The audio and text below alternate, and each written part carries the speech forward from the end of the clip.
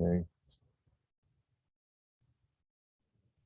Yeah, I Everybody. guess I'll jump in. I guess I'm confused. I'm not sure which app to open. I'm looking at older versions of Oh, Carlson from okay. 2019. That, yeah, that may well be that you're running on an older version than mine. But you just want to find the Carlson icon that loads you up. And really any Carlson icon is going to load it. Basically it loads AutoCAD and it just puts you into whatever menu that particular icon is set to load. So once you're in AutoCAD, you can switch your way back and forth. So any of those would be fine. Yeah, I'm sorry. The version I was talking to Tom, I guess, about this, and Terry earlier last week, and that I will be mostly teaching from 2022, and some of you guys, they said you guys are still using 2019, I believe. Most of these same commands are going to be applicable.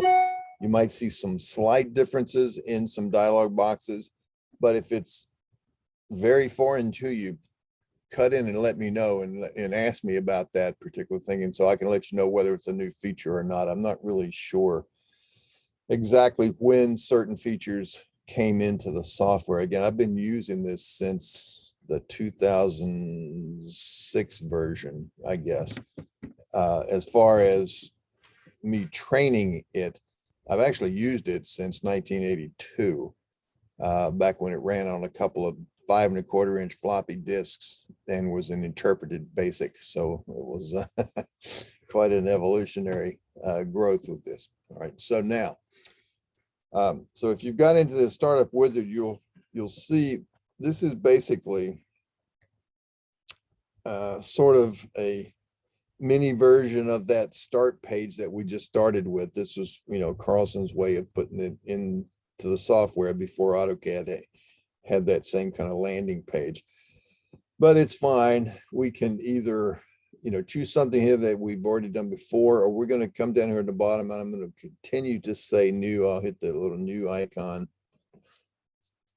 And now it's going to step me through a series of questions. And this is why I like to use that startup wizard. If you guys did not see that come up, I'll show you in a minute where you can turn that back on if you want to, but this is what the wizard will help you do. This is going to force you to find certain defaults and get things ready if you're starting a new drawing, or it will help you find and position yourself in certain directory structures so that you're working with your drawing the way it's supposed to be used. So since we're working on a new file, it wants me now to choose a drawing template to start my drawing with. And I'm just going to choose this Carlson 22. You will probably have a named drawing template or a series of different named drawing templates that you will start with when you start a new drawing file, or somebody else may do that for you. It depends on your role in the company. But all drawing templates are, you notice it's a .dwt file. It's exactly the same as a DWG file, but you just change that last letter to a T and that makes it into a template. And when you open up that drawing, it will come up and say, drawing 1. And then when you go to save, it will prompt you for a file name at that point. It's the only reason these templates are there. It gives you a starting place where you typically build a set of layers, line styles, text styles. You get all that stuff up front, build it into a file that's typically empty, or maybe you have some title blocks in the layout spaces. And it's, what you will use to get started with. Not even a requirement. It's just something that's helpful. Hence the fact that it's a template, something to start with. Okay. So I'll just choose this one. This is Carlson 22. Doesn't really matter for what we're going to talk about next. Now, when this comes up to the next stage, it's going to ask me to fill out some information to get things started. Now, the first thing is to give it a drawing name. So I can click up here and type a name in this field, or I can hit this set button and it's going to, take me out to different locations to find it. So I'm going to hit this set button, and I'm going to position myself in a particular folder. Notice up here, if I pull this down, it starts me in Carlson projects and there's nothing there yet. I look over here on the right-hand side, I've got some subfolders, and the subfolder I'm going to look in is this 2022-05-09 Sebago training, or by the way, am I pronouncing that right? Is it Sebago, Sebayo? How do you say that? Anybody? Sebago. Sebago, good enough. All right, thanks. All right, so I'm going to be in that folder, and down here, if I double click again into my data sets, that's where I put all my data.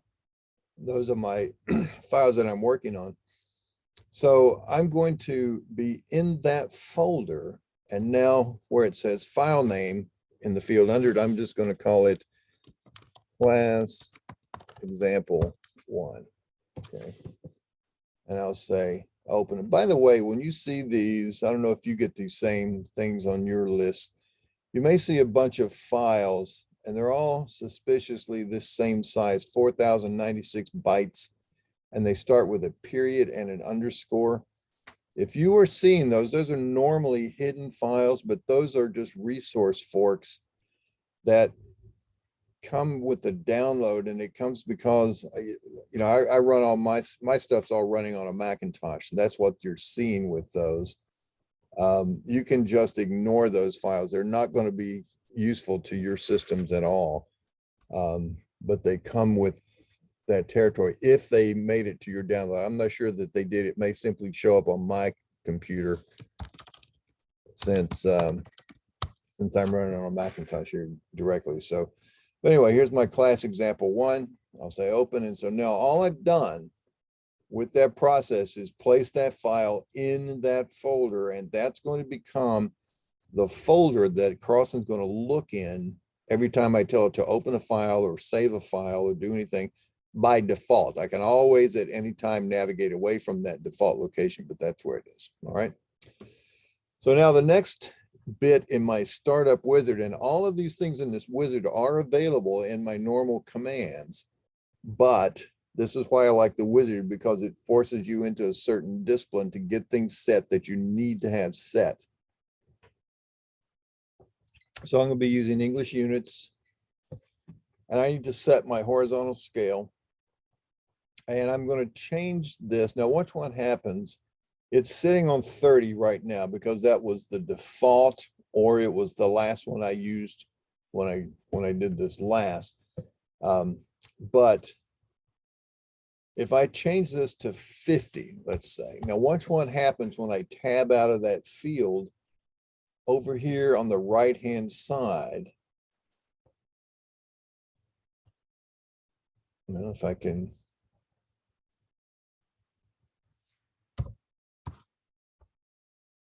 All right, it changed there. If I put that back to 30. Yeah, that's. Oh, actually, I was looking at it to change when I tabbed out. It didn't even wait for me to tab out of the field. It just changes as soon as I set the number. Sorry, that's what I was trying to recognize.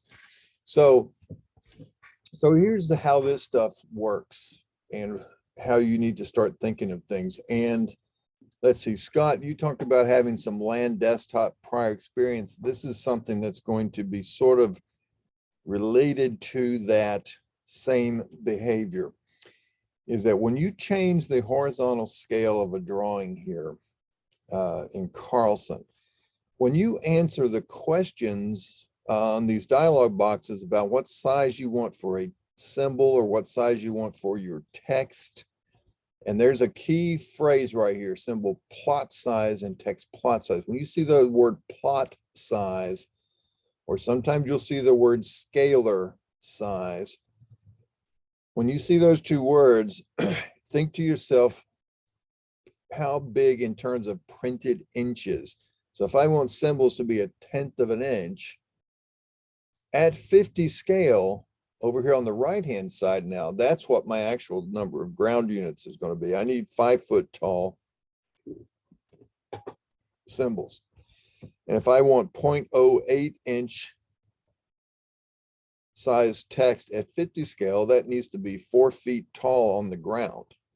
Okay, now, the reason it's doing this is that, again, AutoCAD doesn't know or care what scale or anything you're doing at, because you're really working in real world units.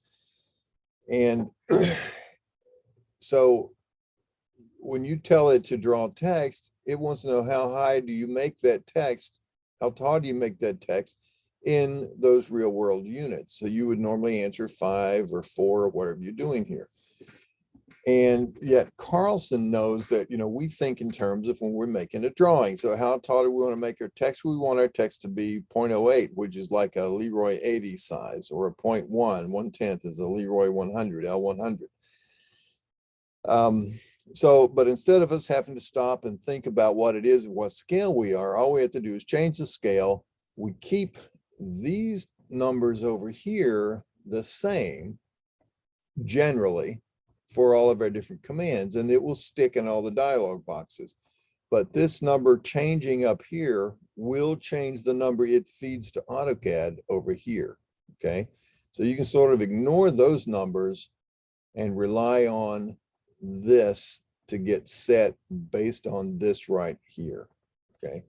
Now, here's the difference. And Scott, I was talking to you just a second ago about the LDD link here. There's a difference, a fundamental difference in what happens here. In Land Desktop, when you set a particular scale, if you've ever noticed on the command line, you'll see all of these text styles being created. You'll see that echoed on the command line, and it creates a whole series like L20, L40, L60, L80, L1, you know, all of the different Leroy sizes, and maybe, you know, different text styles that you typically use. And so what it's doing is it's creating those text styles with a defined height in the text style. So that if you should draw text using that style, it's going to always use that particular defined height. And Carlson, however, creates its text styles once and leaves the height set to 0 so that the command asks you for the height. And Carlson then provides these numbers here based on whatever this style is done here. So in Land Desktop, if I were to change my scale now from that back, you know, say to a 30, it has to recreate all those styles again so that a 0.1 would be 3 instead of 5. Okay, so that's just a different way, a different approach of doing that same type of thing. Carlson makes one set of styles and leaves it alone, but they're undefined in terms of height until the command is run. Land Desktop defined all of its heights with all of its styles with defined heights, so that the command never asked it for a height. It knew what height it was going to use. So just a little different approach there. But the bottom line is this number sets it. Now, for any of you that may be thinking, well, okay, if I'm working on a plat at 1 inch equals 50 feet and I have all the text set up to be 0.08 or 0.1 or whatever I'm using, and let's say I then have to make a, you know, a smaller version of that at 1 inch equals 100 feet. All I got to do is come in here and type this in at 100, and it changes those sizes, and all those other texts that are already drawn just magically change their size. Well, in this particular case, unless we're using something else here, that doesn't happen. What this affects is any new text that's made from this point forward. Now, what will make that happen, and it's relatively new in terms of CAD capabilities in the last, I don't know, 5 years or maybe more, is what's called annotation scaling. And that is now possible. You can do everything with annotative text styles. And that means that when you change the style or the scale of the viewport that you're looking at to build your plots, it will automatically change the sizes of those pieces of text. Okay, so that's doable and usable. There are a couple of things that are sort of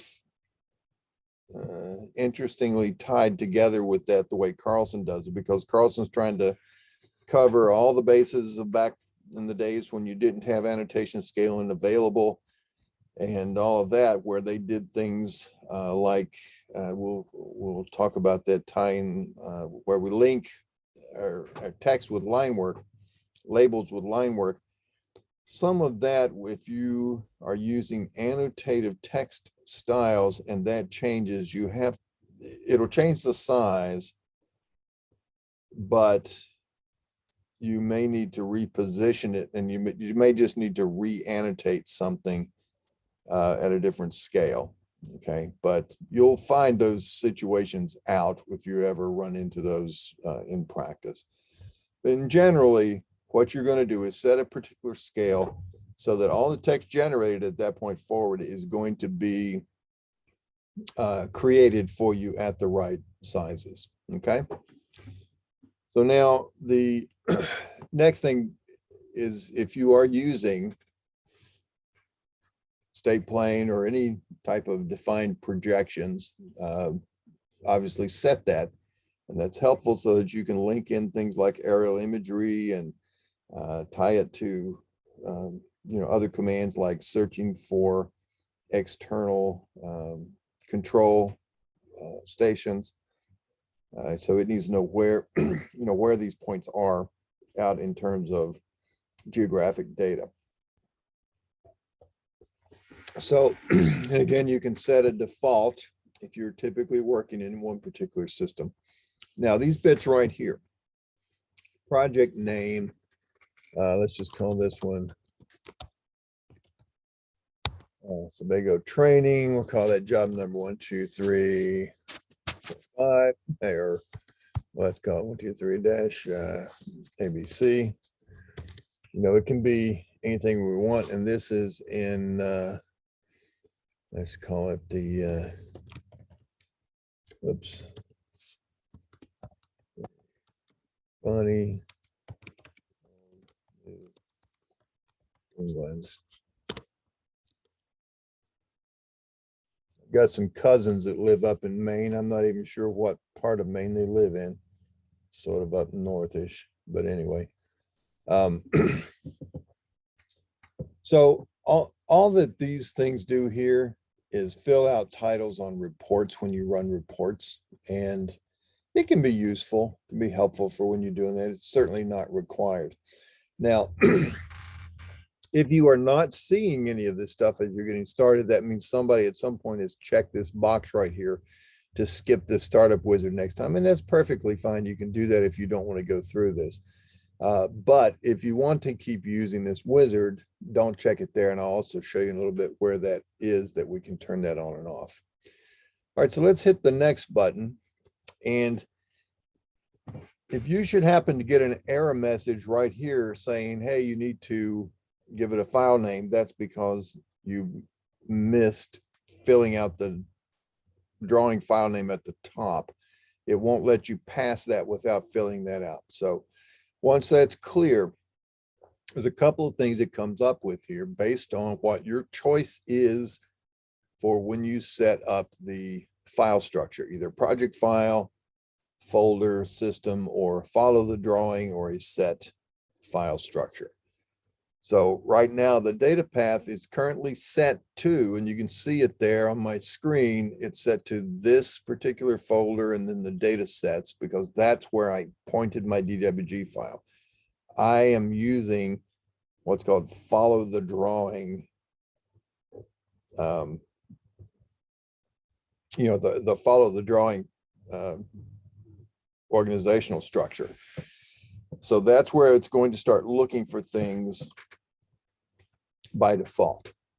So I don't have to keep, pulling down folder lists. That's where it's always going to jump to. And now it wants me to set a coordinate file and location, and it goes ahead and presets for me a file of the same name as this drawing file. .crd stands for coordinate. And it assumes that's going to be a new coordinate file. Notice it doesn't have to be. I could switch it to be existing. Okay. I could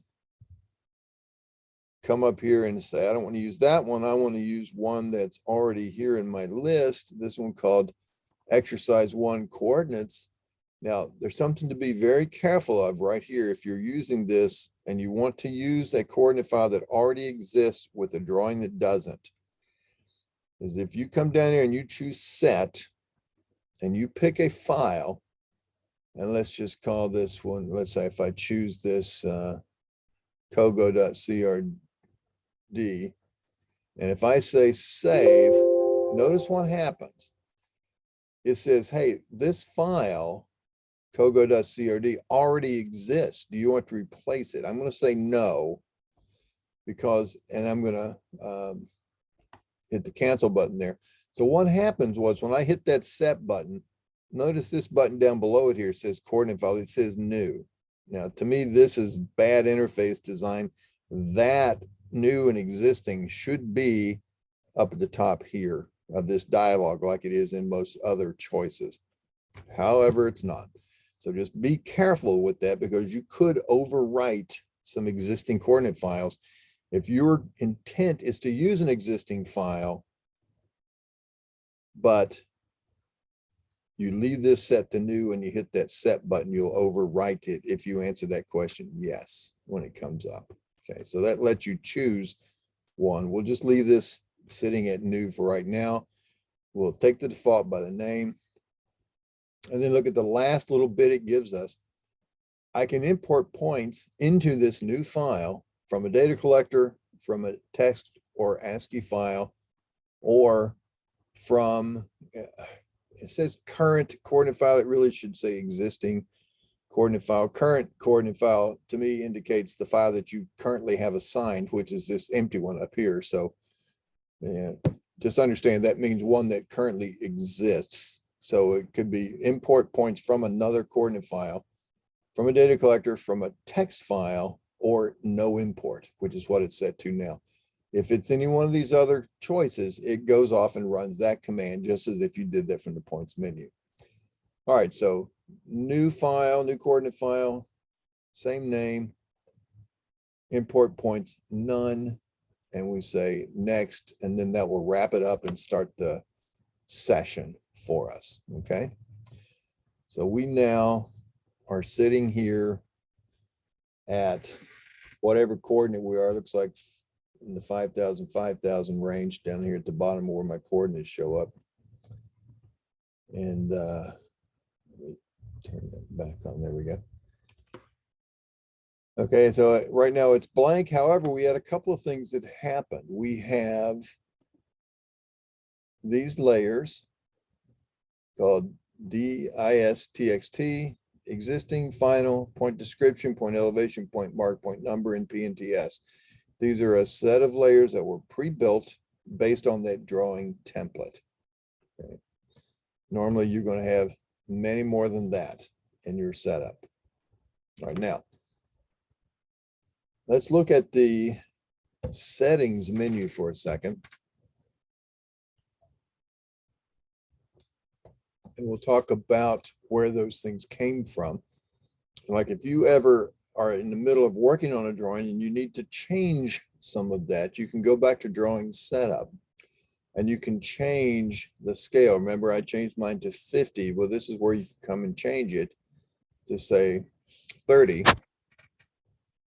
Now, and then these things over here, when you tab out of it, they're going to change these drawing units numbers for you. So,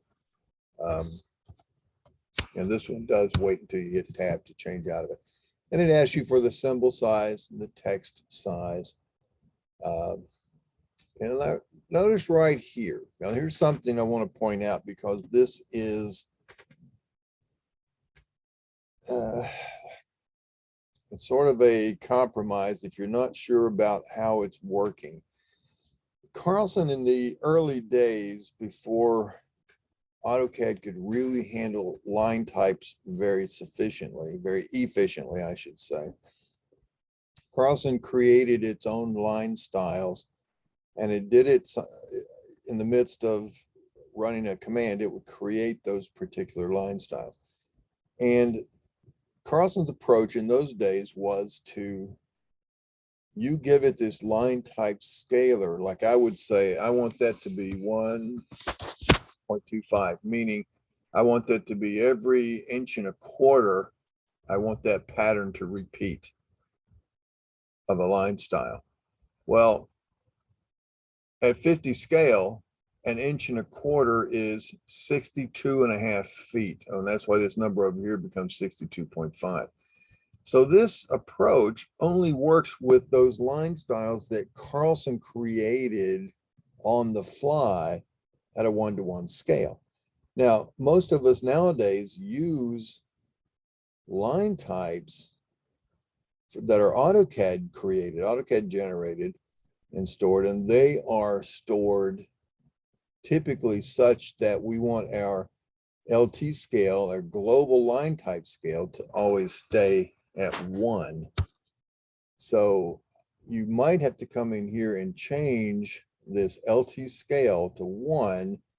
And then that means the old Carlson line styles that we rarely use anymore would be generated down here as 0.02 inches. Okay, so typically that still gets tied back, and it's not an error. It's not a problem with either company. It's just a different approach.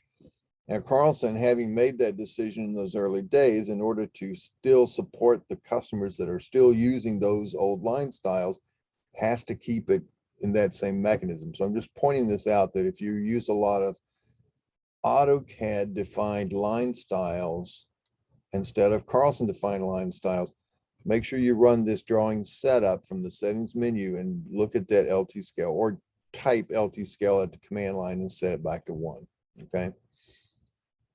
Now, the next little bit is, and again, we're setting defaults.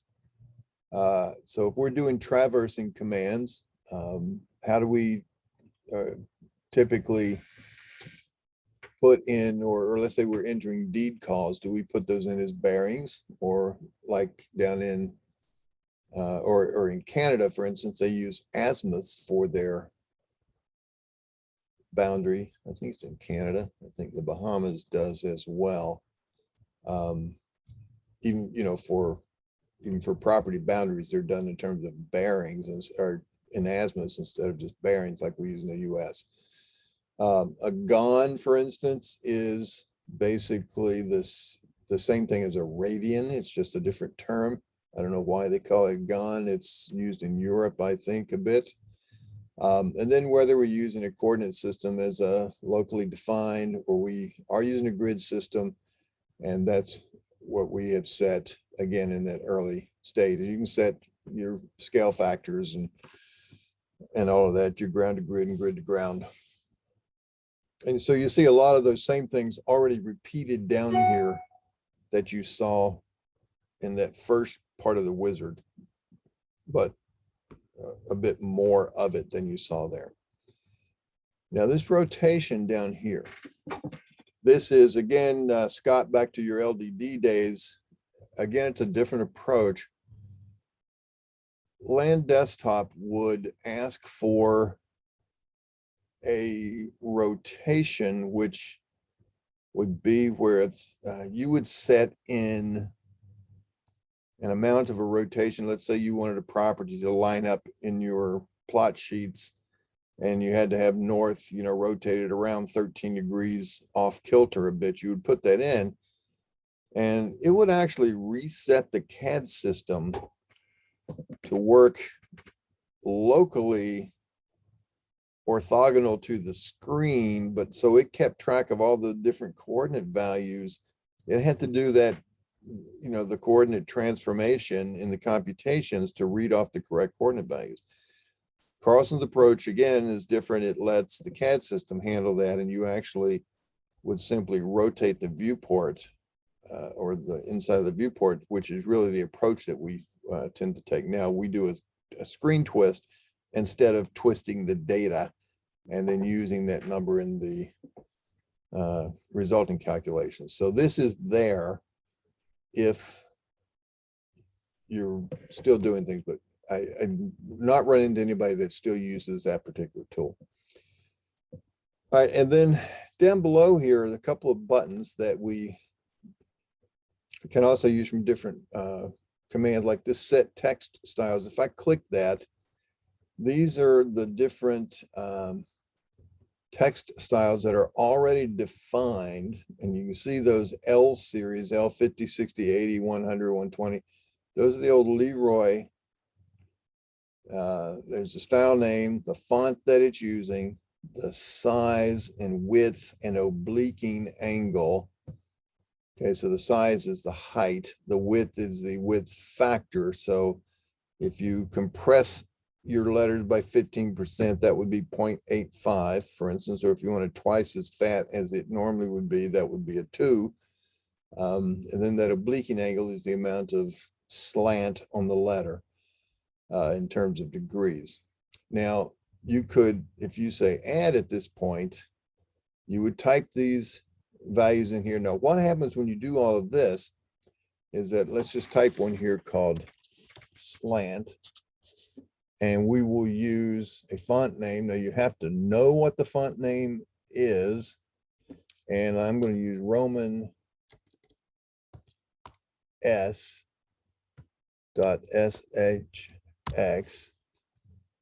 I'm not going to give it a, well, let's see, let's give it a text size of, say, 1/10.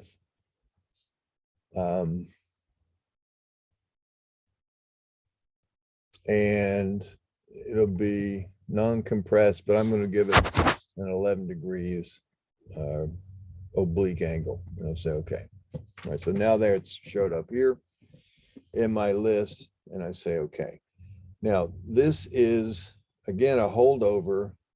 And see, now when I choose that, it will create, it goes in the background and it runs the style command to create all of those text styles. Okay. But we don't normally use that here at all. We normally just take that from our typical style command when we need one. And the same thing, we'll come back to, we're going to put a bookmark right there because I want to do this before we clear this dialog. If you look at the set paper button, you see an A size, B size, and say a D1 24 by 36 or a 30 by 42. And these are all, you know, landscape portraits. These are typical drafting paper size layouts. Again, that's nothing we do anymore in this day and age because we now have paper space layout tabs where we control all of that. Okay, so that's just an old holdover. I still have a few clients. These are old, like 80-something-year-old surveyors out in single practice. Oddly enough, they're still out running their field work themselves. And that's probably why they're still able to, is because they've stayed out in the field and stayed healthy. But, you know, they've done this since the days of long before these paper space layout tabs. And so that's why that's still there. Same thing with these text styles. So I'll say, okay. Now, coming back to that style command, which is available either just typing it as style or on the draw command or draw menu, pull the text pull right to and look on the size of it and come down here where it says set style. And this is the AutoCAD style command. And here's where you see, there's the one that I just made. I used that font, okay, because I typed that in. I gave it a text height of, remember I said 0.1? And what did it do? It made it 5 instead of 0.1. If I look up here at my L100, it's also set to 5. So a Leroy 100 is a 1/10 of an inch tall at 50 scale, whereas an L2 or an L200 would be 10 feet tall. Okay, but notice this one down here called Standard. It's made from the True Type font Arial, but it has a height of 0.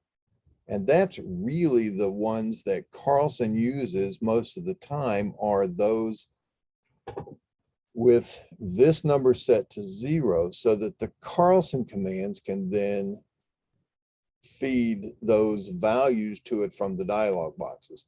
These that we had before are just entirely old, legacy settings that we don't really need anymore.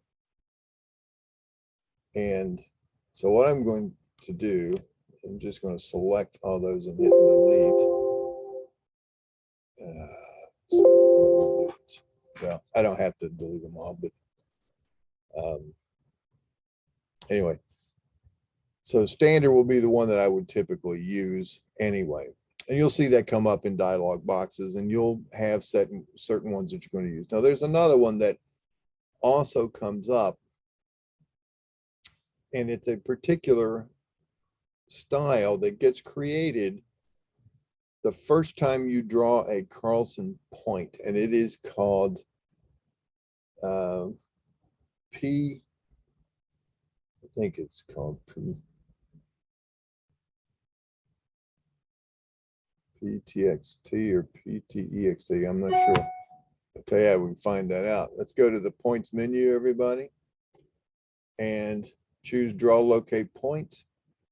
Just take whatever default is there and choose screen pick and pick a spot on the screen. Answer any questions that it may ask. Oh, well, of course, my defaults were not exactly correct. All right, let's try this one more time. Let's go back to, let's see, I've got to do those things. Let's go back to points and choose point defaults. And this time turn on, if they're off, descriptions, elevations, locate on the real Z axis, point numbers, automatic point numbers. That should do, I'll draw point nodes also. And you can change the attribute layout ID if you'd like, that's fine. Now, if I do that and choose OK, and now go back to draw locate points and screen pick, I'm going to pick this point here. Now answer these questions. That point elevation, I'm going to say is 123.45, and its description is test. All right. So now I'll hit enter to finish that command. I've now created a point, and I see these 3 point attributes, the point number, the elevation, and the description.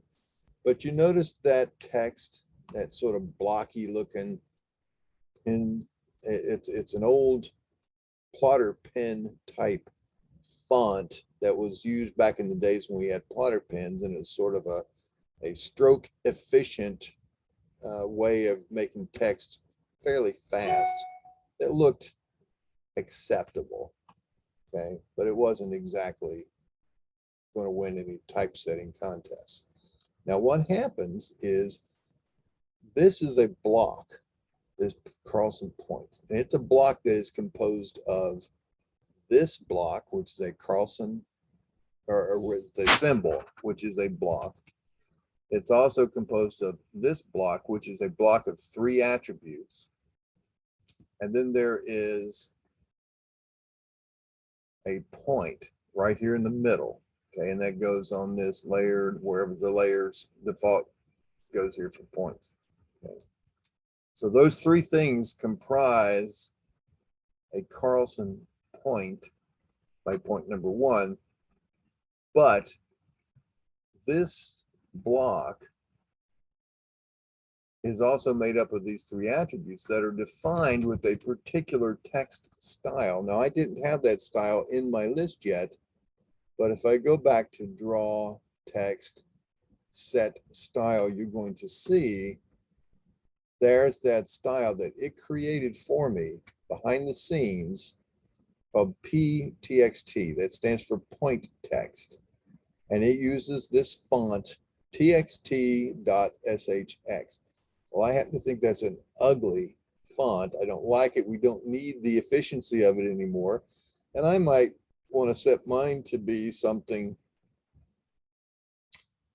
like Calibri Light, and choose apply. So now what that tells me, anytime I draw a point from now on, it's going to use that font, which looks to me a lot better than that ugly looking font. Now, had I predefined that text style called PTXT and put it in my drawing template, or if I thought about doing it before I set my first points, then it will always generate these points using that text style. Okay. So then that brings us up to the next thing to talk about under those settings. And I'll just go to the settings menu, Carlson configure, under general settings. I just want to point about this. We're going to revisit this in just a minute after a break. But that's down here on this left-hand side, down toward the bottom, where it says use annotative scale. Now, I'm not sure what does your all say with the 2019 version? Do you have something like that? Where it says use annotative scaling? Yes, no, anybody?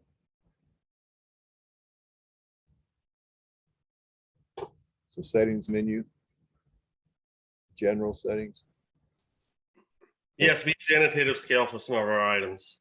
Okay, so what that means is if you are using annotative scaling and that means for anything that it generates, in which case it would be points, and it would be, and you can go ahead and cancel that and exit that command. Now, we won't talk about that anymore until we get to it, but anything that generates text like that, or any of the annotate commands like auto annotate, where it puts bearings and distances and such on property lines, for instance. And if it's set to use a font or a text style rather, that is set to be annotative, then it will automatically change the size of those things when you change the scale of the drawing. Okay, so if right now, if you notice, I did not, did I have it set? I don't remember. Yes, I am saying use annotative scaling right now. Okay, and so if I were to look at this and measure this distance, this should be 5 feet roughly from here to here, right? So that turns out, okay, that was 4 feet. Yeah, 4 because I said 0.08 text. So 4 feet. All right, now I change this drawing setup to be, instead of 50, let's make it 20. And so if I say okay, and then I measure that,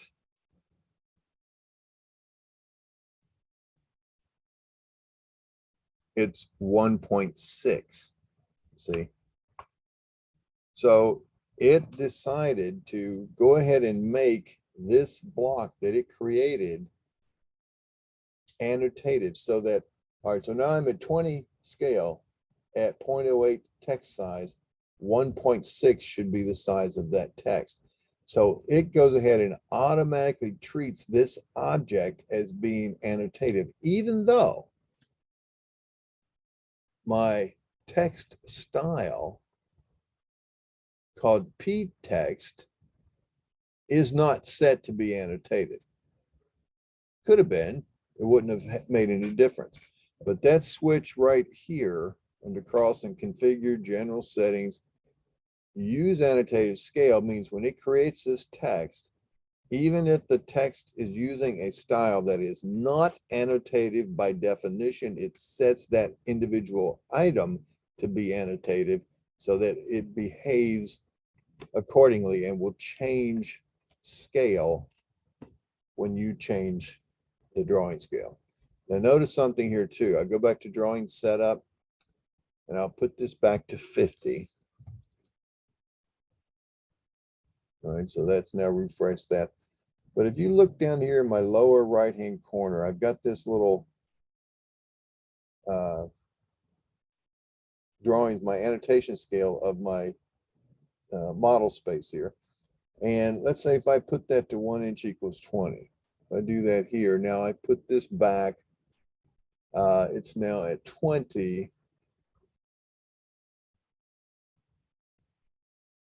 And that's now back to 1.6. So I can change it down there with changing that scale. And if I go and look at it under my drawing setup, pull down the settings menu, drawing setup, notice that's not changing up here. So what I did down in the right-hand part of my status bar is I changed the annotative scaling of my CAD system without letting Carlson know about it. The point numbered text changed sizes because, like I said, when Carlson created it, it said, okay, that entity is going to be annotative. So behave annotatively later on, whenever you change the annotative scaling. So when I changed down here in this lower right-hand corner on the status bar, when I changed my annotative scaling of my model space, this changed accordingly, but it didn't touch this up here. So the next time I create something, it's still thinking in terms of a 50 scale drawing. So it still wants to create symbols at 1/10 of an inch and text at 8/100ths of an inch, or, you know, at 5 feet and 4 feet. So what that does is it, you know, it allows you to change those independently if you want to. But when you do it down here and tell AutoCAD to do it and don't tell Carlson to do it, Carlson's not aware of it yet. So everything going forward is still back at 50. Okay, so if I draw locate another point here, and we'll call that one at 99.99. That one, second point. Okay, so it creates that one at 5 feet or 4 feet, but because it did that from this setting here being 50, when it created that one and drew that point in, it regened the system, and so therefore went back and affected this one as well, and it also, you know, changed that back to 50 when that one, when a command completes to make that happen. So you can get those slightly out of synchronization. I'm suggesting that anytime you want to change it, do it from the settings menu, so that Carlson's aware of it at any point. Okay. So now that brings us back to a good stopping point for a little break and catch some things up in the morning. And so we normally will take a 10 or 15 minute, let's see, if we come back, yeah, it's 10:15. So if we take 15 minutes, come back at 10:30, and then I'll give us an hour till lunch. We're going to take lunch at 11:30. So we should be able to then wrap up what we need on our settings, but we're gonna look at a lot of this linking behavior and what these things do, because they have some really profound effects on things. So you have to be aware of what's going on with those. All right. So at this point, any questions? Anybody have anything that you've thought of that we might could address? Everybody good? All right, I will stop the screen share and pause the recording. Yeah, I'm gonna turn. Okay, turn the recording back on. Yeah, so the question there, was, for any of you that might have missed it, the data sets that were downloaded from that link. Will we need those today? We will. A little bit late, probably after lunch. We're gonna, for right now, what we can do is still going to be done in this test file, so you don't really need them quite yet. So anyway, good to know. Good to go. All right, make sure everybody's back. Either unmute and just say you're back, or down at the controls on your Zoom window, you should have that, whatever they're called, reactions or something. You can raise your hand or give a thumbs up or something. There you go. Good, good, good. All right, good for Chris. Everybody else, let's see, waiting for Travis, Scott, and Sally. Scott's back. I don't know how to, Back, okay. All right, Sally, was you saying? So Sally, you're back? Was that? yeah, Travis is back, okay, I- good, yeah. can you hear me? Yes, I can, yeah, so you're back, that's good. Let's see, where that comes from. What are those called? I've got screen sharing on, so my controls are different now. Forget what they're called. Reactions or something like that. There's a button for that. Let's see, somebody had a, oh, there we go. You put it in the chat. I got it. All right, that would be fine too. Yep, okie doke, great. So, so we're talking about a couple of things there and how it relates to annotative scaling. Now, some of you, or maybe you as a company, do not use annotative text items and that kind of stuff. And if that's the case, you want to turn that off. And I gotta step away. I'm sorry. Just to let you know, I'll be back. Okay, that's fine. All right, so whatever your company does, if you do use annotative scaling, if you plot things at different scales, you want to make sure that that's on. But if you don't, as a choice, then you would normally uncheck those objects right there. Okay. So let's talk about what some of these other things will do.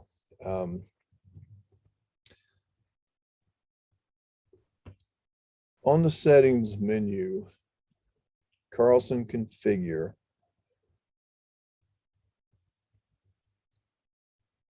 We're going to look at these buttons here and see what we're going to be using and what's best, what effect that these things may have on your work. Now, all of these different things down here are going to have some default settings, which may or may not be okay for what you're doing. The first thing to look at down here in the lower right-hand corner is this button called localization settings. And I say that addressing it mostly to you folks with some field experience. That has nothing to do with GPS localization. Okay, that's all set in different places. This localization is if you were setting this up to, say, a different country, and you set different defaults and different things to set up. So that's a button you probably will never touch. Okay, and so that has nothing to do with your survey instrument localizations. All right, now, the two buttons in the row above that, the mine note and mining settings, again, you would have no real need to do anything there. Same thing with the one to the left, takeoff and site net. That's if you have the construction module or the civil module. That's how it handles certain things about surface extrapolations and whether you use updated colors based on different, whether something has elevation or not. Okay. So again, nothing to worry about with those bottom four.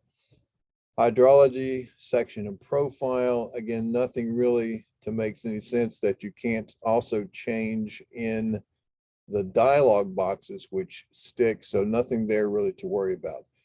Now, the ones that we're first going to start getting into is this first one under survey settings. So go ahead and choose that. Again, if you haven't got that command, it's on the settings menu, Carlson configure. This dialog will come up, and then choose survey settings button. Now, this CG survey menu, by default, I think it says compact. Is that what any of yours has? Or what does yours have? It has it in the drop down, but it comes up to none. Okay, good. That's what it should be for almost everybody. What that is the old Carlson and Goodman survey program that a lot of surveying companies used for years, and Carlson bought that company. And what they did was, to ease the transition, they put that entire program inside of Carlson, and you can run it through those CG survey menus. And that's what that's there for. So I would leave that set to none if you're not using that. Most people are not these days.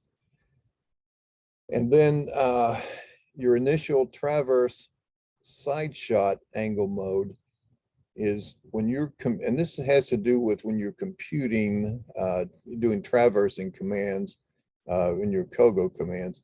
And like I work almost exclusively with angle right for traversing and side shots. But it's up to you. You can choose what your preference. And that's just a default. Again, you can change that at any given time during the command. It's just there to set the default. Now, this other one,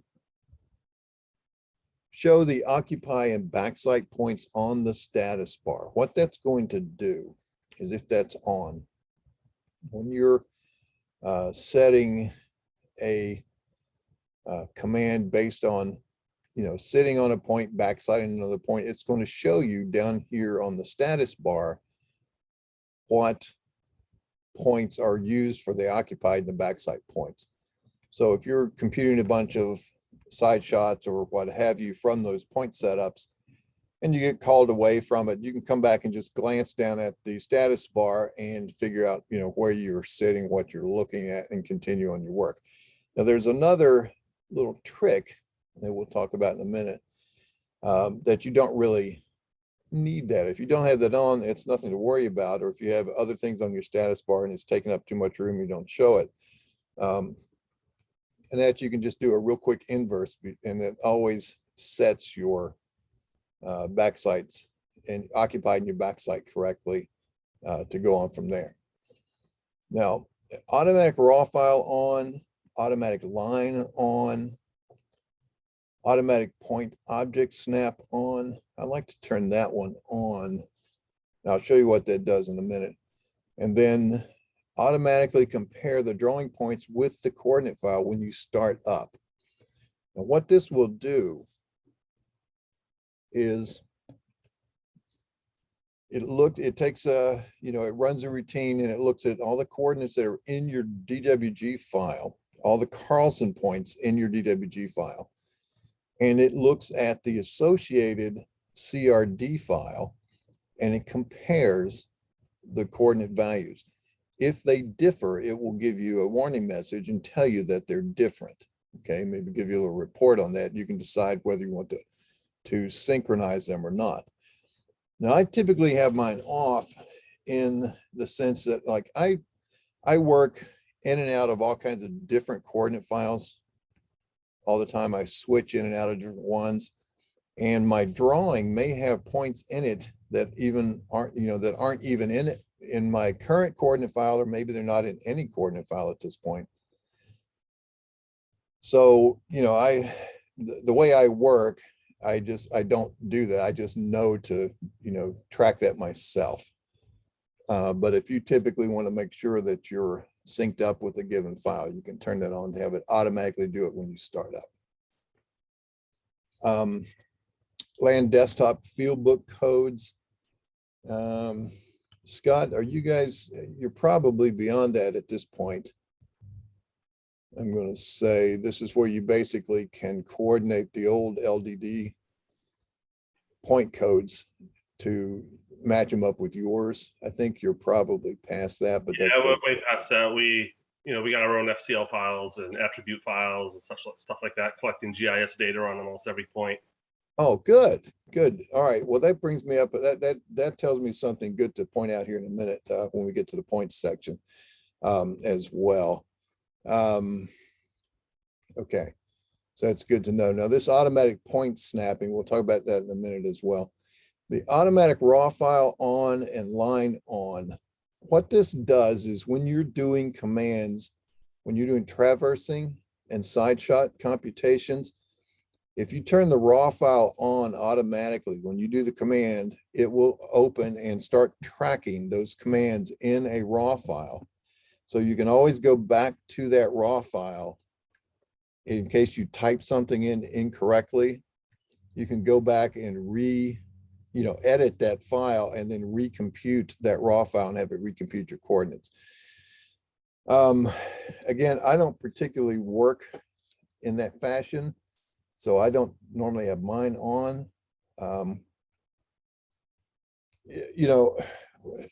Again, most of my layout and design work I do with a lot of CAD tools, more so than using points.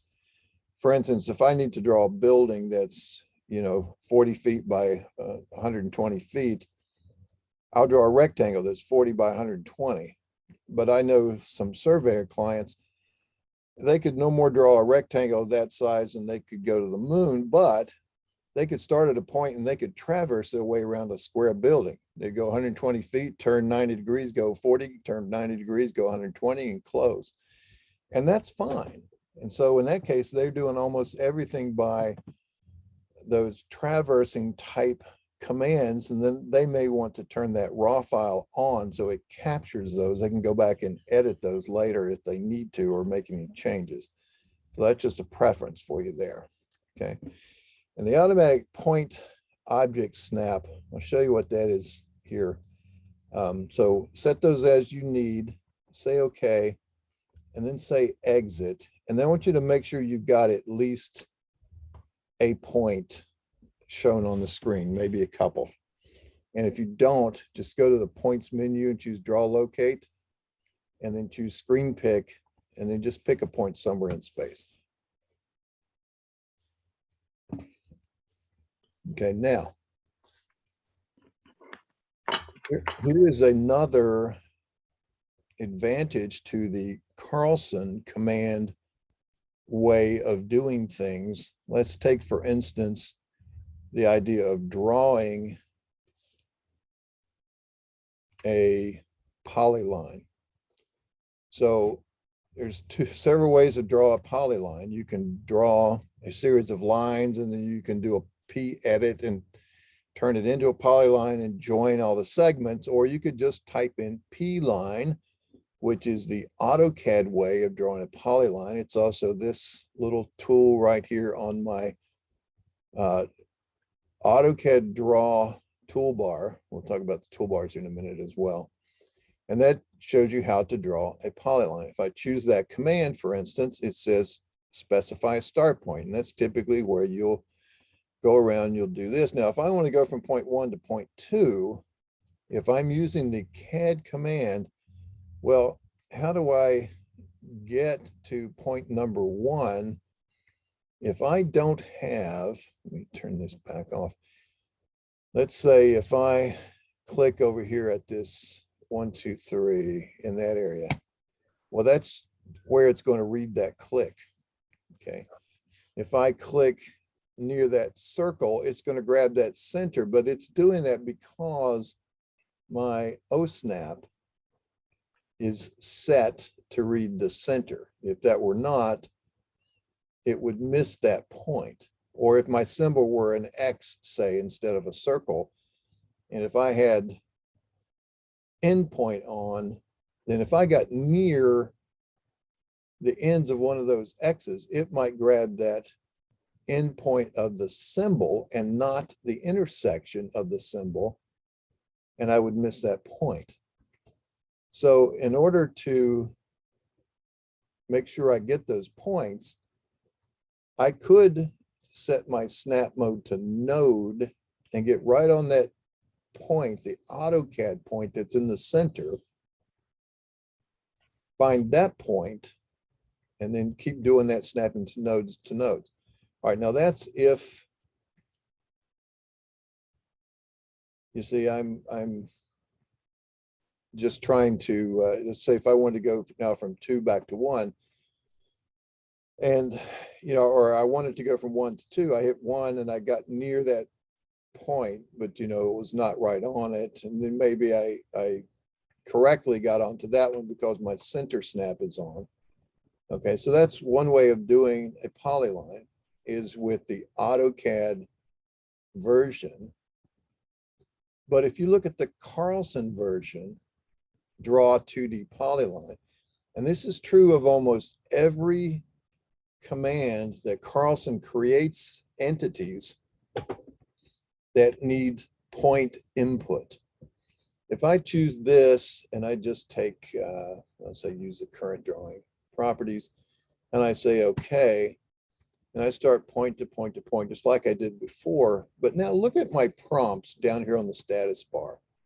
It says pick a point or point numbers. Well, that's where I can type the number 1. See, AutoCAD has no idea that that block is a Carlson point, but Carlson does. So I'll say 1, then go to 2. And you can put those in as like 1-5, which means it would go 1 to 2 to 3 to 4 to 5, or you could say 10-7, and it would go 10 to 9 to 8 to 7, that sort of stuff. And it can be really complex. You could say 1-5, comma, 8-10, comma, 12, comma, 15, and it goes 1, 2, 3, 4, 5, and 8, 9, 10, and then 15, or, you know, whatever it was I said. So the Carlson difference in that command is that it's going to, in addition to ask me for a point, which I can just click or snap or type in a coordinate value, I can also type in a point number. So that's the real advantage to the Carlson commands, is that it lets you use those point numbers. Now, that setting we talked about was the automatic point snapping. And that was, if you look back at my survey settings, this automatic point object snap is on, meaning if I do anything that needs a point, and again, it doesn't matter which one I do, I can type the number, or notice now if I hover the mouse over any part of that point,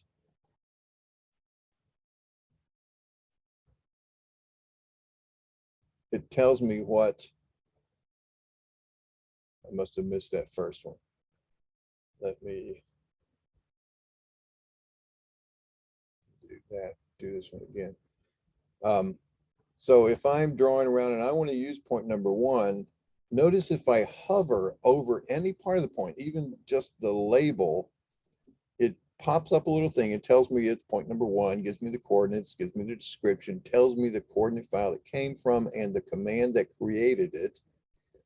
And if I now click, it will snap to that point. That is that automatic point snapping that we're talking about. And that's a different point snap. That's not the same as your OSNAP being set to node. It works the same, but it's not the same. It's this one down here at the bottom called POI, or point, that you could use as well. It's the same one, and it's a Carlson specific point snap. So it's a good one to have, but there are occasions when you don't want it. Sometimes you might, excuse me, sometimes you might actually want to put the end of that line right between that 3 and that 4 and the 5. And if you get too close, you'll get the point location. and you'll see that thing pop up when I get on it. See that blue circle around the center? So again, just be aware that there are times when you may or may not want that behavior, but most often we're going to want that. Okay, so back to our settings menu, Carlson configure. Those were our survey settings. Now let's take a quick look at our startup settings. So that's our second button down on the right-hand side. And this is just behavior that is the default behavior for when you start Carlson. It's going to, by default, use a given template. I can browse and point to my company specific drawing template.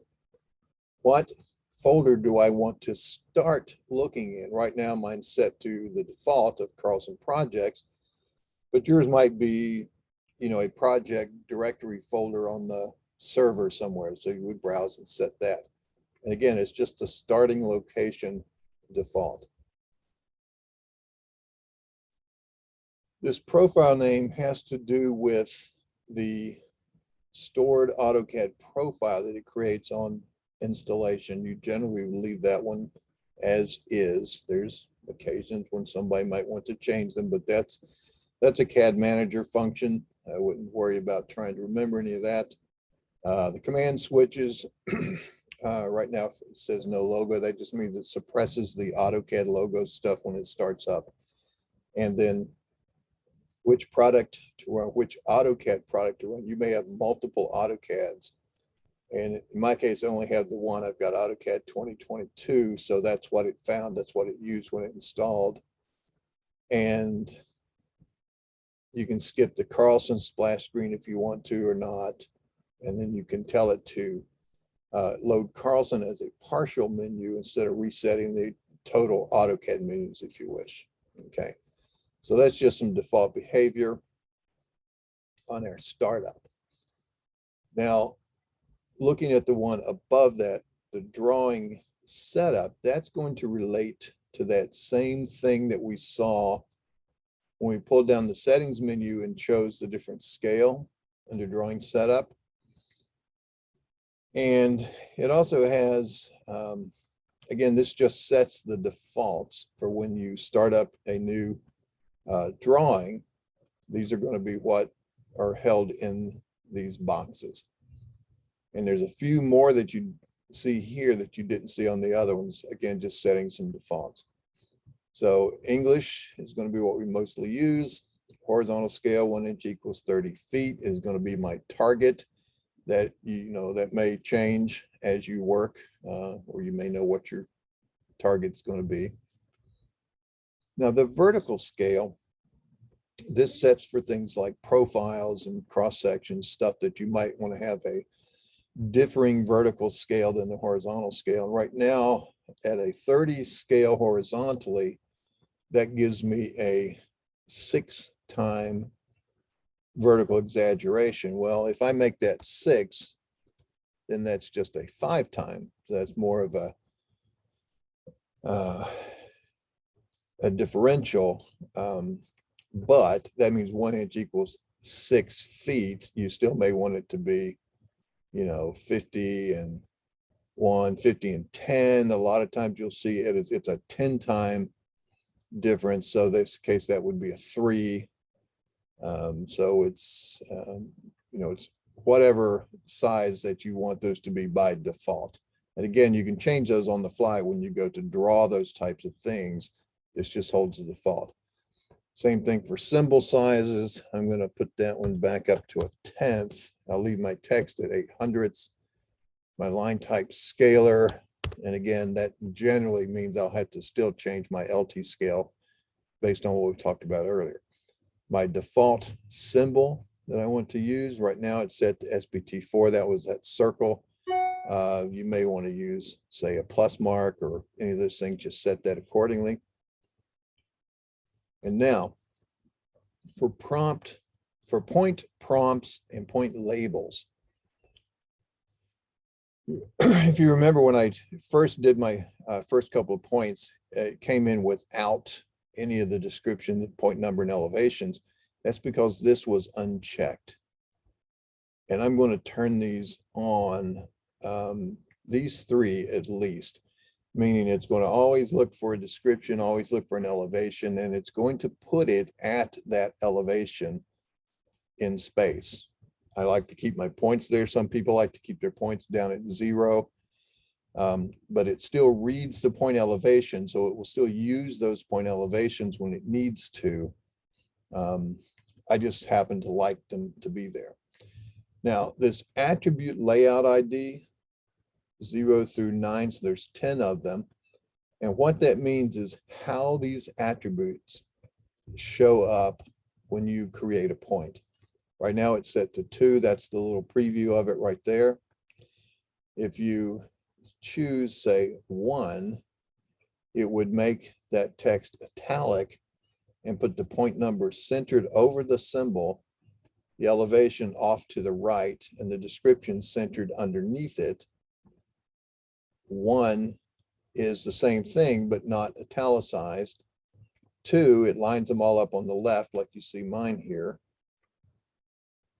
3 is a good one if you are doing a bunch of spot elevations that you want to use on your mapping, and then you would freeze off your point number and descriptions and just leave the elevation, and it ticks this up at a 45-degree angle. So there's all kinds of different settings that you might want to use. Description in the place of elevation, it just trades places with it like that. So choose that as you like. Now, instrument and rod height, that is when you're computing these points, this is a prompting situation that when you're going to place a point, is it going to stop and ask you for the instrument height and the rod height in case you're doing a bunch of COGO stuff. But generally, when we're in our drawing and doing those types of commands, we're not typically doing that unless we are reducing paper field notes, and we would maybe turn those things on. Again, our angle format, and then whether we're going to use point numbers and automatically number our points and sequence them accordingly. Vertical angle mode, again, right now mine's set to none, or I would say, use 0 degrees means level, or 90 degrees means level.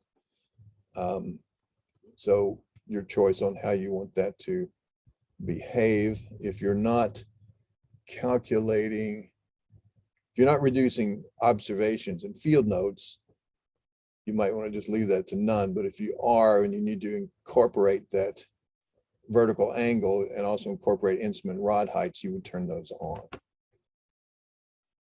And then again, the coordinate system, again, I'm state plane. I down here, I'm in PA South. English units, US feet versus international feet. Now for surveyors, that makes a difference. I trust that somebody there is familiar with that difference. And that difference is getting ready to go away. The United States is getting ready to officially drop the US survey unit. But for now, we have it because all of our legacy information is stored in those particular units. And they're very close. And they come about because the US survey foot is derived from there being 39.37 inches per meter. Whereas the international foot is derived from the relationship that there is 2.54 centimeters per inch. And it makes a difference out to about the 8th decimal place of the meter equivalent. So it's not anything that's noticeable on a single site, but when you start to deal with large coordinate values like we do with state plane coordinates, and if we're going across a long distance, anything over, I forget what distance is, like something like, I don't know, 10,000 feet or something, like a couple of miles, you're going to start to notice some differences in length based on the, the same number if you're computing in international feet versus US survey feet. A lot of people go through life without knowing that difference at all, and they do just fine, but surveyors typically tend to know that one, okay? So set that accordingly to as you prefer. And now, this project data folders, we'll talk about that real quickly. We talked about that a little bit earlier from the book. Let me see if I can drag this out of the way. There we go. We have these three different types. The default is drawing folder. Now, do you tell me what yours says, anybody? Project folder. You are using a project folder setup, correct? Okay. Yep. All right, so how this works, and what I'm going to do for now for the class, I'm going to operate with mine still with this drawing folder to keep them there, but how this works is in this project folder, you're going to set this up, or somebody has set this up for you. And they set up this project subfolder setup, and that lists a bunch of folders. And I think I may have, yeah, that was one from CSW. Here's one from Land Desktop. So it creates a bunch of folders for you here, and they all get stored under whatever your project is. And that's just a placeholder. So whatever your named project is, it will create a bunch of these folders for you. And they can be anything. Let me see if there was settings there. Let me go up.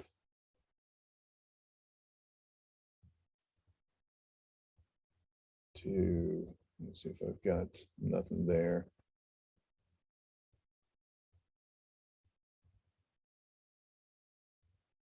Yeah, here we go. So it can be anything that you choose. Like here, I had this one set up to where I've got a data folder that holds inside of it alignments and profiles, points and surfaces, and there's drawing files. Then there's others, and things like deliverables, PDFs, it can be photos, it can be contracts, it can be anything you want. And so what you do is you define this structure, and then under this data type subfolders, you come to here and you define where those where those file types live by default. So if I look at a CRD file, which is, let me get down here to it. That's my coordinate file. Oh, I want coordinate files to go in data points, okay? So that's where it's going to start looking when it asks me to pick a coordinate file. Even if I'm sitting up in the DWG folder, it's going to switch into that folder to start me off looking. Again, you can navigate away from it at any point, okay? And you got the different categories over on the left that basically just separate this out into a smaller list. Now, one nice thing about this command or this setting is if, let's say, no matter whatever model you're using, if you get a file type and you're not sure what that file type is, let's say it's a PRO file. Now, you might figure that out from the sound of it, that it's a profile file. If you choose that data type subfolders, and you're up here under all categories, and so you can just click on the heading up here and it will sort it accordingly, and then scroll down and find that PRO. Here it is, and I look over here and I see, well, that's a profile. Or if I see I've got a PRF, I might think that's a profile, but that means point range file. Okay, so that will tell you all the different Carlson format file types, in which case I've got 271 showing here. Yours may or may not match that exactly, depends on the version. Okay, so that's a good way to find that out. Now notice, you don't have to assign every one of these, only the ones that you're using that you want to point to a specific folder location that you have set up over here. Okay, and all that is, again, is setting the defaults for it. I'll put mine back to this drawing folder. So they'll all go into that location. Now you may want to set yours to drawing folder, and then it will stay with that data sets folder. All of your data will go there by default. But if not, if you keep it on project, if you do change it, make sure you change it back to match what you're using at your company. No need to change it. You can leave it as project folder. Just keep track of where your files are going when you set this up. Okay. And again, some different places if you want your settings to go in a different location. Same type of thing. Your current project file, if you're using a project file, well, you could set that up to point to a different project file to start with. Okay, and this data depot type, does anybody use Project Wise? Do you guys use that at all? Which is a product from Bentley. Basically, it lets you check things in and out of a server, and it puts locks in place. Anyway, it has support for that if you ever need it. It also has support for a program called Subversion, which doesn't mean let's get together and overthrow the government. That means it tracks versions of and subversions of a project for you. It's just the name of that product. Okay. Typically we leave that set to none. So anyway, set that one accordingly. Leave it as it is if you want. Just keep track of where your files are going to go. All right. Now, finally, under general settings, let's talk about what these are going to use. So starting at the upper left top here, this use startup wizard. So if yours was set off when you came in and you want to start using it again, this is where you turn it back on. Okay. Generating report logs. What this will do, it's really good for creating very large text files that eat up disk space. So that's generally what it does is every time you run a report, every time you do a list points, every time you generate a report that computes the closure of a parcel, anything like that, it will keep track of that. It will keep that report in a log file. And you can always go back to them, you know, and see them from the past. It's generally very easy to recreate any report that you've run. So I generally leave that one turned off. You can have, but it will track that for you. Now you may or may not have the exact same ones here. The versions have added a couple of things.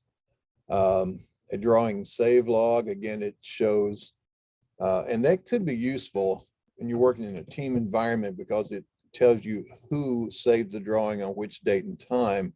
If you ever need to go back and ask somebody, you know, what about some changes they may have made. The drawing INI files, that's generally a good thing to save, and it's just a text file, and it lists a bunch of files that are associated with this particular drawing, and it keeps basically a history of that. So if you switch, use multiple coordinate files, or if you've worked on various different surfaces as you've been going along, it keeps track of all that in that INI file, and it puts that file the same place where the drawing is. It has the same name as the drawing, but .ini. So if you're ever having to share this data with somebody else, you can look at that file and see the other files that you need to send to them in addition to that DWG file, sort of like a pack and go, but it's for the Carlson dependent data files, which pack and go won't do that. Is it still called pack and go? It's maybe drawing publish or something, not publish, but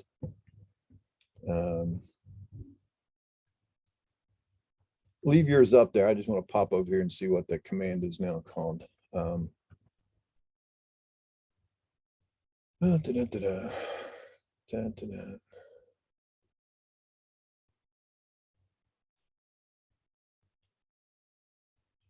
Here. E-transmit, that's the command I was looking for. E-transmit, that's what used to be called pack and go. But that gathers up all of the AutoCAD related dependencies, things like fonts and line styles and text styles, any XREFs that you may be using, external reference files. So that functionality works for that on the CAD side. The INI file keeps track of the same thing on the Carlson related data. Okay. So I would generally leave that one on, that you want to save that one. And if you want your settings to go where the drawings go, or if you want those to be universal, typically we make those in a universal location so that everybody in the company can share the same settings. That would be depending on how you work there. Ignore zero elevations, and that's not like a global setting. That's just a default condition that has to do with when you are computing surfaces, when you're doing terrain modeling. If you have it to ignore zero elevations, then you go out and grab a bunch of data to triangulate to make into your surface. Then if it is set at a zero elevation, it will ignore it and not use it to compute the surface. If that is not checked, it will read that data and it will put part of your surface down there at those zero elevations. So that could generate some spikes and stuff. If you're working down at sea level, you might want to turn that off and just keep track of things that aren't supposed to be used for the surface and don't include them when you select the data. I know Carlson, there's a guy named Doug R, I think is how you pronounce his last name, the surveyor. But you know, one of the pieces of advice that they give to people around the coast, they say, well, yeah, you can still successfully use that because it's not very likely you're going to have something that's exactly at zero elevation. But I'm telling you that there are times when you do have exactly zero elevation when you're working down near sea level. And that's its actual recorded elevation. It's not, I mean, they're correct. It's not all that likely. You're going to have some elevation. Maybe it doesn't show up because it's in the 5th or 6th decimal place, but just be aware of what that does. It does exactly what it says it does. It ignores zero elevations, and they have to be exactly zero. But that's what's there for. And again, you can turn that off on the fly as you're doing those commands. Use south azimuth, self-explanatory. Use D-view twist angle. That has to do with if you're rotating the screen with a twist angle instead of, you know, you don't want to rotate your data, but you can use a dynamic view using that twist angle. Dimension scale, match it up to drawing scale. So when you go to dimension your drawing, it's already preset for you correctly. Any units are going to set to this drawing scale. The A units, let me see if it explains that any better here. Let's see. Yeah, the angular units to match the angular mode. So azimuth versus bearing. It will match that, and it sets that angular units in the CAD setup under the units command to match what you have in the drawing scale. PD size is your point display size to match your symbol size. Now that's, I'll show you that example in a minute. That has to do with using symbols, the CAD generated symbols for your point nodes. Right now, by default, it uses a single dot, but you could have that set to show an X or a plus or anything of those preset symbols. And I'll show you something when we go to look at those in just a minute. That could be something that you've encountered, particularly if you use files from outside people. Your insert units, again, it's an AutoCAD variable. You can set it to unitless. Otherwise, if you don't, it reads whatever is set in the units command which it could be inches if you're always dealing with architect data so that it can scale it accordingly. You can set the user coordinate system to world when you do a startup. I generally always keep track of that myself because I switch UCSs quite a lot when I'm doing my work. And if you set the LT scale on startup to what matches the drawing setup, again, that matches that value, but that's the one that I often have to change back to 1 because I'm using AutoCAD to find line styles instead of the Carlson line styles. And then this next one that you see, use software rendering, you're going to almost always leave that one off. Mine is on because I'm running the software using Windows emulation software on a Macintosh, and it can't use the graphics hardware acceleration through that emulator. So I have to turn that on. And enable file selection graphic preview. That's when I go to open a file that just shows me a little picture of it if it's appropriate to show me that at that point. I'll see the shape of an alignment. I'll see the boundary of a surface. I'll see the shape of a profile. And then set menu bar on startup is which particular, whether I want to use this menu bar that's up here at the top of my screen. That's the Carlson menu bar. And then the AutoCAD menu is whenever I switch to AutoCAD, if I switch using the module switcher, which AutoCAD menu do I want to load? Okay. Now my coordinate reporting order, northing first, easting second. That's our typical use of survey type information exchange. But the CAD normal is X, Y, and Z. X is the east direction, typically. That's the X axis. The Y axis is north. So that would normally be east first and then north. So, but I'm still going to report them when I do coordinate reports. I still want them to show up as northing and easting. It doesn't matter, it still uses it correctly in terms of the CAD location. It's just how it reports them in order. Okay. Then we talked earlier about this annotative scaling. Does anybody know whether you guys use annotation? What is yours set to? Anybody?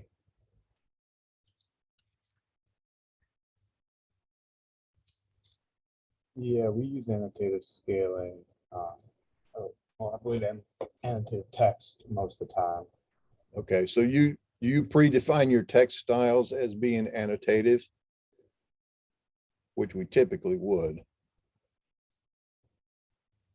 Yeah, I think we do.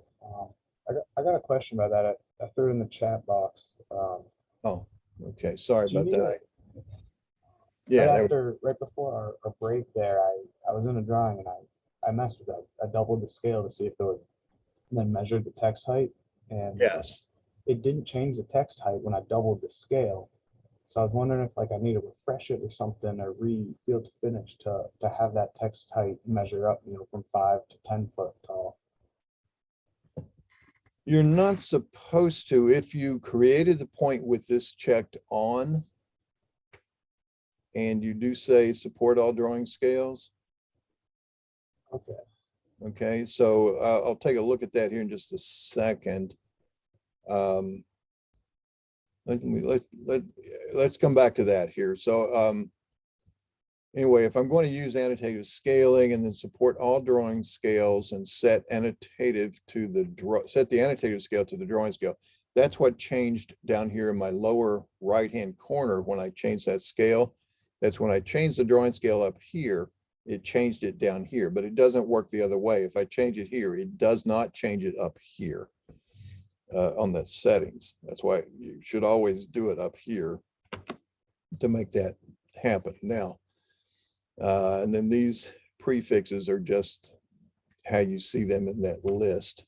Like I've got my 1 inch equals 20 feet. And then PDF controls and what you want to use for the report viewer. then what font to use for the dialogues. This report viewer, by the way, it can be Notepad or Word if you prefer.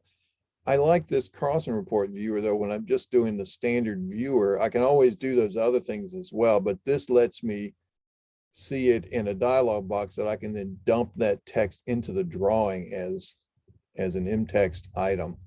So that's why I like to keep that using the Carlson report viewer. Now, let's go ahead and close this off and let's address that annotative issue that you're having. So right now I've drawn these 2 points at whatever scale I was. Let me see, I don't have any references here. I don't really recall what I'm, oops, sorry, I've got that point snapping on. Let me sort of go over. All right, so that's, yeah, so that's at 20 scale. So that matches for 20 scale.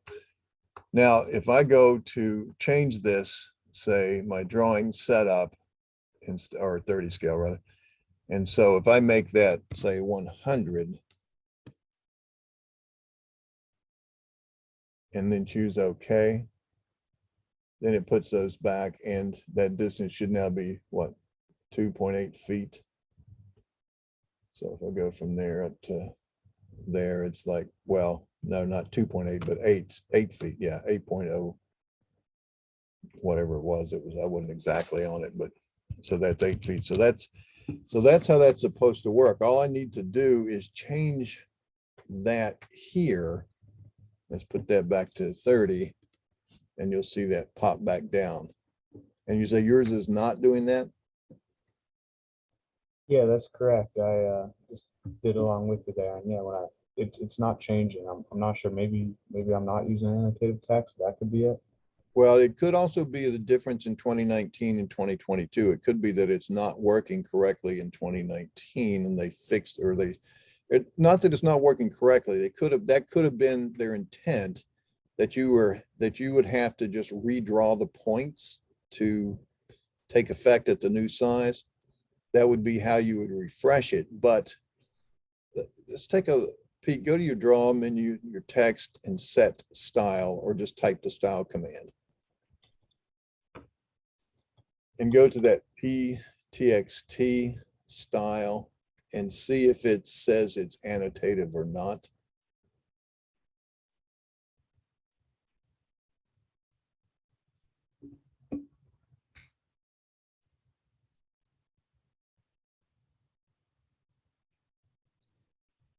Yeah, I see it. Mine is not annotative.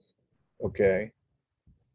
And who was having the problem? Was it Scott who was just talking a minute ago? I'm sorry, I didn't notice. Is that Scott or I don't know who was talking a minute ago. Yeah, it was Oscar. He brought it up, but I have the Oscar, same yeah. observation. All right, so it's not annotative and the height is defined as 0, correct? And that Yep. that should be as it is. So when you change that scale, do you have under Carlson configure, you have this set annotative to drawing scale? Is that checked? Mine was pre-checked. Yep. Okay. Now, did you change the scale of your drawing and your points? Did your text change? Mine didn't. Looks the same. Yours did not. Okay, that could be a 2019 issue. Let me try one more thing to look at. If you have, do you have these icons in your status bar? These 3 triangle looking things. It's the end of a scale. Is what you're looking at. Yeah, I think we got those. And they're both clicked on. Okay. If you select your text, let me see if I do.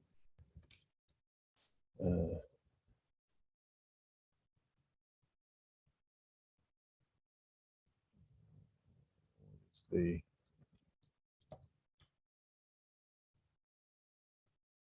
Yeah, selection and a display. That's what I want. Is that command right there. Set that to 1. And then, okay, if you type that command, type selection and display.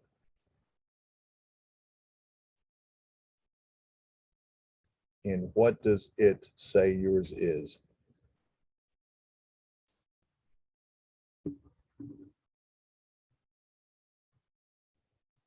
Looks like mine's set to 1. Okay, so then when you hover the mouse over any of those points, do you see the symbol with multiple sizes shown? I'm not clicking it, I'm just hovering.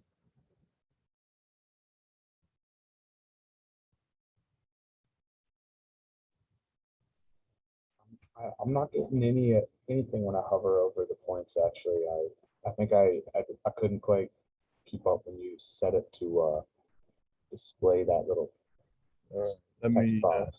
you know what would be easier? I'm going to stop share. I'm going to let you share your screen and let me take a look at yours.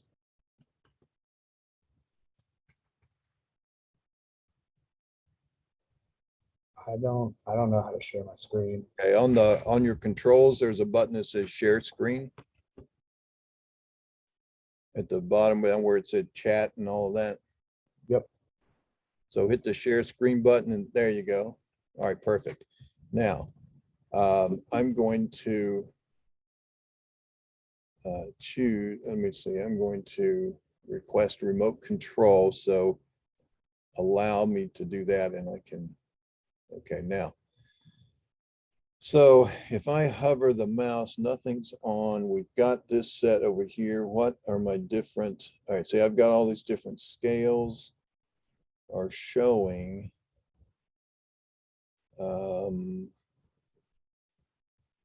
And if I look at my, oops, sorry, my,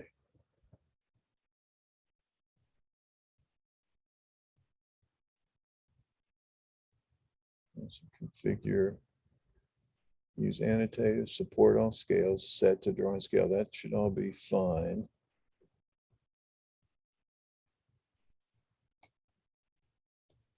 Okay, so now if I create another point, now you're at 120 scale, which is fine right now. So I'm just going to screen pick. Okay, that's fine. I can ignore that for now. So my pick here, and I'm just going to call that 1, 2, 3, 4, 5, 5. And we'll call it test again. Okay, so that's now at that scale. And now if I change scales,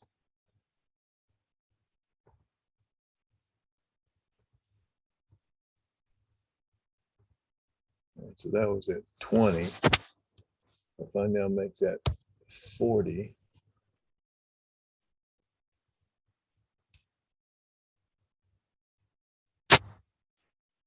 yeah, see, it recomputed those values.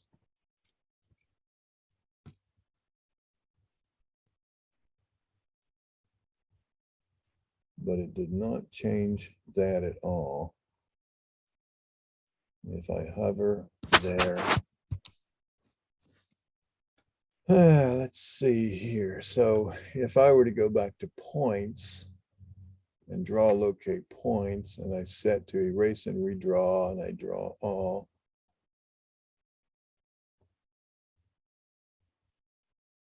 Now they're bigger. So if I bring this back to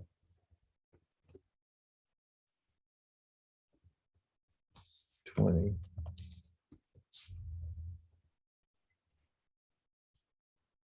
Yeah, I guess it's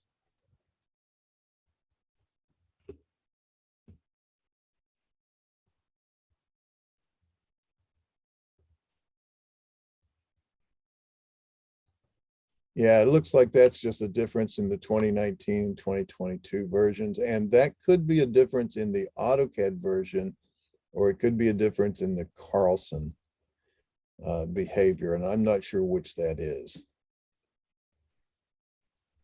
Okay, cool. so, I just, Yeah. happy to see I'm not totally goofing something up. So now here's one thing I want to check. If I do, let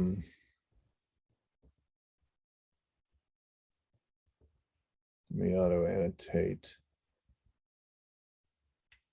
And let's bring this back to line 1, bring that back down.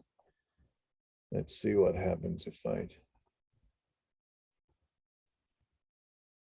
All right, so there's that. And if I now change that scale,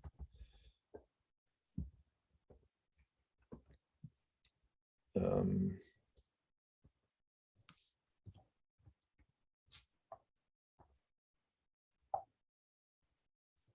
I didn't change that at all. But is this, all right, so all those different sizes. So that tells me that is an annotative item. Oh, I see what's going on. Look down here, this is not changing.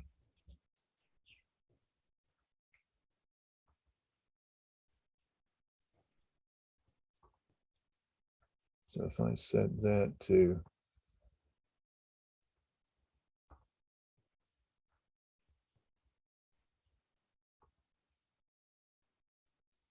yeah, see, they're changing there when this changes. And that's proper CAD behavior. I put that back to 20. All right, so that's working down there, but this is not changing. So I'm at 20. This is still at 40. If I were to say, make that 60. See, that should have kicked this here into 60. It did not, but if I change it there, it changes everything accordingly. So that tells me that that is an AutoCAD or a Carlson fix, that they don't have this item right here implemented correctly in 2019. That should set this annotative scale down here to whatever you change in the drawing scale. So apparently that is not working correctly in 2019. So if I go back to say 40 like we had maybe, then I need to also come here and change that accordingly. Huh. Very And when we had these issues, we've had these issues from 16, 18, and 19 now. Yeah, you don't recall whether you did before 16? 16 was the first version we had of Carlson. I see. Okay. Yeah. So my guess is that it wasn't working, and here's why that probably happened, is that quite frankly, most people that were using Carlson at the time were probably not using annotative scaling. And now that it has been such a part of our CAD world and people are becoming more capable in CAD skills, they are seeing that they're wanting to have that behavior work. And so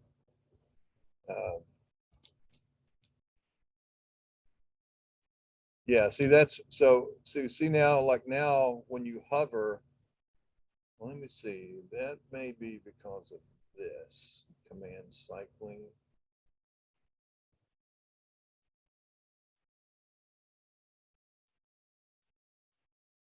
No, command cycling is on. Let's turn it back off. No, it's still, if you select it, you get all of those different values showing. And that's controlled in one of two places. One's down here where it says show annotation objects. Well, no, that's not exactly what that means. That means if you had this annotation set, if this object in its properties, see that annotative scale is set to 40 right now because it's matching the screen. If you leave that at 40, and if you change the scale of the annotation scale of the drawing, if that's not set with this one over here next to it, or this one here that says add scales automatically when you make the change to the annotation scale, if that's off, that never changes unless you specifically go into properties and change that value right there. Okay. So since it is by default on, it's going to always take on whatever scale you do as one of its allowed scales. So, but this ability or inability, like to me, it just gets in my way. And that is, I mean, but it's good. It lets you know if something is annotative or not. But that is this selection annotation display. If I set that to 0, and now if I click on that, it only shows there. Okay. Now you're aware, for instance, that when you, because you're using annotation, if you do change the annotation scaling to, let's see, let me get this back to say 20. And then based on 20, where it is sitting right now, you can change this to be, say, well, let's put this over here, and then maybe we would move this guy to be, you know, because at 20 scale, it'll all fit on one side. Maybe that's what we wanted under 20. Okay. But then when we switch this back to 40, see, it puts it back to where it was when it was 40. We change it back to 20, and it goes back to where we moved it to for 20. Okay, if you choose to move it at different scales. So that's how that works, but to not see all of that,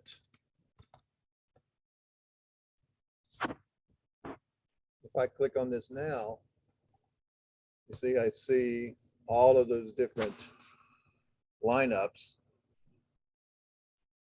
and putting this back to 40 where it was originally. And if I click on it, I see not only that one, but you see this one up here where we moved it to 20. So you would see all of those different possible positions, and that's governed by that selection annotation display, which if it gets in your way, put it to 0, and then it won't show until you switch annotation scales. And then remember, we had, we talked about earlier, this style, PTXT, that's the font, or that's the style that's made out of whatever font you tell it that controls your points. Now, a lot of surveyors refuse absolutely to give any of these points out with their drawings, and that's fine. No problem with that at all. But I use my points quite often. I'll freeze off the point numbers and elevations maybe and leave the descriptions, or I'll have the elevations on spot text or spot elevations. And I'll actually just use the point to annotate my drawing. So I like to change that font to something a little more pleasant than this pen stroke font. But just be aware of that and change that style if you need to, if you want to. But you need to pre-build that style, PTXT in your drawing template if you want it to be there when you create the point. Okay. So apparently changing this up here doesn't change this down here, at least in this version. So I would change it here. Excuse me, I would change it here so that other commands will take advantage of it, but then also come down here and change it as well. Okay, in fact, you don't even have to change it there because over on, say, a layout tab, if you're showing this, you can change the scale of that layout tab to be anything that you've never looked at over in model space, and it will react accordingly. It'll, you know, behave like you think it should. It will change those. But that's when you're in layout space and you change the scale of the viewport. Okay. I know that gets a little mind twisty, but that's apparently there's the flaw, is that the drawing setup, even though under Carlson configure, we told it to set annotated to drawing scale, it's not working.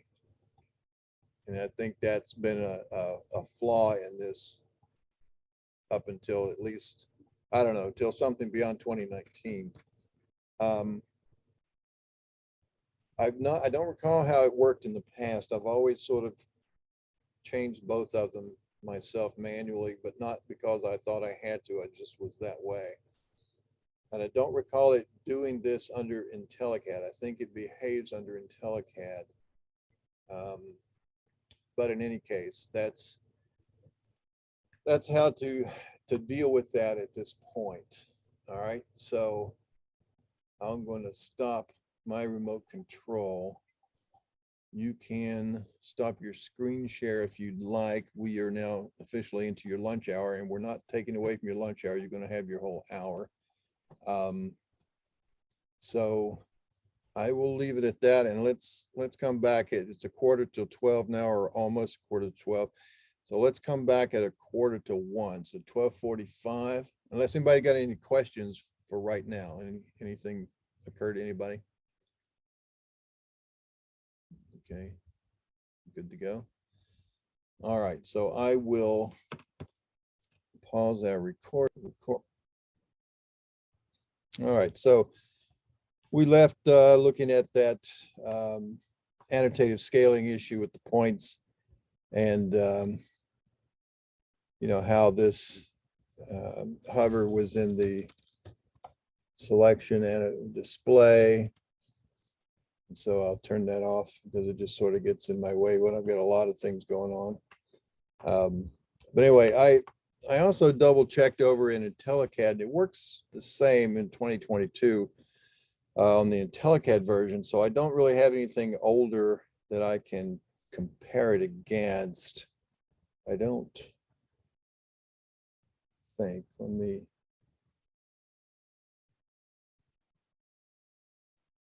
I've got the 2021 IntelliCAD. Let's see if I can check that real quick.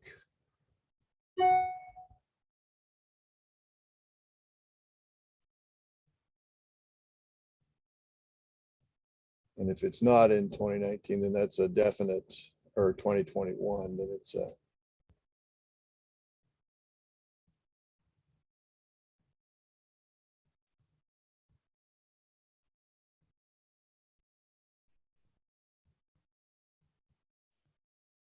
definite update issue.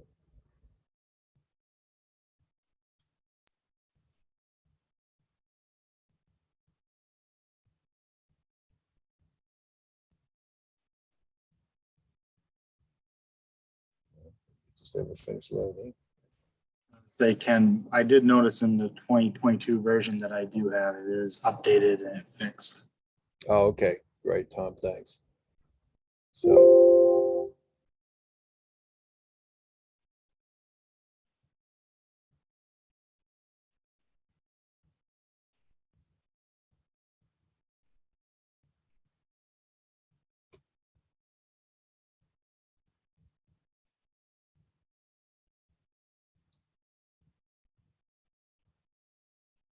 think this is.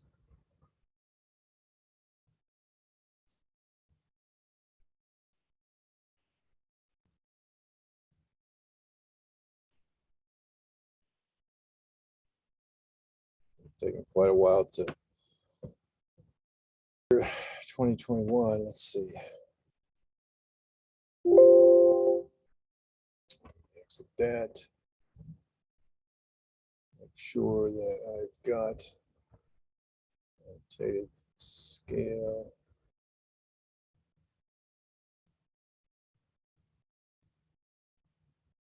Right now it's 50.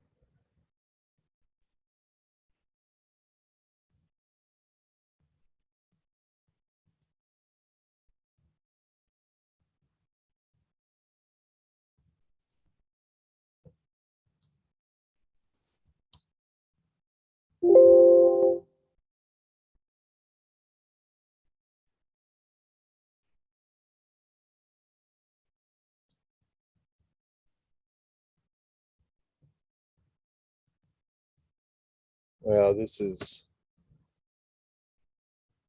let it get back to the prompt here, and I'm going to cancel this. It's just taking too long. I think we've got that figured out that it works in the new versions anyway. So we'll leave that as is and we'll proceed. All right. So back to the rest of the general settings. Again, settings, Carlson configure. We finish that left-hand side. Let's talk about what these mean up here. First of all, let's see, Scott, I think you said you guys were collecting GIS data attributes on your points. And I was wondering, does your version allow this CRDB file format in the Carlson file format or coordinate file format? You say it does, okay. So then it says, all right, so are you guys using that version? I'm not sure of that at all. I know we're using the CRDB. I don't know if we're using the SQLite. Well, that CRDB is using SQLite or SQLite, SQLite, whatever they call that. That's what that is. If you do use CRDB files, then you've got a built-in GIS advantage. And really all that does and allows, and there's some more things coming to give it even more capability. But what it does, particularly in your case, is when you collect those GIS data attributes, they are actually part of that CRDB file. They're tagged to that directly in a single file. Whereas before, if you're using CRD, this Carlson alphanumeric, it actually creates a separately linked file, same name, .gis, that tags all of those attribute data items back to those points in the CRD file. That's the only real distinction. Plus, So we're using an ATT file. I'm sorry? We're using an ATT file to collect our attributes in that. Yeah, but the ATT file defines the attributes. The actual data itself goes. See, if I look at, let me get to my survey menus. See, that's in this GIS settings. That's when you define these attributes itself. And if you check this enable store repoint GIS data to and from the CRD file, what that does is it puts that data that normally lives in a separate GIS file into the coordinate file directly. So what happens is when you, if you're using that file format, you've got this GIS tab over here. Now I made these points without that file format. It says it requires that format coordinate file. So when you just double click a point, it's going to give you those GIS attributes right on this dialog box where you can edit those directly. Okay, so but the ATT file actually defines the attributes that you're collecting. So that's a separate file that will always still be there as well. Okay, so Come back to that. Cancel that. So that's really the advantage there. And it will also have play. I don't know if you guys use the GIS module or if you're just taking it from here, the capabilities, for here on the survey module. But it also has some other capabilities if you're using those files that it can read from the coordinate file into that. If I, for instance, go to my GIS module, I've got some things here. What if I can, well, I don't have any data set up with these points, so I can't really show you the commands, but anyway, it gives you more capabilities over on that side of the world. So that's good. If you guys are already using that, it sounds like you're well on your way with that. All right, so back to Carlson configure general settings. I'll go ahead and set that to that format, in which case, and I'll switch those to a different file here in a minute. But this section here in the middle, this object linking, I don't want to belabor the point if you guys know what these all do and what they mean, but I'll go over them for those who might not. This link points with CRD file, it's becoming less of a necessity now to have that on. But what that means is if you were to move this point number 2, for instance, over here on the screen, I've changed its position within the DWG file. That will automatically, or the way it used to work before they've updated it, if I turn that linking on, it will automatically go into the CRD file and update the positions, the X, Y, and Z of that point if I just move it in the drawing file, even with just a CAD move command. If that were not checked on in the past, that would not update the CRD file and it wouldn't give you any warning. Now what happens, regardless of the linking, it tells you when they're different and offers to let you synchronize the two right when it happens. And where that becomes a problem is, I think this was back in, I don't know, 09 or something like that. I was teaching a class down in Charlotte, a big survey company, much like yours, and there was a whole room full of people there, including the survey manager. And we talked about that linking, and he goes, oh my gosh, everybody go back right now and check your machines and tell me what you've got it set to. And some had it on and some did not.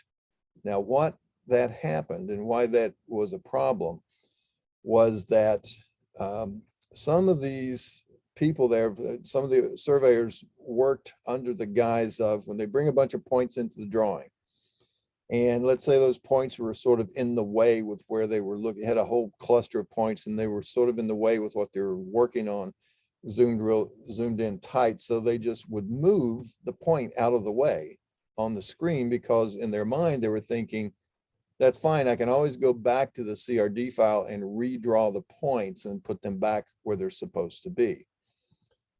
Well, that works, except what happens is when the point is created in the drawing, it depended on what the setting of that link was.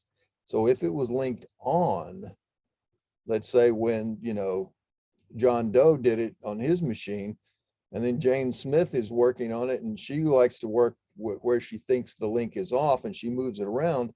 Well, that point was made with the link on. And even though her link is off, it still behaves like it was on. So it was updating that coordinate file without telling anybody that it was doing that.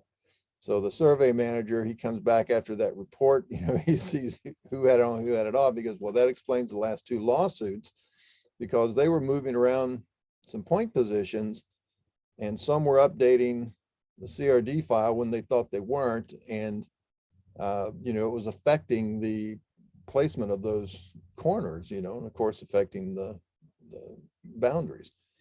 So that's, like I said, it's becoming less of a problem now because regardless of the setting, it pops up a warning now that tells you that they're different and lets you synchronize them. All right, and then linking line work with points is anytime you draw lines and you use points, if you use point numbers to create even just a part of, say, a polyline, if you use numbers for that, if you move those points, the line will redraw itself and follow the points. Now, it's not two-way. So if I draw a point, let's go ahead and let's turn our linking on. Then I'm going to exit this, and I'll draw a polyline, and I'm just going to go from here to here, and I'm going to say 1 to 2, and then go from here to here, and then in my command. Now, with linking on, if I move this and update the point, the coordinate file, notice how the line moves with it. If, however, I grab the line work and just do a grip edit, it does not pull the point back. It only affects it when I move the point. Now, if I move this point slightly to here, you notice it keeps that link and it redraws that line to go back to point 2 like it was originally created. Okay, so that's how that linking works. Now, a couple of these others real quick. Linking labels with line work, yes or no, that would affect this. Is if I go to my auto annotate, let's just take my defaults here. Let me put one of these over and under. It's going to take my defaults, which obviously it's rather crowded there. Let me then say take this, and if I pull this down to here, you notice it recomputes and redisplays those labels and even changes their orientation to make sure they're reading the right way up on the screen. Okay, so that can be useful, and it also works if it's a closed figure and you've computed and displayed the area. It will update the areas as well, and that can be useful if that's the way you want it to work. Now, that can be a two-edged sword, because a lot of times when we're preparing survey plats, you might draw some geometry to go, circle to circle to circle, and yet these bearings and distances might be, obviously my defaults, I wouldn't show it out to 4 decimal places, but you might need to tweak the end of this just slightly to meet something else graphically, but you want to keep the bearings and distances that you've computed. So in that case, you wouldn't want that labeling on. You would go ahead and do your whatever your calculation was and label the geometry. But if you didn't want that to automatically update to always be what that was, and you wanted the ability to tweak the position of the line work without changing the labels, then leave that linking off. And then what you would do is, let me do that erase by layer. I can, there we go. Select from the screens. And so I take those back off. Now, if I turn that linking off,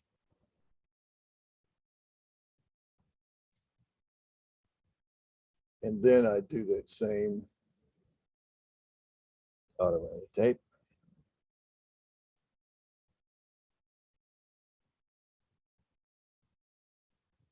And so now I could reposition my geometry. And if I needed to now go back and redisplay that, I just simply re-annotate. I either erase this stuff if I need to ahead of time, or if in my settings, I have it set to erase the previous. And I think that might be my defaults. Let me look at it here. Yes, under my annotate defaults, I have it set to previous labels to erase, retain, erase, or prompt before erasing. So you could set it to however you want that to be done, and then you would just re-annotate it. Mine's set to erase, so it cleans off the old and redraws the new. Okay, so that would be something that you need to figure out whether that helps you or gets you in trouble sometimes, and work it accordingly. Now, same work with line work and center lines. And the way that's going to work is like so. If you'll draw a 2D polyline, just pick a point, and of the options at the bottom of the screen, I'm going to type D for distance, and I'm just going to type 100. And the direction, I'll type C for cursor. So it goes to where my cursor was. All right, so that's done for that leg. I'll type Q width. And now I'm just going to put a couple of other things in here. And now I'm going to turn that into a center line just by going to my center line menu and polyline to center line file. And I'll just call this one test. I'll pick this. It shows me the direction, offers to let me reverse it. I'm just going to take the defaults. And so now there's a center line. Obviously, if it were a road, I'd need a couple of curves in there, but if it's a sewer alignment or whatever, manhole to manhole, that would be fine. But let's suppose now I have my linking on. So if I now just simply double click that polyline, because I turned it into a center line, again, as far as the DWG knows, it's just a polyline. But Carlson has now added some extended entity data onto it that links it to this file. So I can come here and now fit a curve. Let's just give that a, say, a 35-foot radius. Say, okay, so let's put a curve there. I'll come up to this line, fit another curve. Let's just put another 25-footer in there this time. Say, okay. So now that's done. And once I say save and exit, it will redraw that alignment. I can also do, just a simple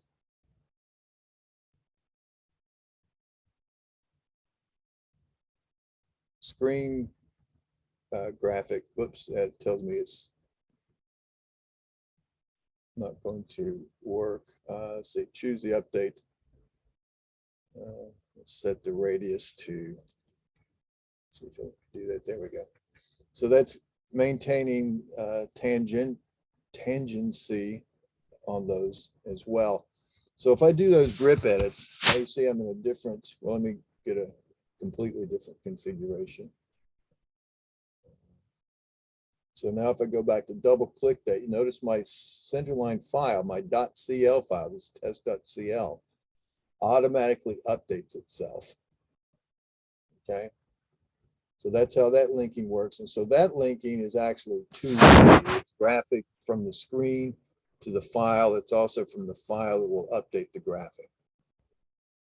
Okay, now, and that also applies if I have labeled this with my centerline station polyline centerline. And let's just see, I think this will work. Station that, so there's my stationing. And because wait a minute, I think did I put back my, nope, I didn't. I'm going to link my labels with line work. And I will, if I can find it here. Make sure I get those off of there. There we go. And then I'll station a centerline file. And then if I update,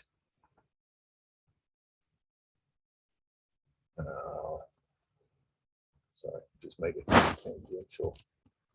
Now that's supposed to have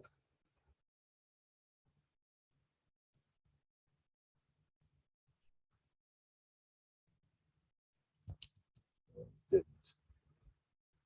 So that you would go back, make sure erase previous station labels is on and just restation it. If I change that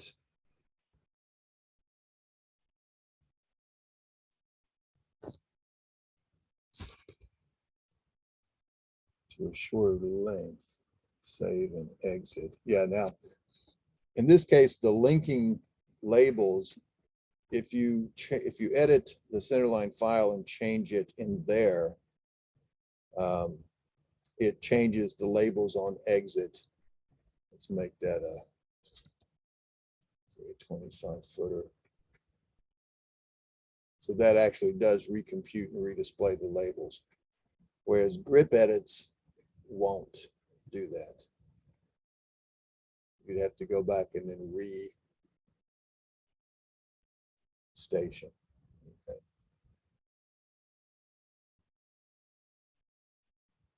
It's a heck of an alignment. I'd hate to have to drive on that. Anyway, so that's how some of that stuff works.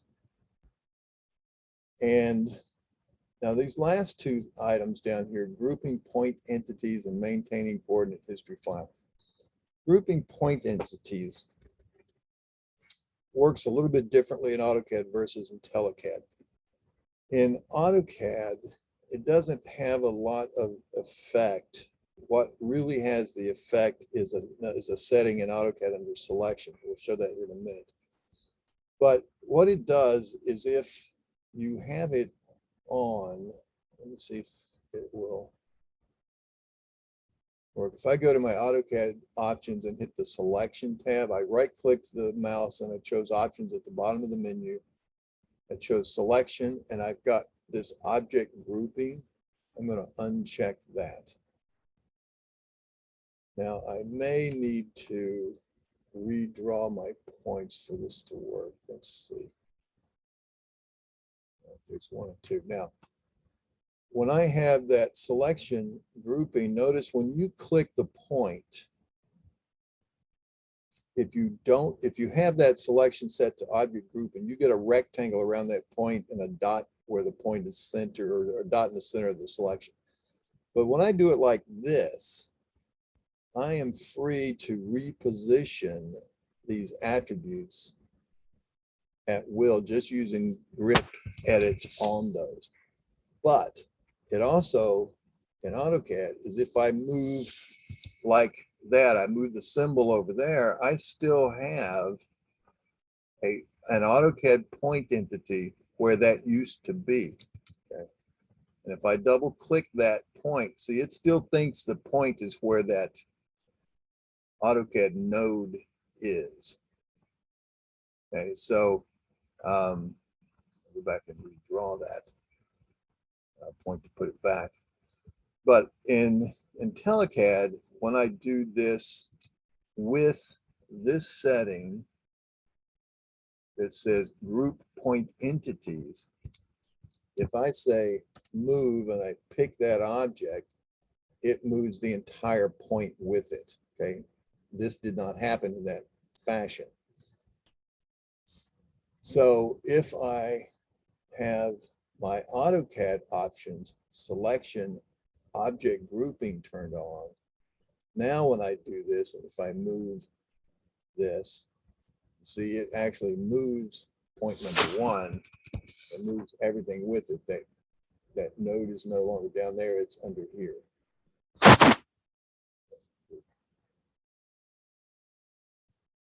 Right. Now it seems like I'm just selecting that one. See, I'm drawing a full window around that, and it's selecting everything because it's grouping everything that was associated together, because this one item, which is a combined AutoCAD point entity, a graphic block, which is the symbol, and an attributed block, which is a point number, elevation, and description. So that's how that part behaves. So that really doesn't have a lot of effect whether you group the point entities or not in this setting here, because even with that unchecked, if I select this, I still get this. I'm not able to individually slide them with grip edits. I can still do points and then move point attributes, and I can, move them around, rotate them, however I need to do it. Okay, so you can still do that, but you have to do it from the points menu.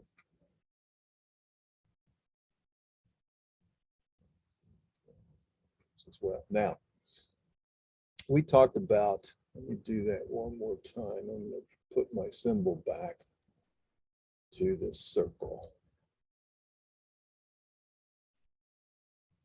All right, so now with that circle as a symbol, you can see that little dot in the middle. That is my AutoCAD point entity.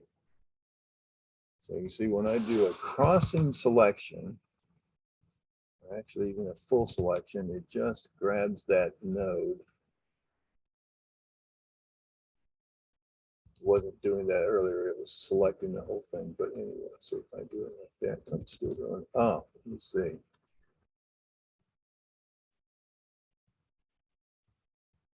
Let me check. Ah, so maybe that will be the way that behaves. If I redraw.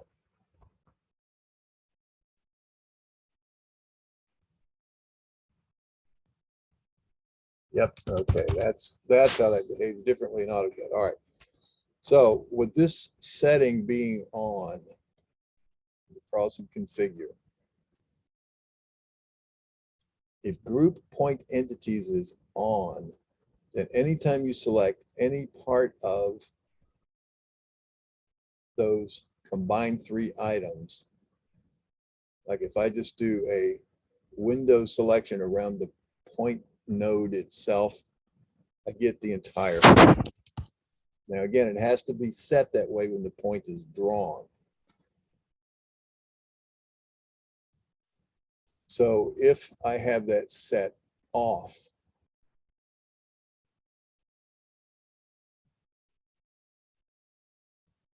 and redraw my points, now I can select just individual things. There we go. That's what I was looking for earlier. So I can move these things around just by grip. But keep that in mind, if that is turned off, and that's even with my AutoCAD options, selection, object grouping turned on, even with that being the case, it doesn't, you know, it lets me select the individual components of that, and it doesn't put that rectangular selection where it groups everything together. So you may set that according to your own preferences. Let's put that back. Now, one thing we talked about in the settings, again, under general, we talked about this PD size to symbol size. That PD size, that's an AutoCAD system variable that stands for point display size. And that is controlled by, when we look under the settings menu and look at some AutoCAD settings and look at point style. Right now, mine's set to, by default, it's set to that little dot, but it can be any number of these symbols. And notice they go in this hierarchy. Here's a dot. Everything in this column has a dot. There's nothing in a dot. There's a circle around the dot. There's a square around the dot. There's a circle and a square around a dot. Then it's nothing, circle, square, both. A plus mark, circle, square, both. X, circle, square, both. And a tick mark, circle, square, or both. Now that is the actual point entity itself. So see, you might get something from another company that looks like this. And if you select that, that is up here in the setting in my properties, you see that is an actual point. It's an AutoCAD node. If I try to draw a line from the end point of that, if I snap to the end point, you see it won't find it because that is not an endpoint. This plus mark is a single entity and it's right there in the middle. That's the AutoCAD point display. Okay, so, and you can see sometimes you'll get those in from somebody else and they might even have those point styles set to like that. And they may have, you know, 5% of the screen size. So it's that until we zoom way in.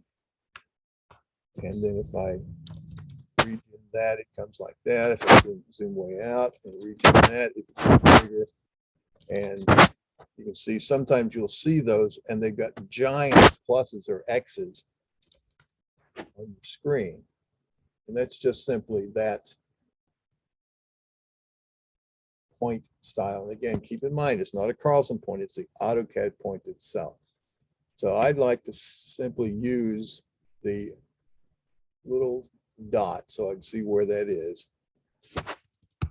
And then any kind of point symbol I'm going to use as part of my Carlson point. That's when I go to draw, locate a point. Okay.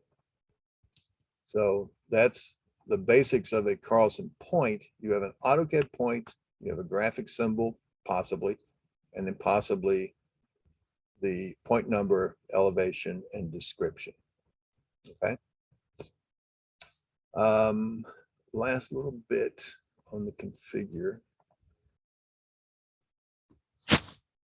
Remove arcs. I'm going to go down here and talk about the digitizer settings first. Does anybody there still use a digitizing tablet?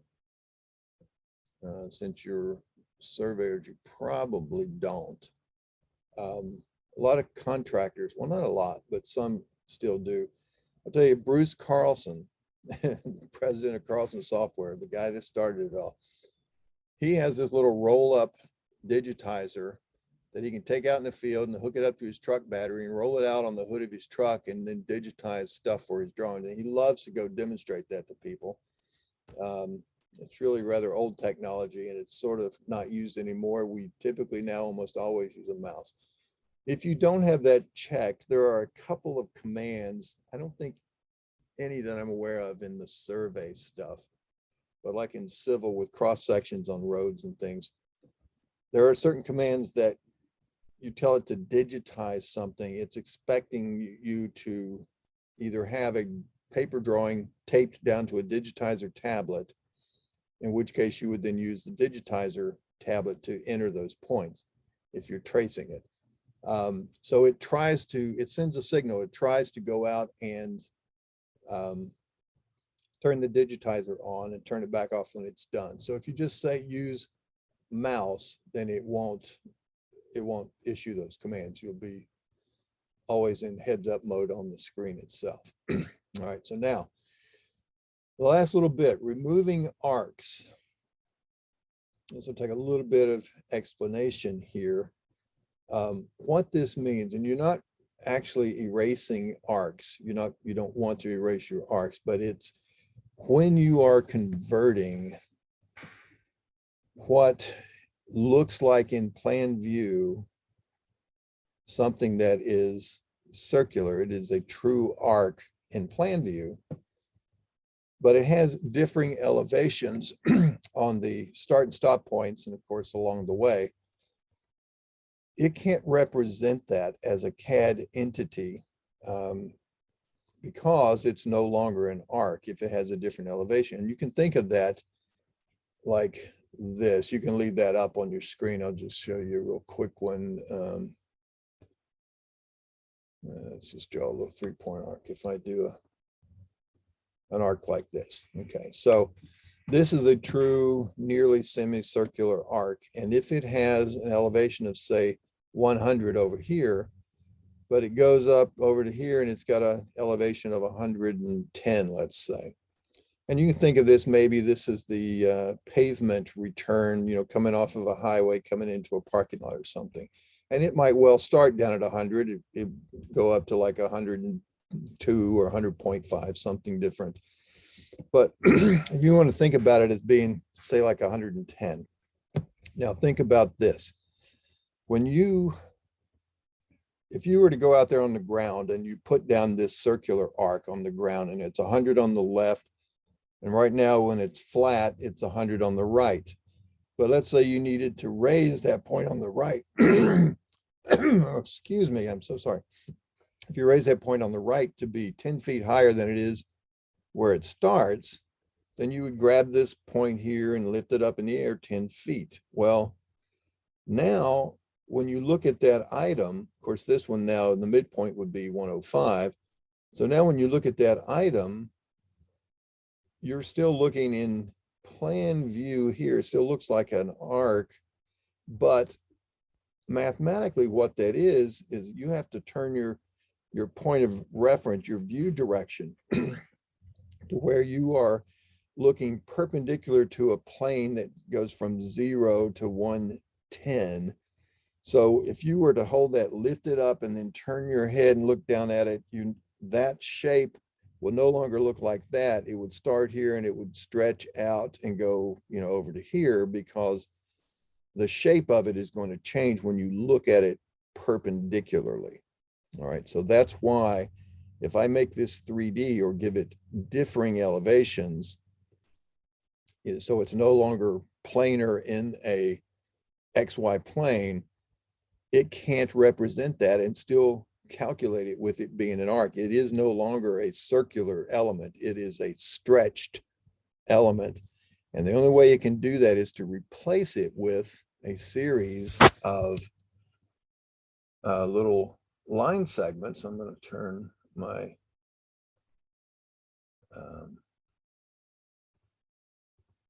on here, and I'm going to change something here so you can see this.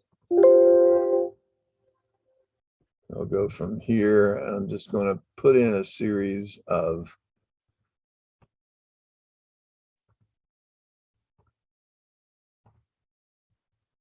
segments. All right. So to represent what is an arc on the ground in plan view as a 3D element, and you have to imagine that I drew this with these segments being the same length, okay, except for the last one. What it has to do is replace this with a series of line segments, because that it can do. And they would, the elevation is a continuous change from this 100 up to 110, but it needs to know a method whereby it's going to do that. And that method is either by setting the maximum offset, which is, this.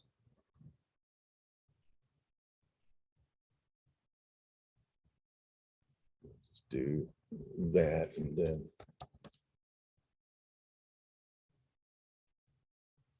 so it's either that distance or it's going to be this distance, which is a segment length. So either of those two methods is going to be the method that it's going to use. And so your choices are, in setting that up, this max offset or the chord length, you set those values and then you choose which method you prefer to use. My own personal preference is to set a maximum offset. I'm going to say, I want to draw a series of chords such that this maximum deviation from the circular position never gets bigger than 2/100ths. Okay, so that's going to be very buildable, and it's going to look very close to what that original looked like, but it lets me treat it as a three-dimensional element. If I were to say the chord length, I would need to know what that length is that's going to represent that the closest. And I can't really visualize that. And that is, I can visualize it, but the problem is that that is sensitive to the degree of curvature. If it's a very tightly changing curve, it's a very tight radius, and it sets this length of segment for those chords. Then if I have a longer, much longer arc, or much flatter, doesn't have to be longer, but it's flat. So that same length, would necessarily be a lot tighter to that curve. I could get by with longer chord lengths and maintain the same offset distance that I did down here. So you could wind up on these smaller curves if you're using that methodology, getting a whole bunch of these little segments that you don't really need in order to model that effectively. So again, it gives you your choices of which way you want to do it. And you just set those to something reasonable. And I think the default on that maximum offset used to be something ridiculously small, like 0.0001. And what happens when it does that is it winds up making, you know, every one of those little vertices is used in the formation of a triangle when you're going to model the terrain. And if you get, you know, a blue million of them around here because your cording is too tight, then that's how many triangles you're going to generate. You could start to, you're not going to overwhelm the computer these days. The computers are powerful enough to handle it, but it might just be more than you need to calculate. And it could also have an effect if you're going to then take that information and put it out on a grader or a bulldozer or something that uses machine control. And if your site is, say, you know, 1,500 acres that you're preparing a big industrial site, you may just have too many to fit on the controller for that, the machine control equipment. So it's just a judgment call as to which one you want to use. There's no real preferred answer. I gave you my reasoning behind, you know, what I do with them. This one keeps my deviation close to being the same, and you need to sort of look at that at least once as you're doing it, because I've seen some cases where somebody had this set, you know, to some value to where when he's changing that arc, it went something like that. Okay, so it still computed the surface, but if they were to go out there and try to build that surface, you wouldn't have this nice roundy looking arc. It's going to come up here to a point and go over here to a point, and it's going to square off that curve.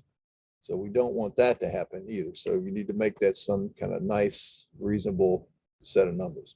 Now, last item on that discussion point is this, and you guys probably are aware of it, whereas a lot of folks who are not into field to finish as much would not necessarily be. Those of you who have used field to finish may recall, if I look at, let's see if I've got a,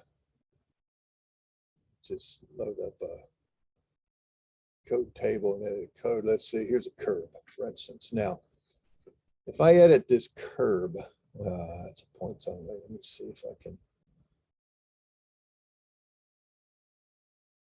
see.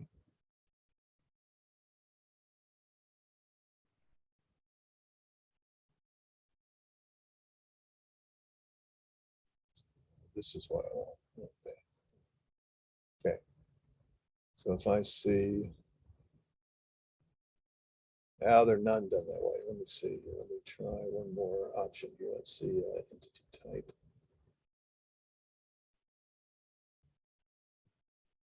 type. Those are all points. Great. All right. Anyway, you get the idea. Let's say if I'm going to turn on my curbs, when I shoot a curb point, I have a choice. This case, in this particular code table, it's points only. But I can have it shoot and create lines, and it would go through, and every point that I shoot along that curve would draw a line between each of those points. I could say a 2D polyline, in which case, you know, I can put this, let me cancel this and get this out of the way a minute. All right, and now come back to curves. All right, so if I use a 2D polyline, let's say I come along here and I call that the start of a curve, and I get a point in the middle maybe, and I go to the end and I call that my PT. So I got a PC and a PT. In 2D polyline, it will create a true arc, a true circular arc that I could dimension in my drawing and show what that radius of that arc is.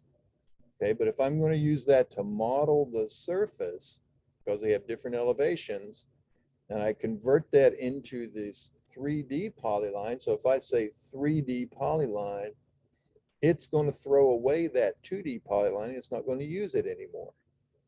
And then I'll have this nice surface that I'll be able to build. But when I draw my plat, I'm not able to dimension that arc with a radius because it's not an arc. It's just this 3D polyline made up of a bunch of line segments. So in that case, I would want to do 3D and 2D. So it would calculate and display a two-dimensional curved figure, which is a true arc. It would also create a 3D polyline to go along with it so I could model my terrain, keep them both, and then I could maybe put that 3D polyline on a break line layer and then freeze that layer so when I draw my plat in plan view, I see the actual arc segment or the arc portion of that as a true arc that I can dimension. It can also have a specific line type which would show up because AutoCAD can only display line types on 2D polylines or 2D line work.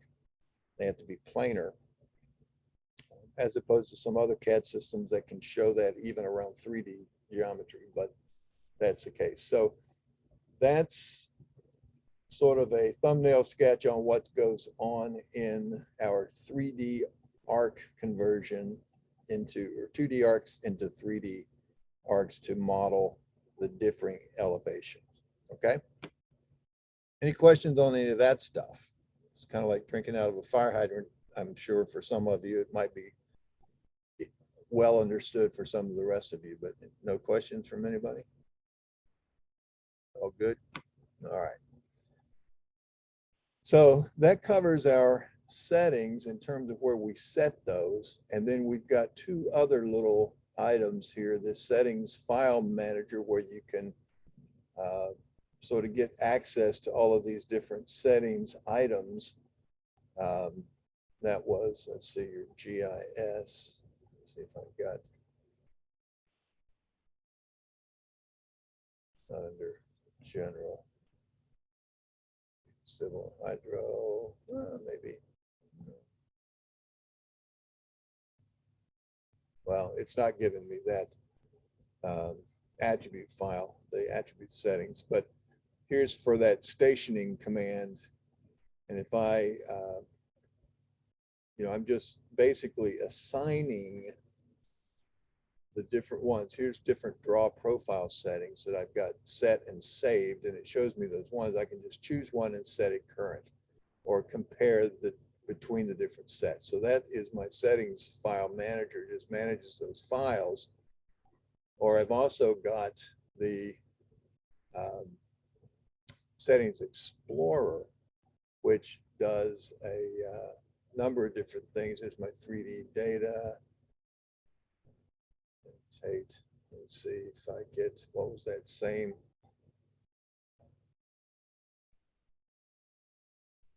So my stationing label, draw, right? Oh, it's the right of way. Station, polyline, center line. That's what I was looking at. So here's all of the values that are also in the dialog box or series of dialog boxes. When you run that command to station a polyline or center line, these are all the different settings just set up like a spreadsheet.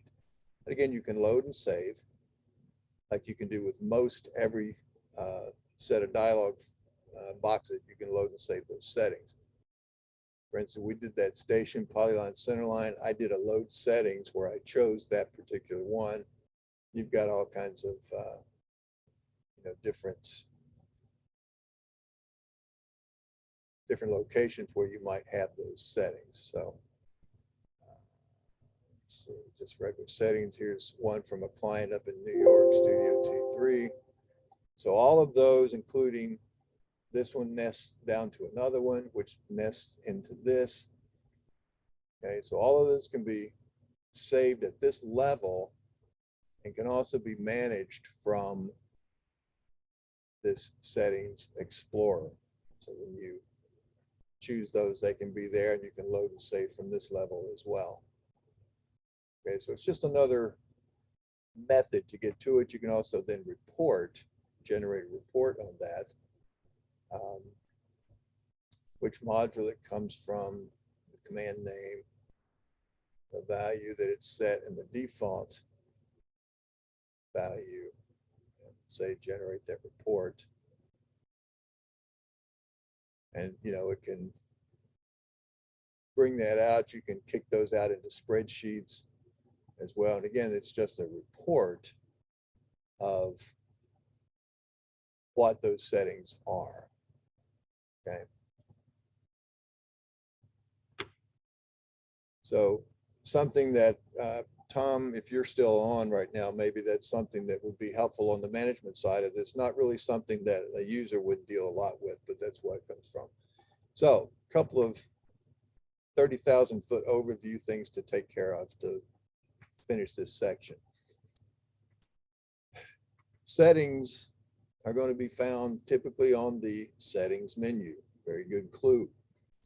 And then you've got a number of settings that you can ignore, like these bottom 6. The survey settings are typically set once and forget. Most of these are set once and forget as well.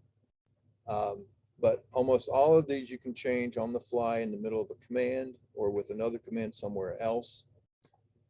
And at any level, say I go into my general, well, that's not a thing there, my project data folders. And if I set this up here, you know, I've got load and save as. At this point, I can even at this upper level do a save as and save, and that saves every setting that is currently set right now in Carlson. And I could put that on the server somewhere and make sure that everybody in the company go to each of their machines and say load, and they go back and load that company-wide group of settings, and that sets everybody's machine to be the same. Okay. So load and save as, those are available either at this top level or even after you drill down into individual levels, you can save them at that level of granularity as well. And on the general settings, then just a couple of behaviors. And again, most of this is setting default behavior. I wanted to set that to CRDB again. Let's see. Your linking, we talked about that. If I ungroup, then, yeah, there we go. That lets me grab the grips of those points.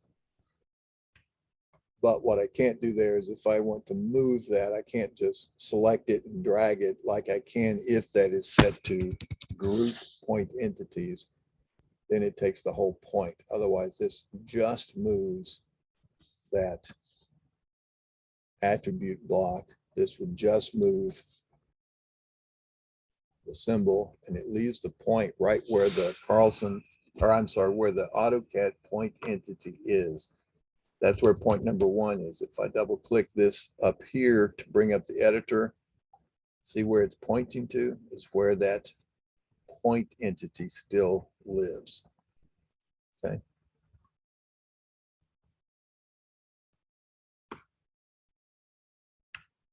So that's sort of the whirlwind through the configuration and settings, the Explorer. The AutoCAD options, again, is also on that menu. That's the very same one as right-click options and a couple of other things. Your symbol library is where you can set all of these different point symbols, and you got different categories: points, points plus wipeout. So you want to make it look like it's trimmed off things underneath, say, property corners.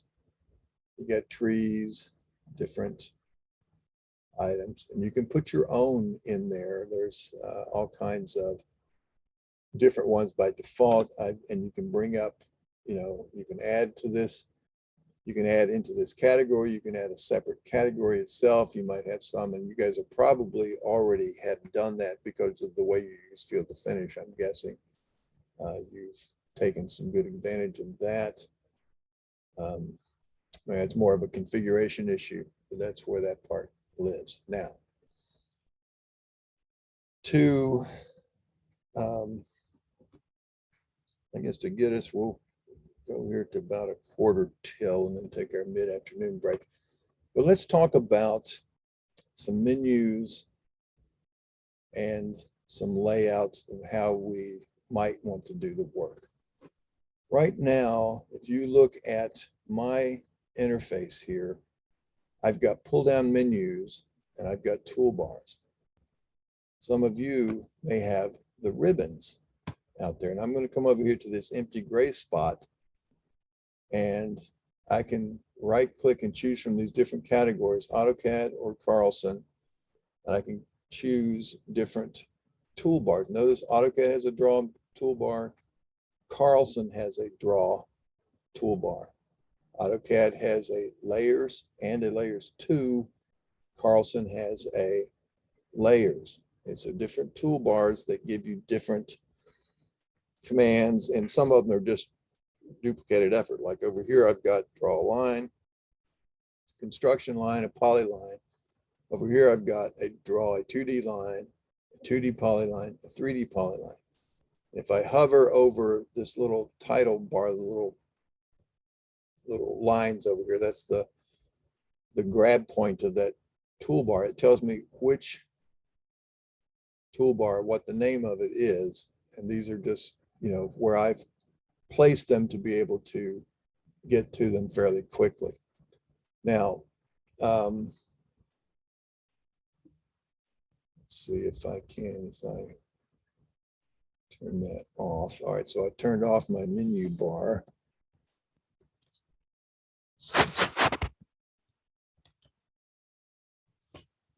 And that turn menu bar on. This doesn't, at least not in mine, it doesn't let me choose ribbons. And in IntelliCAD, if I right click over here, it lets me turn the ribbons on and off from that right click. But otherwise, I may use ribbon, and I want to use, I'm just simply got to spell it right. Ribbon. So there's ribbon or ribbon close or plus ribbon, but ribbon turns the ribbon interface on, and that's this set of ribbon panels that a lot of Windows-based software uses now. I think this was pretty much made popular by a lot of the Microsoft Office tools because it kind of declutters your interface a little bit and only puts out certain tools as you may need them. Okay, so you can also you know, once that's there, you can minimize these to tabs themselves so that, you know, once they collapse out of your way if you're not using them. All right, so, or just to menu titles or panels on each tab. So here's my file tab, but here are my panels within. So several ways to bring them, to make them take up a little bit less screen real estate. And if I click this and show full ribbons, all right, so there's my full ribbons. And now these are arranged more so than the menus. These tend to be arranged, or at least the hope is that they're arranged with a little bit more of a workflow process. So if I go to my, let's switch to my survey tab, there we go. So now if I'm here and I go to my drafting, I'm going to draft something here. Well, I've got a draw panel. I've got some layers that are going to show up here. I think layers is also under file. No? Okay, so maybe not. Centerline, roads.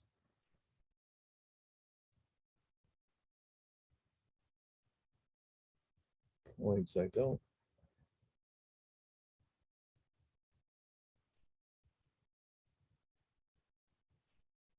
Looks like I'm missing a couple here. Let me see. No. Do you guys see your field to finish?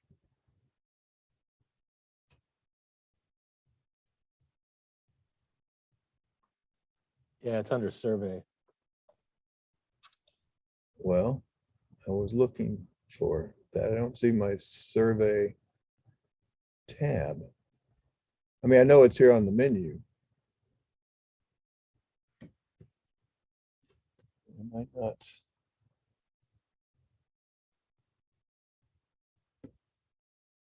So you have a survey tab, correct? One of these. Do you have the survey ribbon? Yes. You have a survey tab and I don't have mine. And I have not modified these at all.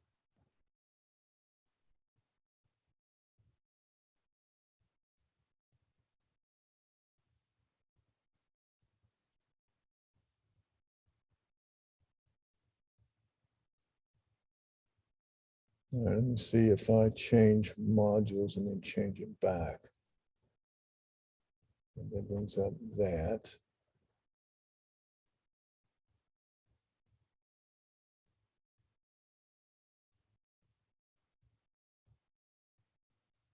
I got a civil.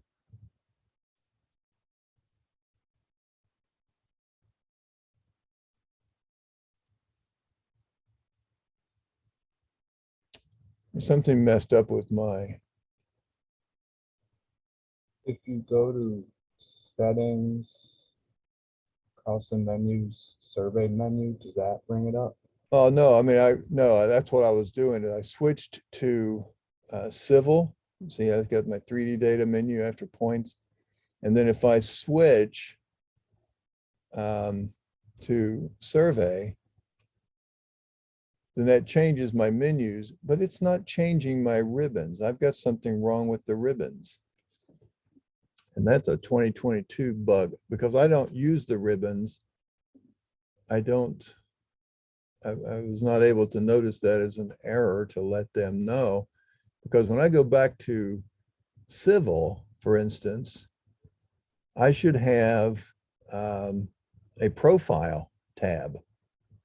I don't see it. All I get is roads. Now it's, all right, so it's moved to, maybe they've moved the profiles to that roads panel. That would make sense, okay.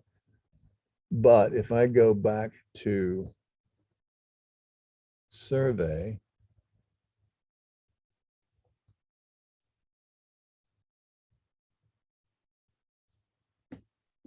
I wonder if they've moved field to finish.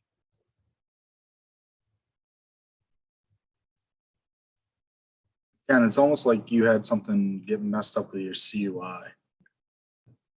Yeah, it does look that way. Well, I will check that out. Again, I don't. And see, I shouldn't really even have a grading. I shouldn't have a grading tab in survey. I'm in survey right now. I wonder which workspace I'm in.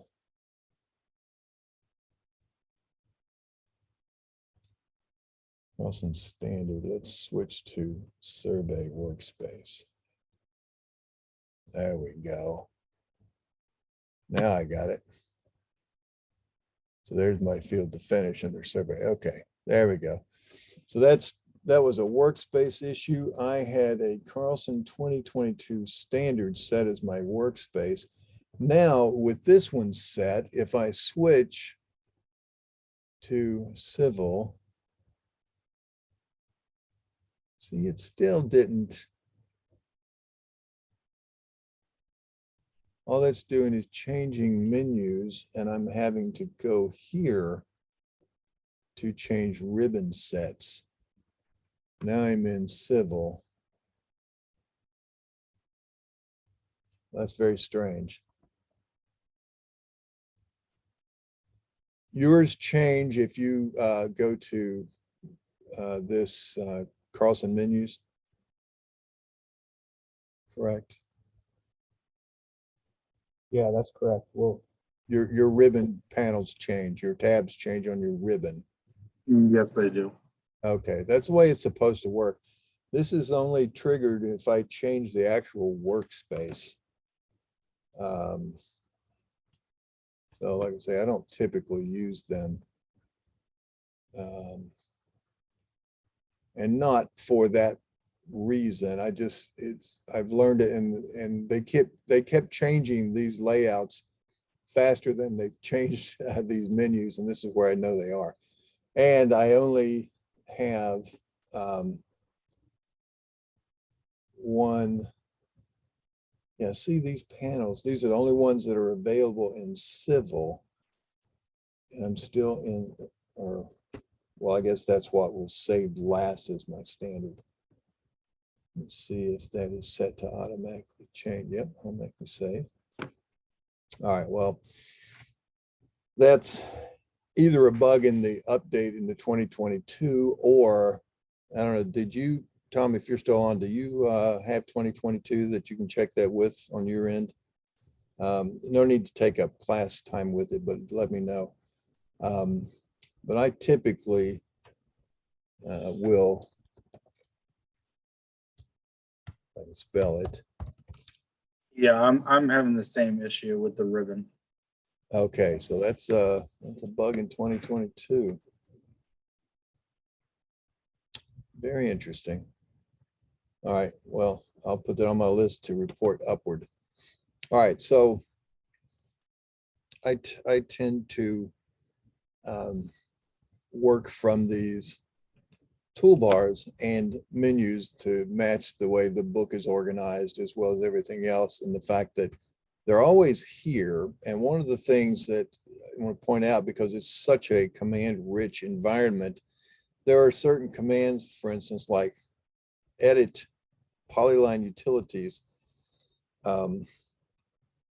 erase or remove polyline vertex, for instance. That's a command I use quite a lot of. And whereas, yes, I know you can hover over the grips and remove individual vertices or add them as well.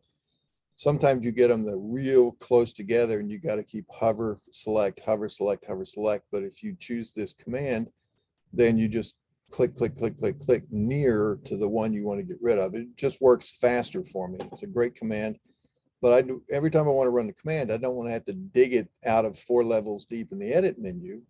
So I tend to use it from the toolbar. Now, here's something to note to help you learn where these commands may be or whether they're on a toolbar, is if you see on the menu that you're looking at on any given one menu, when you see an icon to the left of one of those commands, in which case the one I'm sitting on now, remove polyline vertex, you see that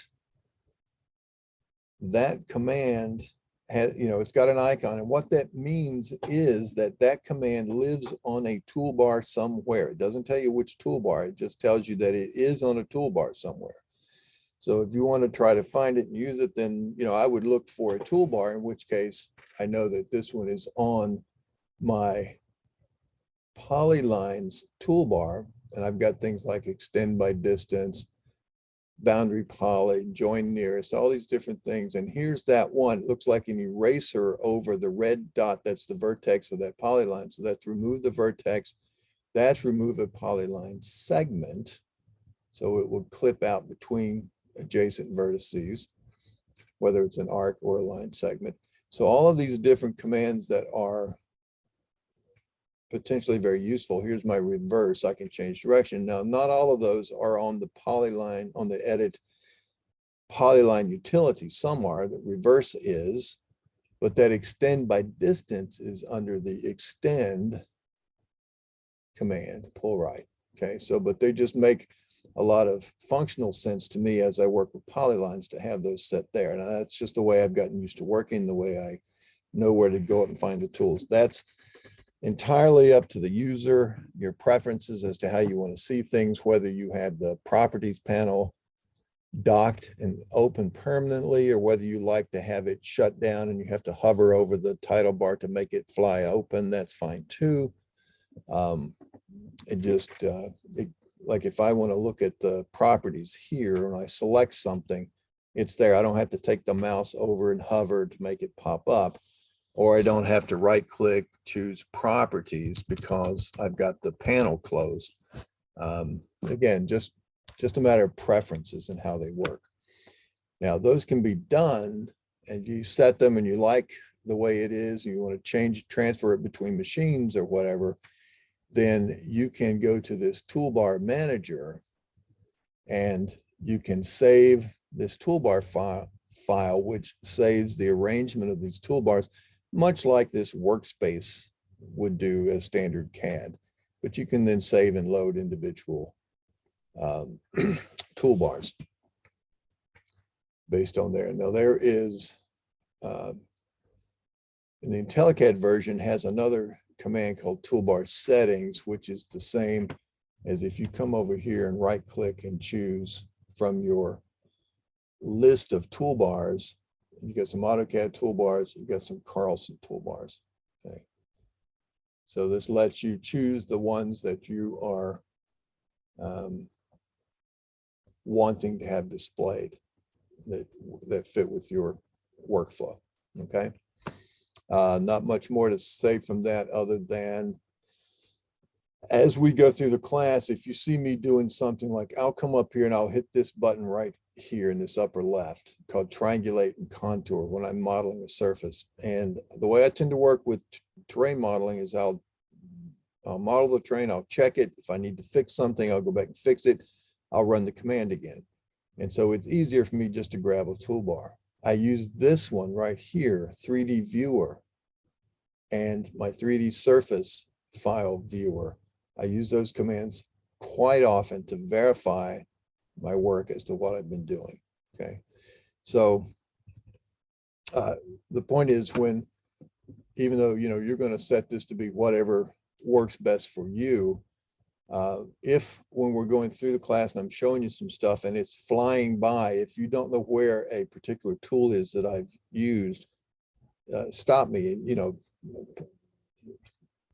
point out to me that, hey, where's that tool? I want to catch it up and I'll go back and make sure you see where it is. I don't want to run off and leave anybody, but I also don't want to belabor the point too terribly much on certain things. All right. And I told you we were going to take a break at 1:45, so we managed to go straight to 2 o'clock. So we'll take it now. So unless there's any questions, we'll take our little 15-minute break and come back. Any questions at this point? Everybody good? All righty. I will stop the screen share and I'll pause that recording. I'll turn our recording back on and I think we've got everybody. I didn't notice Sally and Mike pop back in. I presume maybe they're here by now. Yeah, I'm here. Okay, there's Sally. Thank you. And Mike's here. Good. Okay, so we're all back. All right, so that was sort of a whirlwind tour through the settings. And now that's not something that you have to be all that intimately familiar with because a lot of this stuff is going to be controlled by your CAD management staff. Tom will set a lot of this stuff up for you. You may have, policies that everybody's to use certain settings, and that's really what it's there for. And the ability to save those and load them will help that, to make sure that they're the same across the board. Okay. So what do we have? So we talked about, toolbars and placements and stuff like that, just a matter of preference. But we've got a series of menus here, and we're going to use some of these tools. And I'm not going to step you through every one of these commands and show you what they all do, but you'll see the ones that are important as we go through our examples. And then we start to the right of the points menu. These are our survey specific commands. And then of course the window and help pull downs are part of the standard interface as well. So if you use that interface, if you use the menu bar interface, that's sort of a sense of where things are located. If you use the ribbons, of course, again, they're more workflow grouped. And that might be, you know, an easier interface for you to use on that. So we can explore those if we need to a little bit later. But let me show you a really useful set of resources for you here. On the help menu itself, you have, of course, Carlson Help, which brings up a standard Windows help system. Now, a lot of these are keyed to, you know, let's look at, let's look under the points menu, say draw locate points. All right, so that will explain, you know, the things that are in that command. It shows you an example and then explains what those options are. And then down at the bottom, it tells you the series of prompts that you would typically get when you run that. And a lot of these, I won't say all of them because there's some that aren't, but most of those are hot linked inside a command. For instance, on draw locate points, there's a help button and that should go to that command. See, it did. And that is, a lot of these things are really useful to explaining some of those things you might not be aware of. So use that. I would encourage you to use that as well. But now, besides just those commands, down here at the bottom, there's, let's see, Scott, I think you were the LDD guy. There's this migration guide that shows you, you know, how you would do some things the way you're used to seeing them LDD, and then what the equivalent Carlson command. So there's a number of different things down there to help you do that change. If you're still used to using LAN desktop. Now, a lot of people, it's been enough in the past that it's not real helpful, but it could be. You know, this north rotation, but see, it didn't have this. We talked about LDD that used that secondary UCS, and Carlson doesn't do that. It uses this twist screen functionality. So that's a little bit of a help there. But here's the section that's really helpful.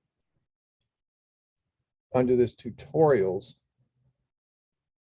there's some different, you know, CAD basics that it can step you through. You know, if you're still getting familiar with AutoCAD. So this is really nice, really think about selection sets, how you can select a single object, select by window, by crossing. There's also some other things like crossing polylines and all that kind of stuff. But those are things that really sort of become second nature once you get familiar with it. But until then, that's a good little thing to look at. But then there's a series of tutorials here, like entering a deed. You know, what do you do to do that?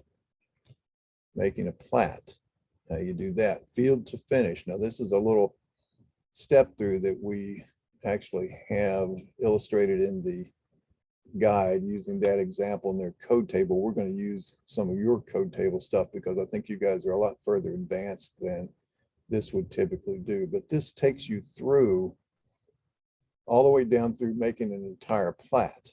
Now, here's the thing to be aware of, a little caveat. Some of this stuff in this tutorial, for instance, they're creating this plat, doing it all in model space, which you could do, but most of us use paper space to populate all this kind of stuff. So this may or may not be as current as your work style, okay?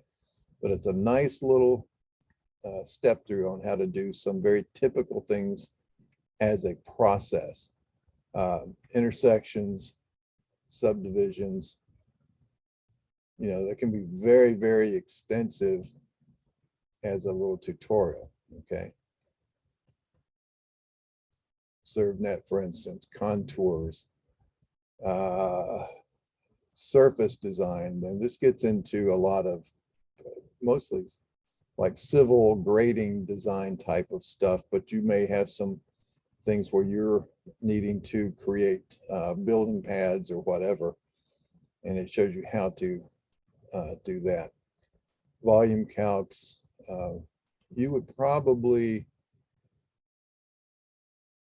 do you guys do any road design as a survey function? At all, yay, nay? No, not really. Most of it's coming from our design into the building, and they provide us with like a center line file or a polyline. Okay.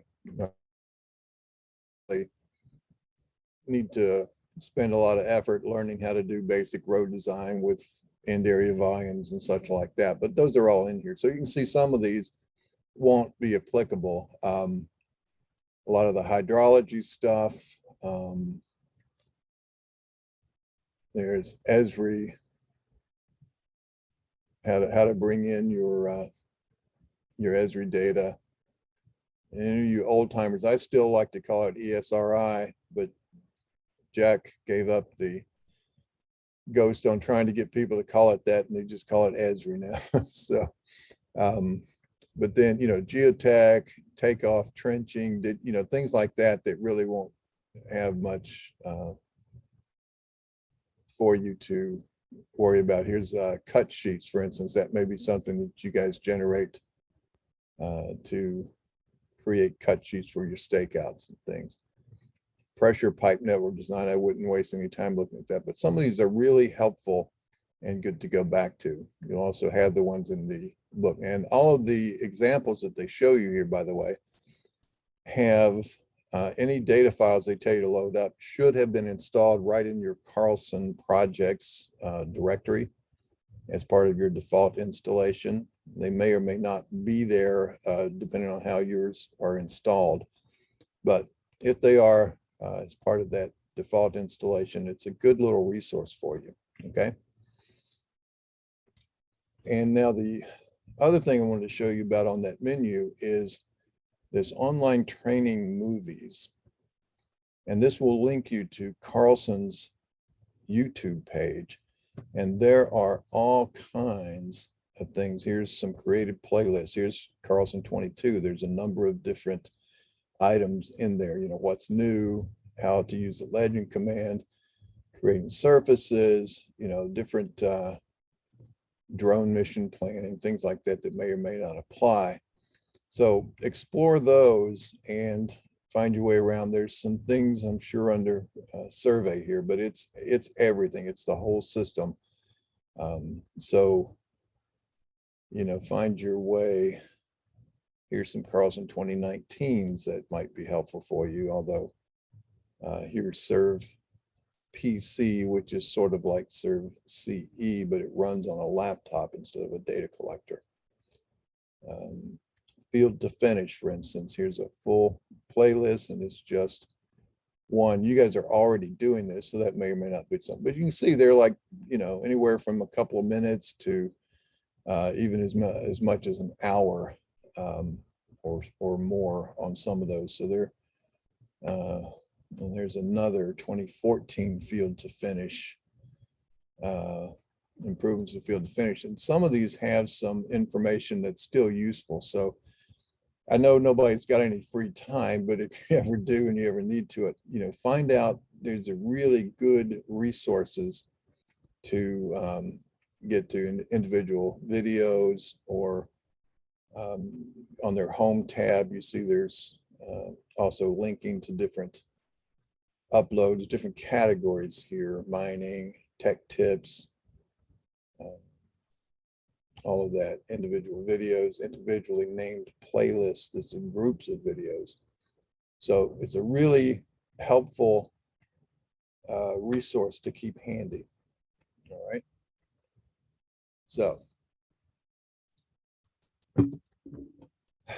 back on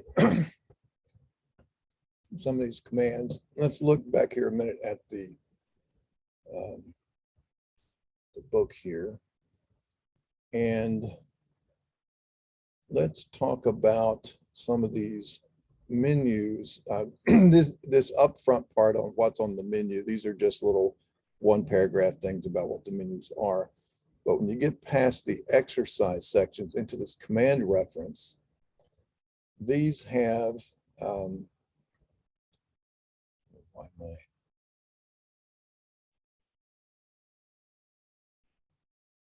hot links aren't working exactly here.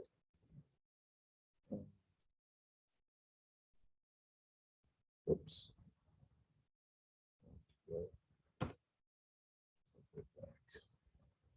All right, so general menu. So here's how this is organized. These are the commands grouped by menu order that explain sometimes more than the help system has in it, but sometimes it's just an abbreviation of what's in the help system. It's just enough to sort of get you familiar with what they do. And so on the file menu, you have new, open, close, typical Windows type handling commands, the project submenus for the project related tools, Drawing Explorer, etc. Some are very self-explanatory. Some will take some additional explaining. But as you can see, some of these commands, like here I'm on page 79 of the manual, this drawing cleanup is bolded and it's red. And what that means is nothing more than this, is that is a command that a lot of people aren't necessarily aware of, but it's one that's very, very useful. And these are, when I was putting the manual together, these are commands that I found useful in my typical workflows. They may or may not be for you, but they're worth taking a look at to see what they can do. For instance, this command called drawing cleanup, everybody forgets it's there, but it has a lot of extremely useful tools for you. And we'll go over that in a little bit when we look at some data. Okay, and then the edit menu. And if we look at what we see on the edit menu, let's zoom this up a little bit here. Stop. There we go. So you see that on the edit menu, you come down, you've got undo, redo, clipboard functions, erase, select an item to erase, erase single, erase last. Those are all typical standard CAD functions. And then here's erase by layer. Now that is, you see up here in this first paragraph, it contains, and it's not just the edit menu, some of the other menus, draw, everything else. They contain both standard CAD tools, that's just where they've moved them to under these menus, like move, copy, trim, rotate, as well as some Carlson enhanced variations, or what we call Carlsonifications, if you will, on typical functions. And these, what you're going to see in this set of menu commands are going to, they are going to focus on those Carlson variations, if I can get this to stand still. And you see like erase by layer, erase by closed polyline, erase outside, temporary erase, copy layer, et cetera, et cetera.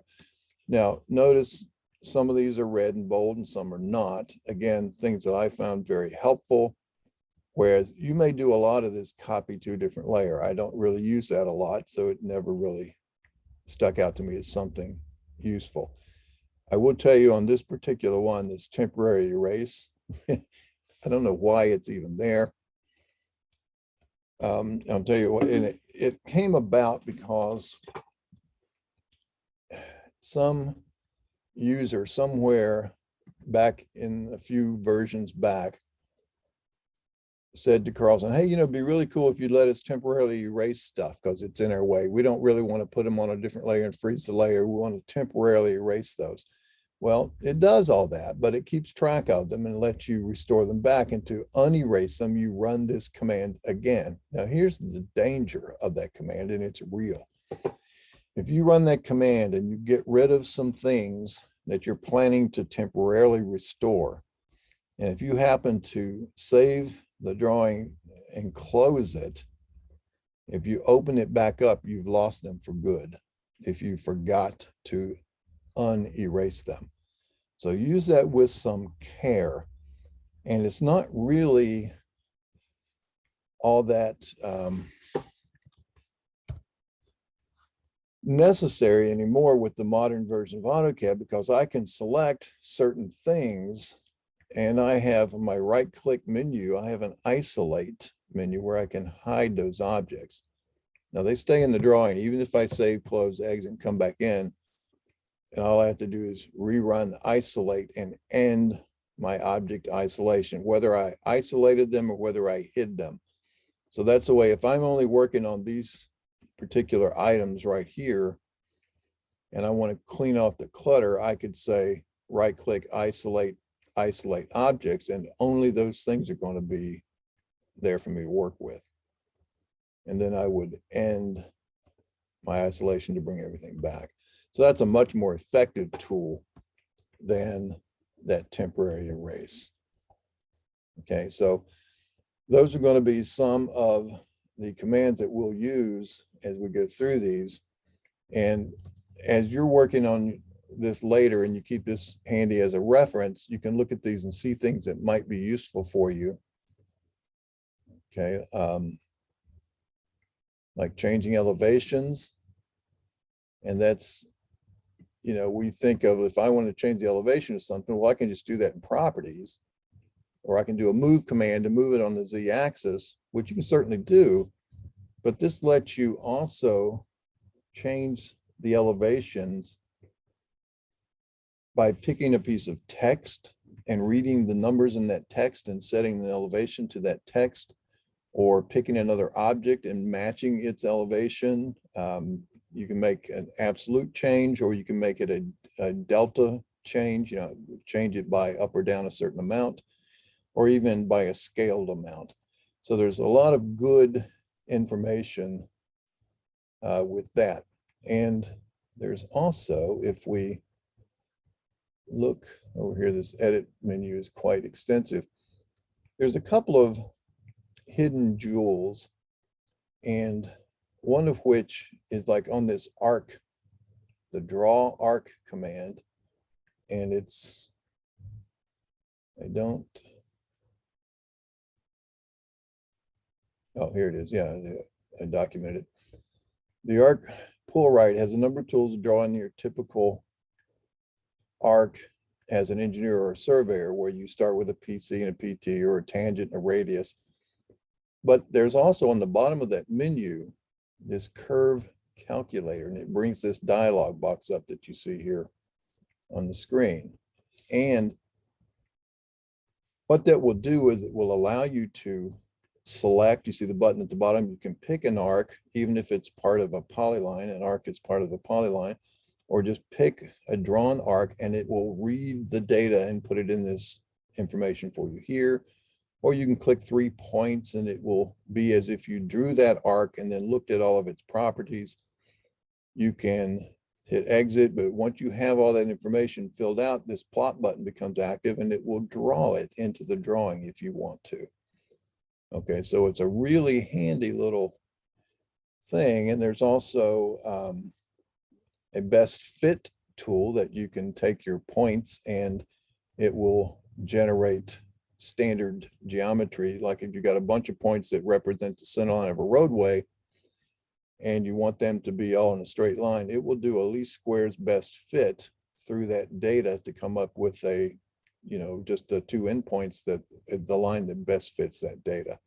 So there's a lot of good tools that are potentially hidden, you know, way down deep in some of this kind of thing. Here's that best fit curve, for instance, and there's also that same thing for your polylines. So, you know, when you get a chance and you're exploring some of this stuff, you know, make sure you take a look at those different things. Here, for instance, is that curve calculator. Remember that arc I built. If I select and pick this arc, right there it is. There's my radius, my delta, all of that, or I can say do 3 points. Well, it's going to go from the center there to there to there. That's what that would look like. I can plot it. Yes, I'll plot those 3 points, and there they are. Okay. And then clear your data, and then you can exit that tool. Okay, so there's, like I said, a lot of good tools that are available there. All right, so let's do some playing with some real data here. So I'm going to select everything in this drawing and delete it. Now, if you go back to your points menu and list points, you can see in my case, I've still got those 2 points in my coordinate file. They're just not in my drawing. Okay, so that's not a problem. That just tells me what's there and what's in this particular point. If I were to switch to a different coordinate file now, it would show the points that are in that file, or maybe none if I said new. Now remember where we set up that project label, location, job number. That was all done back in our, let me exit this, in our drawing setup down here at the bottom where we put that. And that's really all that stuff does is fills out report headers if we choose to do that, like on list points. Well, we don't have to turn that particular thing on. If it's in there, it will include it. If we look at a report job header, that's what's supposed to turn that on and off. And job description, job number, job date. All right, that's reading that from the project data. And that's different from, oops, sorry, my list points. That job data, see, it's not listed here. Those other things, these are the ones that come out of that drawing setup. Okay. All right, so I've cleaned everything out of my drawing. I can do that by just selecting it and deleting it, or I can type erase, type a keyword ALL for all. There's no objects found, so everything's cleared. I'm going to go to my points menu now. Let me go back to here and find out which coordinate file I need you to load up.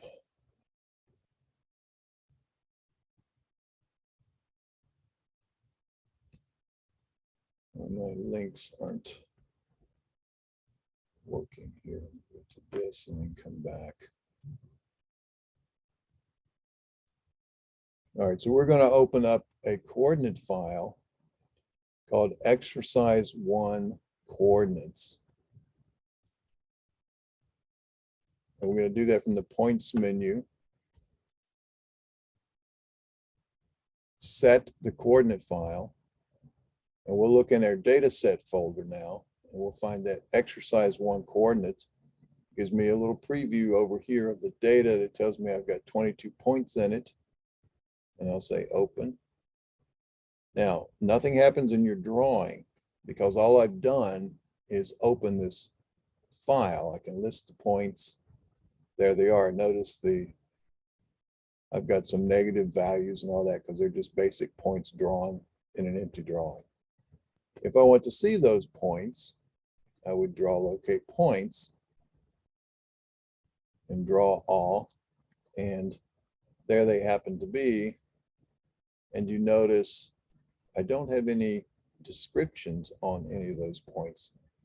And that is because in my coordinate file, notice there were no descriptions associated with that. Now, if I had, I'm going to edit one of these points. I'll just double click there, and on 19, I'm going to give that a coordinate file description. I'm going to call that CTRL, telling me that it's a control point. Okay, nothing happened here yet because I drew the point when it did not have a description. But if I draw point 19 again, I'll draw locate points and I'll draw a range this time and just choose point 19. It's going to read that description out of the coordinate file and show that to me. Okay, again, you saw that when I made the edit. If I list those points again, you'll see it down here on point number 19.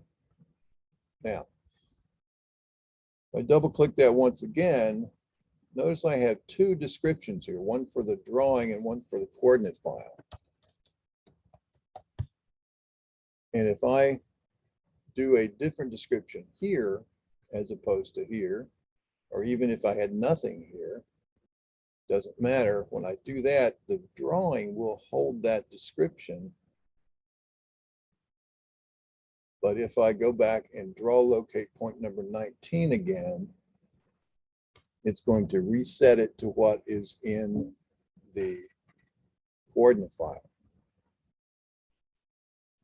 Now, those of you who are familiar with your field to finish process may say, well, you know, we do that, we go out in the field and we might type in CTRL for our code, and it's going to spell out control point in my drawing. Well, that's the whole point behind, or one of the points behind field to finish.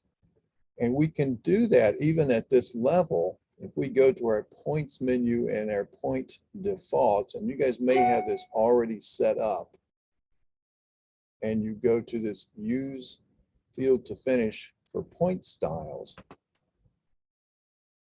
And if I go to, let me look at my additional options, I think those are okay for right now. But then if I set a code table, and I set that to be, now I'm going to find, I'll go to my data sets, and then I'm going to go up a level and find what Tom sent me. Here's your code table. I have no idea what's in there until we look at it here in a second. Same thing you could do with a GIS file if you set a separate, and notice up here at the top of this box, it's looking for a file with an extension of GIS to bring that extra data in. If I had coordinates that were set up using that CRDB file, that file gets automatically linked into my CRDB file. All right, so I now have this code table set. So let's take a look at that one for a minute. Let's go to survey menu, and let's edit field to finish codes. And let me take a look at, I'll load this file up. Do you all have that file handy, by the way? That code table file? I guess I should ask, has everybody got that? I'm having trouble loading mine, but I'm not sure why. I saved it and it won't. When I tried to load the CRDB, it wouldn't find it in the folder I thought I saved it in.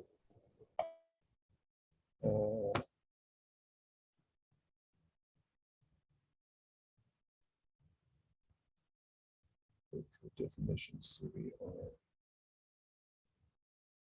To, it's not letting me cancel this process. Hang on. There we go, finally. Nope. Let's just, if I escape it, there we go, and then exit. No. All right. So now, what was the problem that you were having? You said you couldn't load it? Yeah, about a week ago, I saved all those files you sent us in the email. And Oh, okay. now Yeah, that file is not what I sent you. That's your file itself. Let's do that one instead. Use the one that you've got. Gotcha. Let's go to edit field to finish. I was just doing that. We'll get to that part tomorrow in the field to finish stuff. So instead of that, let's go to the one that you might have. Here's one called F2F example. Do you have that one?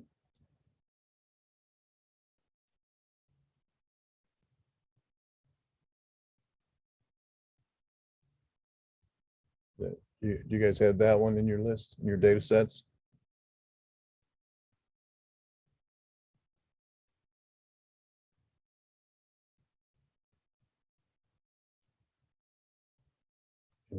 Anybody? Working on navigating there. Oh, okay. It should be, if you pull this down and look in your list of folders, go to where you put your data sets.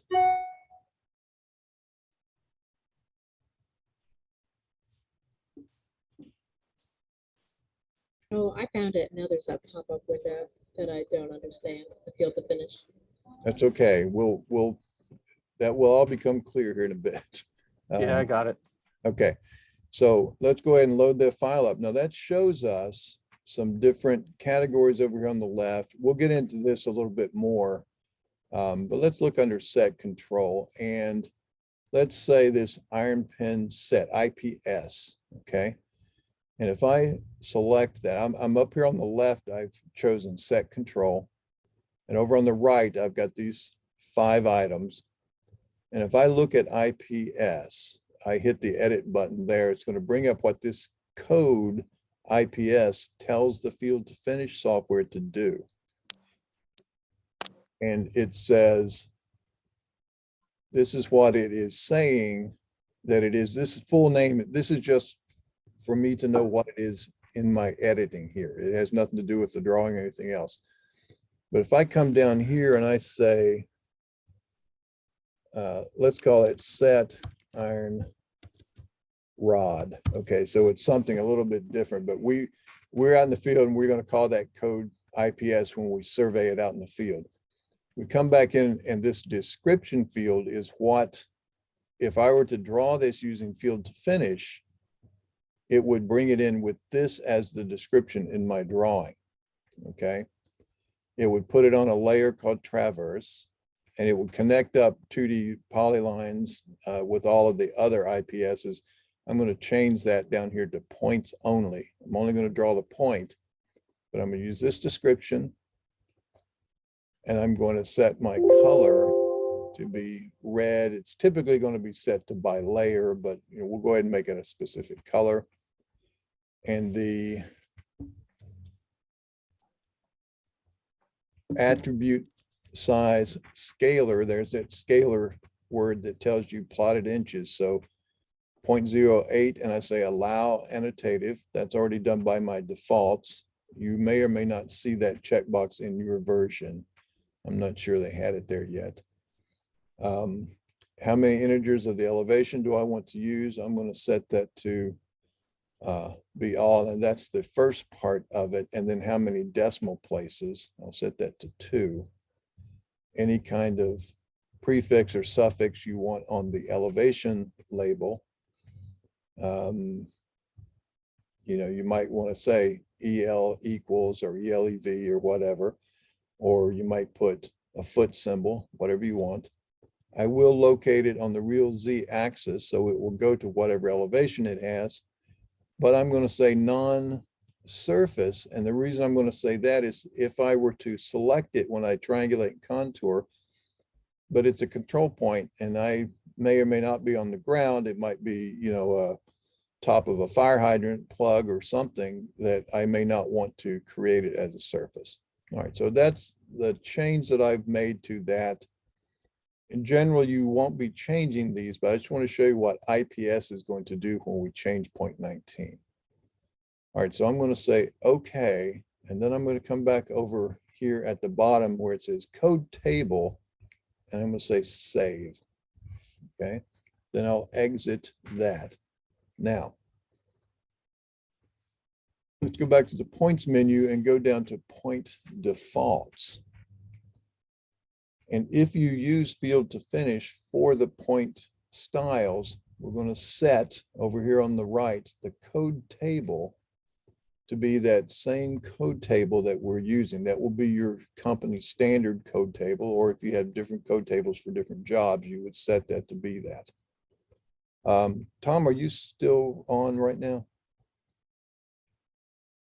Tom here.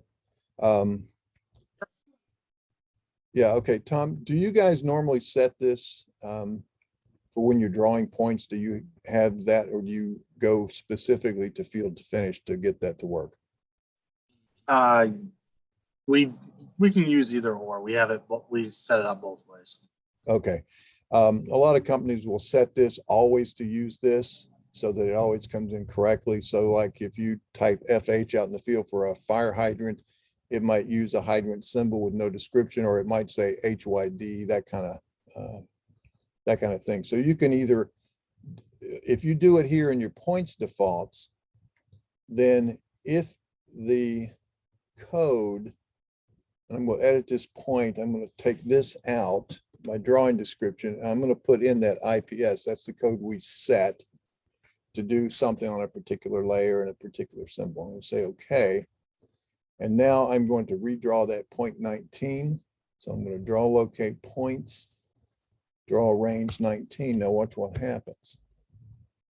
See, it comes in and reads what's in that code table and puts this, if I select it, whoops, I'm going to finish the command. All right, now select this and I look over here, it's on layer traverse, whereas this point is on layer PNTS.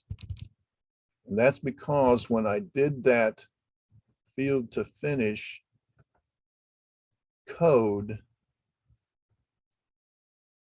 for IPS, I told it to use this description, put it on this layer, make it red. Now I should have, let's make it let's just make it by layer instead. Put it on its real Z and show its elevation, etc. Save that, exit. Now let's draw that point one more time. 19.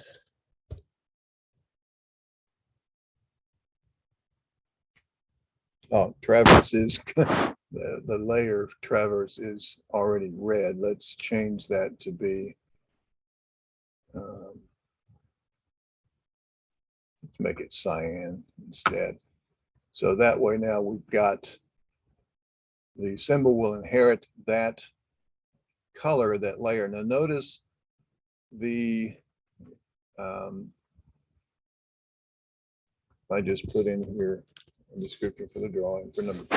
I've only put it in the drawing. I don't have it in my coordinate file yet. So you can see there's my IPS, but there's nothing under 20, but it has a drawing description. But notice this is that attribute ID that we set in our defaults. Sorry, I gotta use the right command here, Crawford. Point defaults, that was this attribute ID here for number 2. You see point number ID number 1 is this format. But again, that was set over here in my field to finish for IPS. And right now it says the attribute block, my attribute layout ID is set to 1. If I change that to 2, it would look like that, or 3. Let's make it a 3, for instance. Save, exit, and then draw point number 19 again. So you see it used that different attribute ID. So that's when I'm just simply doing a draw locate points. It reads them out of the file or lets me pick them from the screen. And it places them. If I had this checkbox, it reads the codes, and if it finds a code called IPS, it reads that code and displays it accordingly. Okay, if it doesn't find the description, then it will simply, I'm going to draw locate all points. So now there it's drawn them all. Notice 20 goes back to no elevation, or no description rather. And my IPS, it used 2 decimal places, and you're seeing 3 here in my other ones by default, but this one reads the code definition. Now, this, by the way, these elevate the number of decimals.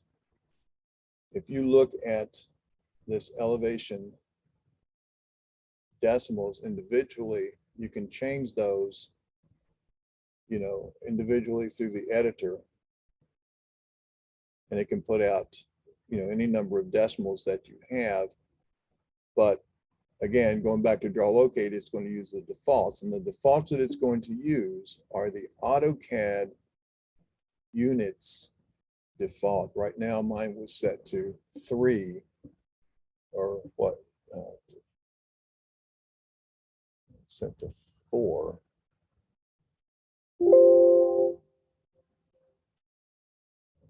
See here, if I draw, locate those points again. And it's still set to 3.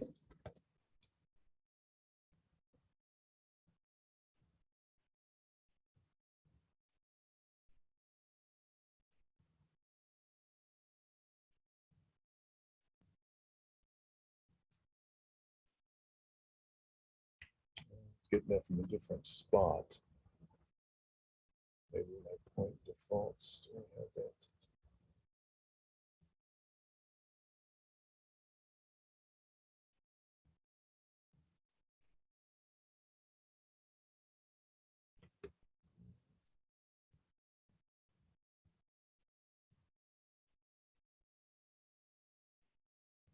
Sure where it's getting that from. Oh, that's from the actual draw locate point command. So if you want them to draw with a set number, it actually does not use the AutoCAD units command. My apologies there. It used to do that. Now they've changed it here. If you look at your draw locate command, do you have this pull down in your version for decimals? Yes. Okay, so that Yes. that was changed at that level. At some point in the past, they used to use the AutoCAD units number of decimals. So that would typically be there, but, and again, this is just for when you're drawing straight points. It will do that, but remember my code table, I said use 2 decimal points. This one says use 3, right? So you see how all that stuff interacts? And you see a little bit of how field to finish is going to work. So if I have a point description called FH, but I wanted to say, spell out the word fire hydrant, I don't have to type that into my data collector. I just type in FH. And then when I bring it in here, even if I'm just doing a draw locate, if my point default says to use field to finish, then it will do that accordingly. It will place those where those go. Now, one last thing to check. I'm going to go back to edit field to finish codes. I'm going to just work on that IPS again. And I'm going to change that to be 3D and 2D polylines. And I'm going to change number 15 to also be an IPS in the coordinate file. Double check this one. Notice that says non-surface because the field to finish told it to do that. Now, if I go back and draw locate, say 15, 19. So now, see, it turned on my non-surface. It set this up as set iron rod and it drew IPS as a description. It placed it on layer traverse, but where is the line that I said to draw between, or actually 2 lines to set between these 2 points? Anybody, any takers on that? Why they did not show up? Remember my code for IPS says draw 3D and 2D lines.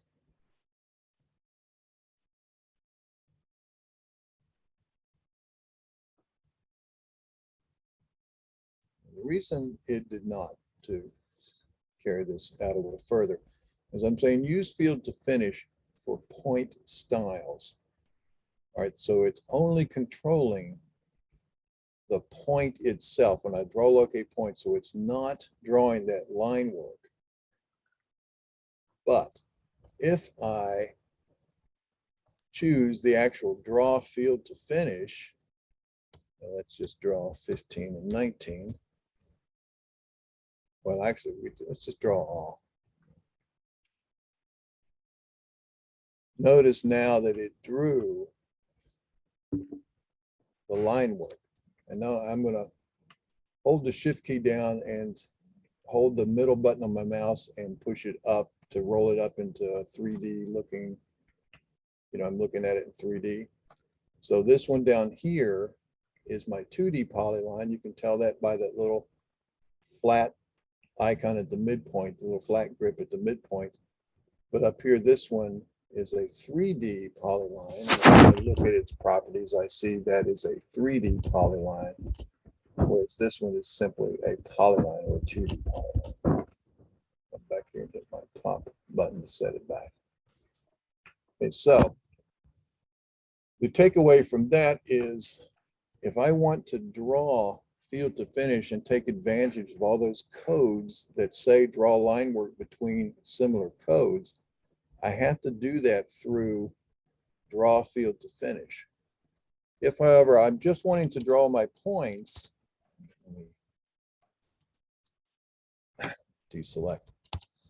If I just want to draw my points, I can still take advantage of field to finish, but it only looks at the point definition. It ignores any kind of line work that it's going to use, and it will draw the points based on the code definition. And that is set in the point default, whether or not I want to use field to finish for point styles. Yes or no. You don't have to do it there. You can wait and see where your points are all going to be. Let's just draw all these points, and now it get rid of this and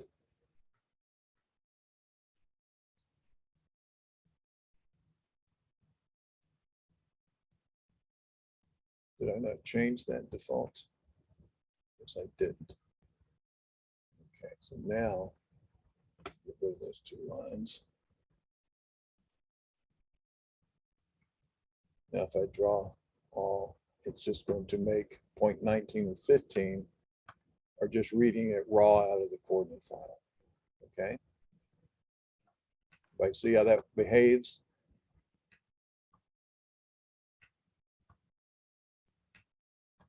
All right, so now is everybody familiar with using point ranges like draw like 1 through 5, comma 12 through 15, etc.? We're all good with that. I don't want to waste any time going through that, but if anybody needs a real quick example, we can do it here. Everybody good? Chris, you're good? I guess I'll chime in. I loaded the CRD file, but I still can't see my points. Okay. They're listed, but I just can't see them. When you list them, you do see the 22 points. You Yep. see that?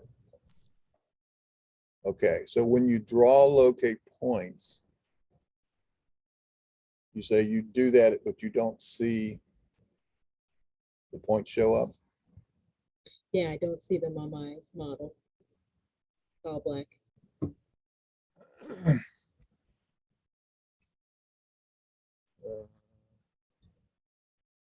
It could be your automatic zooming. Let's look at your points defaults. You see, well, see that mine's unchecked as well, but I was sitting right where it was supposed to be. On your point defaults, if this is not set, and then let's say I'm way over here somewhere off the screen, and I say draw locate points, draw all, yeah, see that's coming back in and zooming to center. That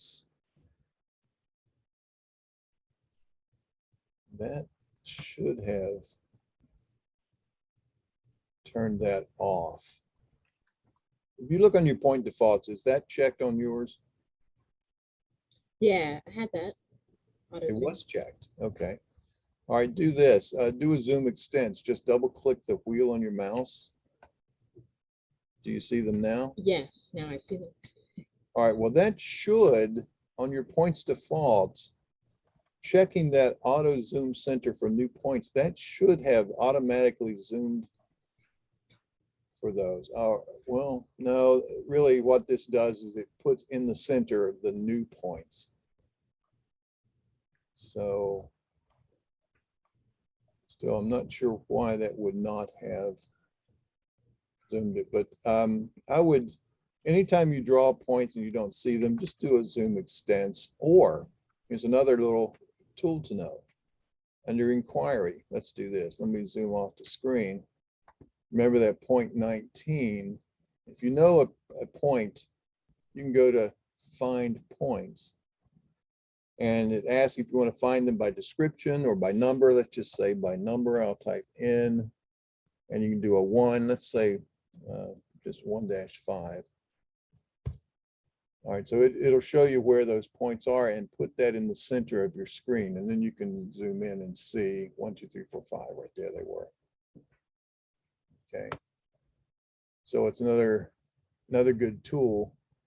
Again, it's on the inquiry because you're trying to ask a question of where are my points? And let's say I want to look by description. I say, find me the IPS points. And it zooms in, puts them in the center of the screen. Okay, now that's just a little glyph. As soon as you change the view, it will go away. Those little arrows. Now this brings up another AutoCAD type tip and trick. You see how these circles now look sort of like stop signs? That has to do with, I mean, you can do a regen and turn them back into circles, but that has to do with a system variable called view res or view resolution. It's also available under options, right-click options, under from the system, nope, under display tab. And it's right up here is the arc and circle smoothness. And that's a value that ranges from 0. And you see as I hover the mouse, it tells me that's the view res command. And it ranges from 100 to 20,000. And what that does is the higher the number, the more circles are going to stay looking like circles when you change your view level, your zoom level. 1,000 is a good midpoint. I usually change mine to 20,000, the maximum. And then when I apply that, they're going to look like circles. Even when I zoom way in or zoom way out, it will still keep that without making me do a regen. Okay. Now, that was done years ago because AutoCAD still uses display list technology, where it builds a display list and it calculates how many little line segments it's going to draw on the screen to represent a circle or any kind of an arc based on your zoom level as you get into it, zoom in or zoom out. And it does it with enough to sort of trick your eye as to what it's looking at. Again, the higher the number, the more that will stay looking like a circle, regardless of your zoom level, without making you do a regen. You can always do a regen and it will always redisplay at that level.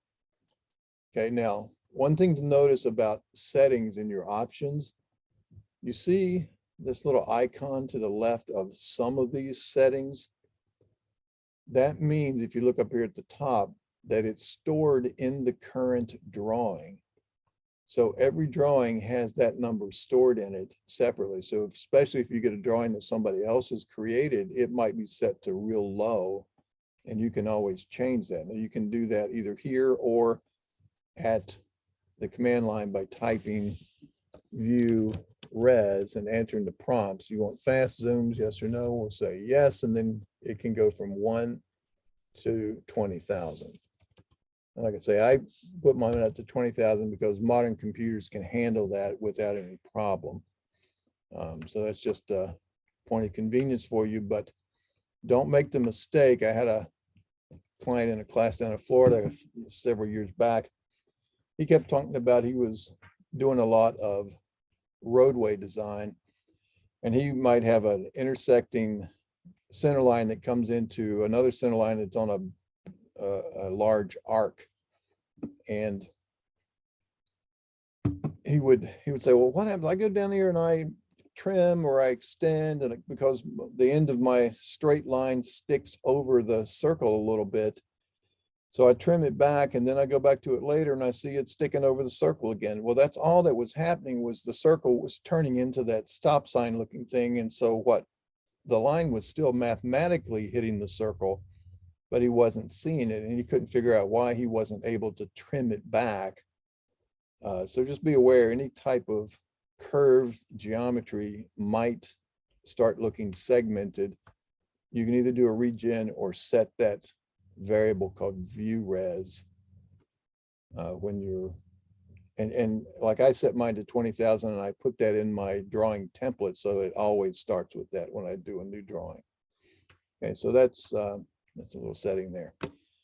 Okay, so you got all your points, Savannah. Now, did you need to go over the use of point numbers when you're drawing line work and stuff? Everybody know how you can use those point numbers, like typing in the number and the range of numbers?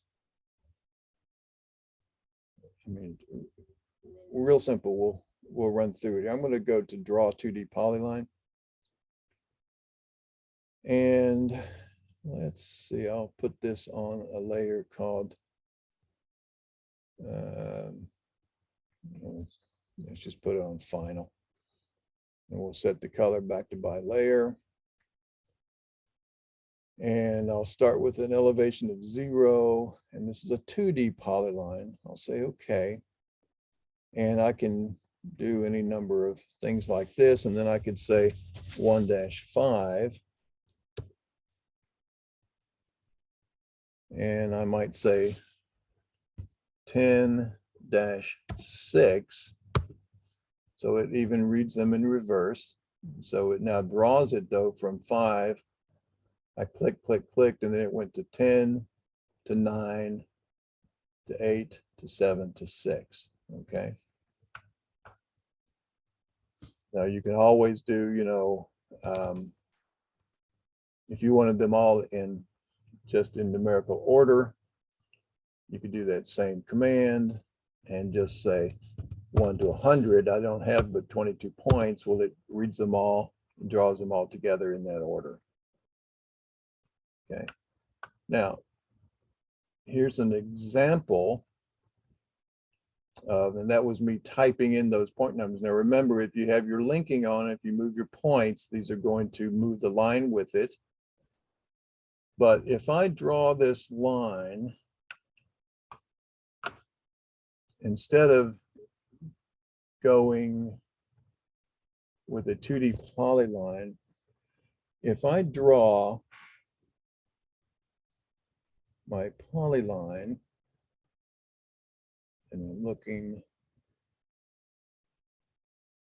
right here on the draw menu, polyline, pull right, I'm going to choose polyline by nearest found. And so it asked me what type to create. I'll do a 2D as well. Maximum separation to join. Well, whatever that, if it's bigger than 100 feet between points, it won't draw the line, but it will for the others. I can limit it to certain descriptions, put it on a particular layer. Let's put this on final as well. And I'll say, okay. And now I can either select points from the screen or by number. And if I say N for number, let's just say 1 to 100 again. Now you can see it went to create these points, and it found them in this order. It looked at the nearest ones to them, but if it was bigger than that gap of that 100 that I had set, it did not draw them. Notice also here, it did not draw from 14 to 15 to 16 to 17. It found this point 14, 15 first, or maybe this one down here first and do it in the opposite direction. Not sure. I can use my reverse polyline and see which way that drew it. Okay, so there's 1, 6, 7, 8. That happened to be sequential. These were too far away to be found, but that's just, you know, a couple of tools that might be of some help for you as you're using points to generate the geometry.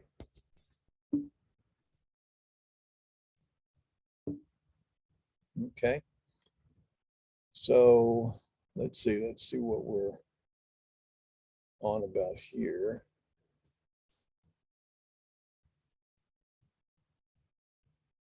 So we can also take advantage of, all right, so if we draw a 3D polyline using our point numbers, if this options does not come up, look at your command line, your status bar. One of the things has O for options. You can turn that back on and leave this checked if you want it to always come up. Now, you could prompt for elevation and slope. If that is unchecked, and I say, okay, and I'm going to uncheck this and put this also on final. So I'm going to leave that unchecked here, unchecked up here for prompt for elevation. And I'm going to say, okay. And now I'm going to just, I'll start here. Now it did not prompt me for the elevation, but you see down here on my status bar, it reads what that was 0. I could have snapped to something already drawn. It would read the elevation. And now let's do, say, 22 through 17. And then we'll click here. And I'm going to click over here to 14. And notice I'm just pointing to it because my point snap is on. And now I'm going to click here and it says, warning, the last point, the last 3D polyline point is at a 0 elevation. How do I want to set that elevation? So I can either, well, no, I'm not being prompt, so it won't let me change that at this point. All right, so if I come back here now to point number 1 and set that it reads that one, and off we go. Now, if we look at that in 3 dimensions, you see the points that are 0 are truly down at 0. Whereas, you know, I drew them before, and in plan view, they looked just fine. But you got to be careful with that 3D and if that's not on. Now, here's the alternative to that, is if you draw that 3D polyline,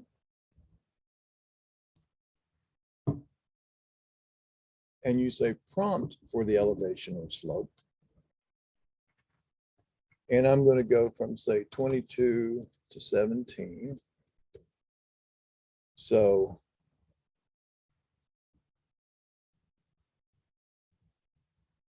go to 15 and it's reading. Now notice down here at the command line, it's reading that elevation and it's letting me change it if I want to. I'm just going to hit enter to take it. And if I say now, let's go 19 to 21. I'm going to click over here. Now it's going to be 0, but you see the command options. I've got E for elevation, so I can type it. If I type E, it will prompt me for an elevation. If I know what that elevation is, I could type it in. O for object, I can pick something that has an elevation, or I can do an interpolation, and that's the default that's in the brackets you see down here on the status bar, this bit down here where it says interpolate. So if I interpolate, it's going to interpolate between everything I set until I set another elevation point. So I'm going to grab this point 13. It reads that elevation down here. I'll accept that and hit enter. Now, what's happened is instead of reading those as zeros, it went from, let's go back to this. It went from 161 all the way up to 149.11 and interpolated all the way along that line, those segments that were out in space. And I can tell that. Let's go to the inquiry menu and let's turn our drawing inspector on and off. Now, the drawing inspector is on, it says down here on my command line, and I'm going to right click to activate a pop-up menu. And I can also tell it's on because my cursor has my CAD cursor and a Windows arrow pointer. But if I right click and I choose polyline data, I want to display that polyline data. So I also have elevation shown as well as polyline data. Now watch what happens when I hover the mouse. As I hover here, notice the elevation is showing on the top line of my little window, and it's gradually changing all the way along there. But that segment that I'm on, you see the slope value of minus 2.76% or minus 36.2 to 1, that kind of stuff. That slope should be the same on that segment, and on that segment, that's 2.76, that segment's 2.76. Now over here, it was whatever it was, it's 522, that one's minus 411 as well. But because I interpolated these elevations, it did a straight line interpolation from the known elevation to the known elevation. Okay, and when I'm through using the drawing inspector, I'll right click it again and choose turn off drawing inspector. Okay, so get a sense of how it's using the points. 2D, of course, didn't bother with the elevation, although you do have this option up here to give it a starting elevation, or you can set the elevation by the first point you choose if you turn this one on. And that means you could snap to something, it reads that elevation, and then it sets that 2D polyline at that elevation all along its length, or you can choose a point number that has an elevation. So if I set that and then go from 14 out to here, and let's do 1 through 5. Now, if I look at that polyline's elevation, it's 154.8, which is 154.770, and that is not showing up. Whoops.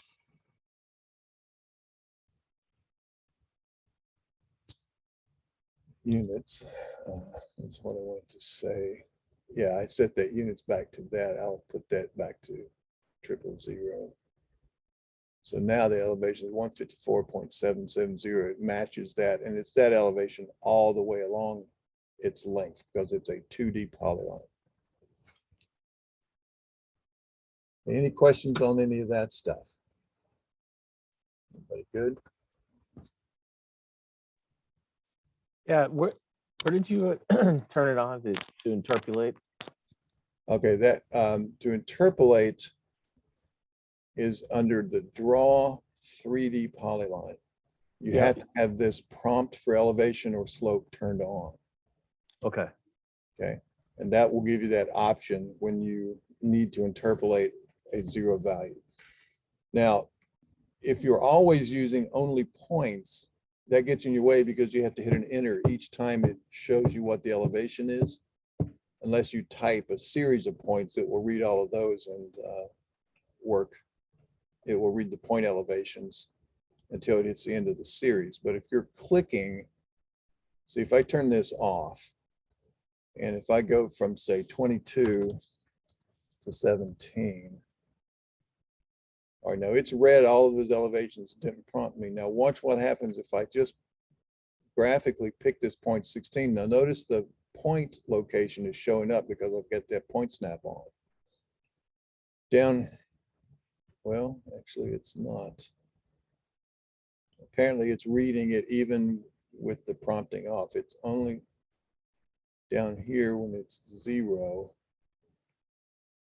Okay, so that's my prompting being off, and there's where you see those 0 points. Okay. Now, when the prompting is set to be on, this is what I was looking at. If I turn it on, and say, okay. Now, if I say 22 to 17, it reads those okay, but if I pick 16, you see down here at my command line, it's telling me what that elevation is that it found, and I have to hit enter to conclude that. So if I'm just graphically picking points, it won't read, it reads them, but it doesn't, it gives me the option to change it. So if I'm just picking a bunch of points, let's say I'm not going in sequence, I have to hit enter to answer that question each time. So if you don't want to have to hit enter each time when you run the command, uncheck this if you're going to always be using the point elevation when it finds them. Okay, so then you don't have to use enter, and you can see that it does indeed go to those point elevations. Okay.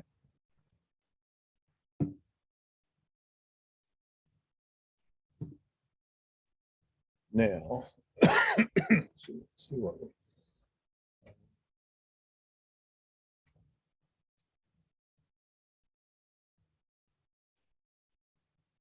do you do you guys use point groups in your work? Yes. All right, everybody understand them correctly as to what it does? It just basically gives you a chance to create a group, and then you answer some commands will ask you to pick points, or you can choose a point group, and it just lets you coordinate those. And here's a little exercise here. I'll leave this to your own work if you need to practice on that, but it's basically, there's another file called exercise 2 point groups.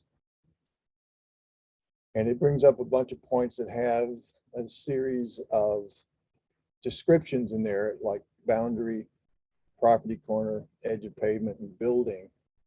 And so basically you can create those as individual groups based on their descriptions and based on any number of ways to build a group. And that this little exercise will step you through how to do that. Now,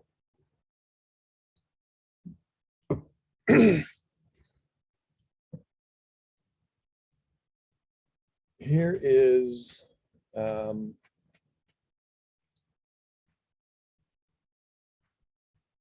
let's see, where do we start here?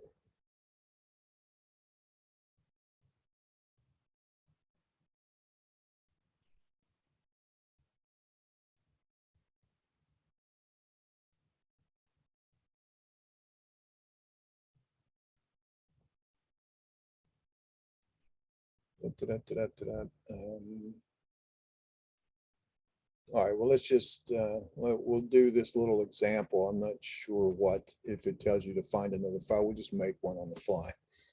So let's select everything and erase it all and clear it out. And we're going to open up a new drawing. So I'm going to close that one, close that one. And I'm going to open, I'm going to look in my data set folder. Where am I? Wrong folder there. Sebago training data sets. And I'm going to find this file called civil demo and choose open. And you may get this warning that it was created by an application not licensed by Autodesk. That's because it was done with a Carlson version. All right, so here we've got a little simple subdivision. And I'm going to turn on my drawing inspector again. I'm going to right click, I'm going to turn off elevation and polyline data, and I'm going to right click one more time and turn on layer name. And I'm going to look at this layer here called, the outside boundary is called perimeter. And I've got these inside lines called lot lines. And I've got out here, it's also lot lines, even though this one is called perimeter. And that's the perimeter of the road grading. That really doesn't need to be there, but I'm going to use lot lines and perimeter to really quickly draw this survey plat using some point symbols. And so what we're going to do is, let's go to our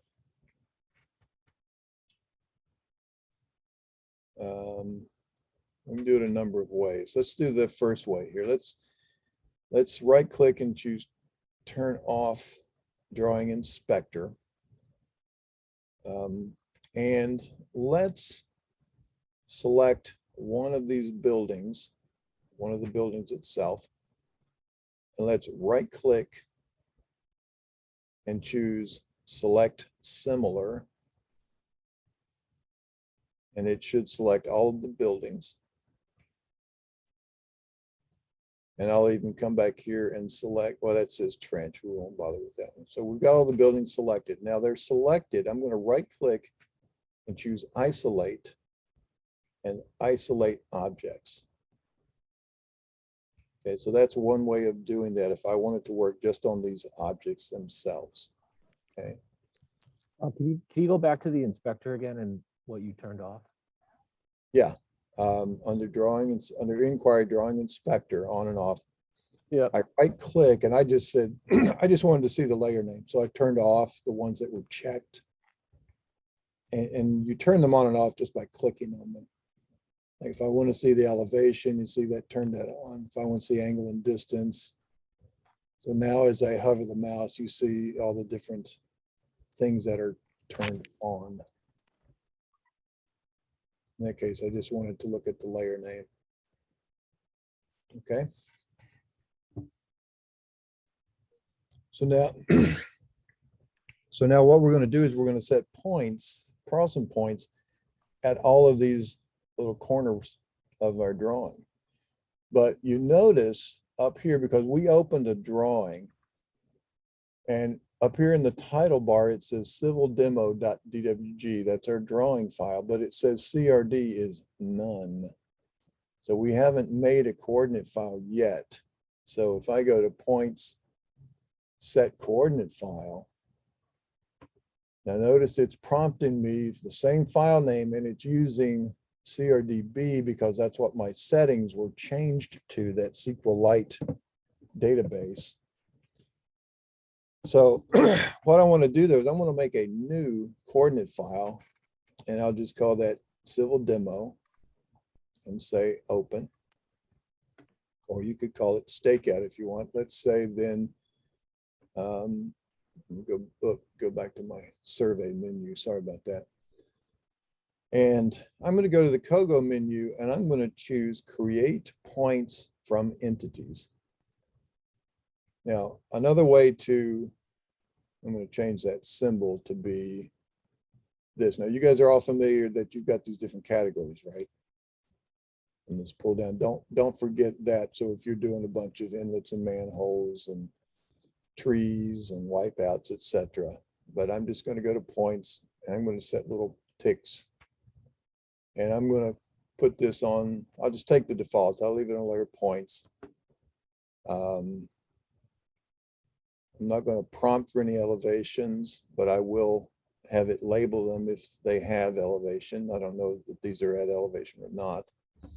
I'll start with point number 1. All right. So now the point order is either going to be the way it finds it when you select them. So if I pick, it's going to do them in that order. I can go left to right across the screen, top to bottom, or bottom to top. Let's just go left to right. And I can have it ask me for a description at each point, but I'm not going to. I'm going to say same description for all points. And I'm going to just type BLDG for building. And I could use text if it found text on a particular layer. I'm going to uncheck that and just take that description. I'll say okay. And now these are the things out of everything that I'm going to select next.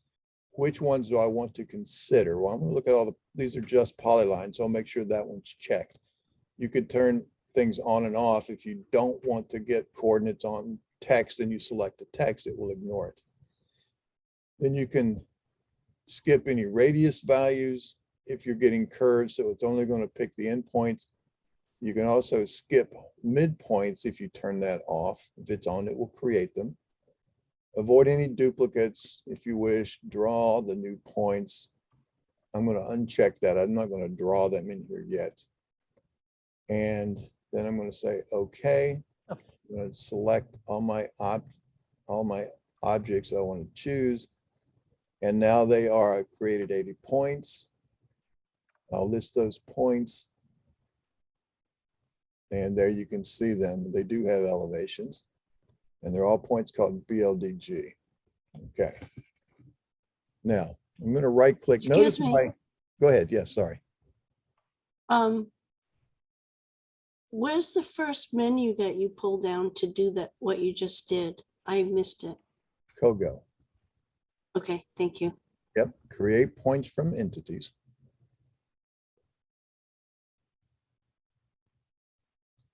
And then I answered those questions as to what I was getting. Chose if I'm going to draw the points, that's up there where I said to draw the points. Okay, and then I said, okay, chose this option here. And then I can also, whether I want to draw any new points, etc. Then select on my objects. Now I have avoid duplicates turned on. I've already created them, so it said it avoided the duplicates. So those were my points. I can see them by draw locate points, or I could have left that checked on and it would have done that. And so there's all my series of points. So if I had to go stake out those buildings, there they are. My points are already there with my descriptions based on my defaults and what it found. Okay, now I'm going to erase those points. I don't really need to see them in my screen. I'm going to erase the points. I'm going to answer my prompt down here. I'm going to choose it by number. And I'm just going to type ALL for all points. Now, do I want to delete them from the coordinate file? I'm going to say no, because I'll keep them in the file. Delete the point symbols. Yes, I'll get rid of them too. And now they're cleared from my drawing, but they're still in my coordinate file. See right there. Okay. Now, that was one way to quickly isolate these objects. Remember, now you notice my drawing inspector is still working. So if I right click, this menu pops up. I can either exit the menu and be able to clear that menu, but I'm going to turn the inspector off. I don't need it anymore right now. So now if I right click, I go to my isolate menu and I end my object isolations. And now I've selected those.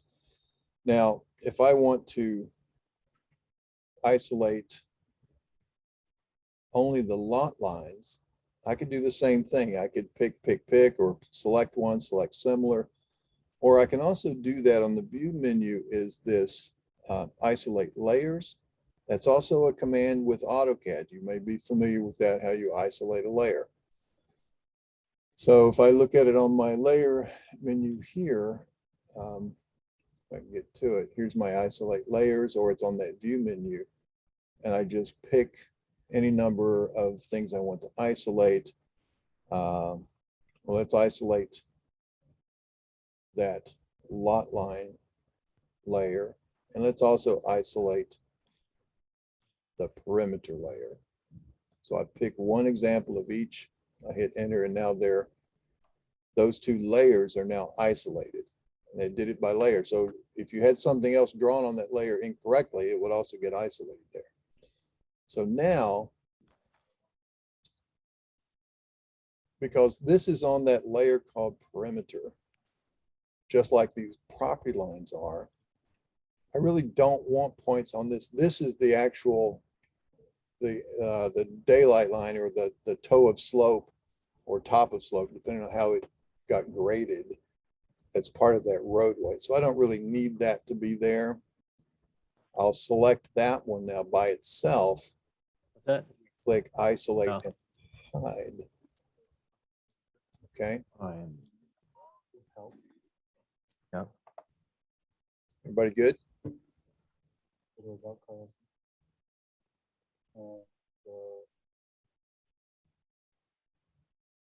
Registration. And then go to network licenses.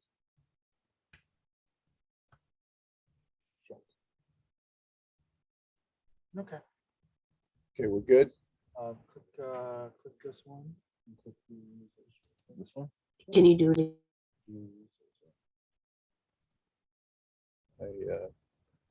Okay. And that's why I can. We're good, Chris? Yep. Okay. All right, so we're going to put some points on here, and these points are going to be our property corners.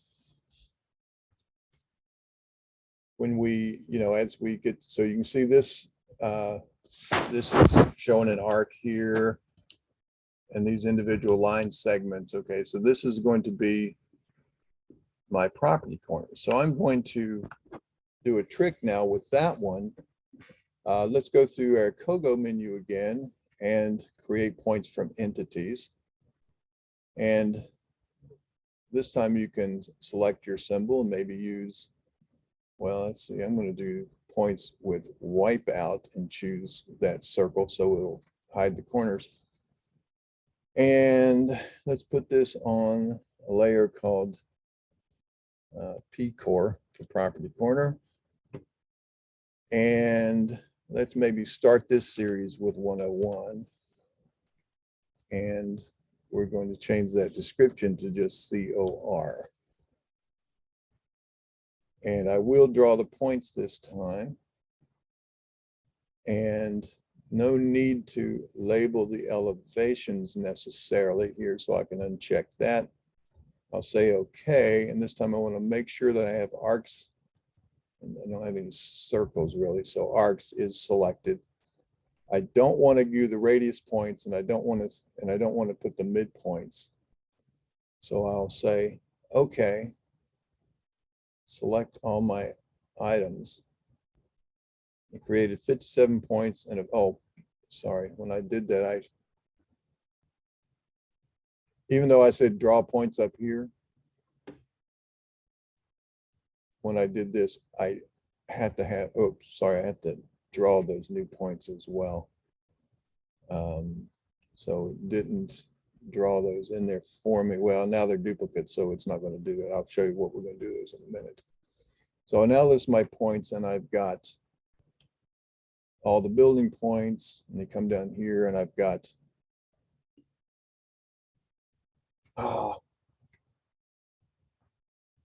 shoot, I did the wrong thing. I'm going to go to points and erase points. So by number 101 through 1000.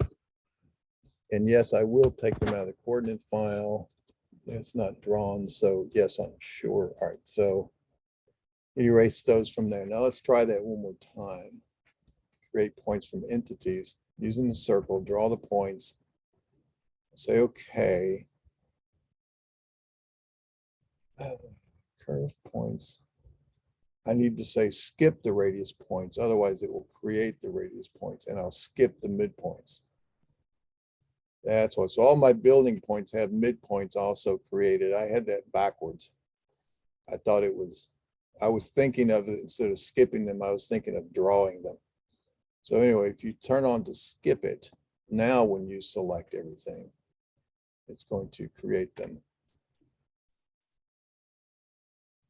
Now, it said it created 43 points and avoided 13 duplicates. Now, the 13 duplicates would be something like that point. Let me see. Let's get on.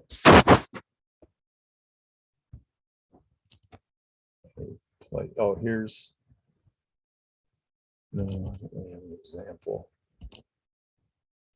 Oh, here's a point. Like the end of this arc is also the corner of this line here. So at some point, there were to be 2 points created for there. When I said skip, avoid duplicates, it only created 1 point at that location. Okay. That now gave me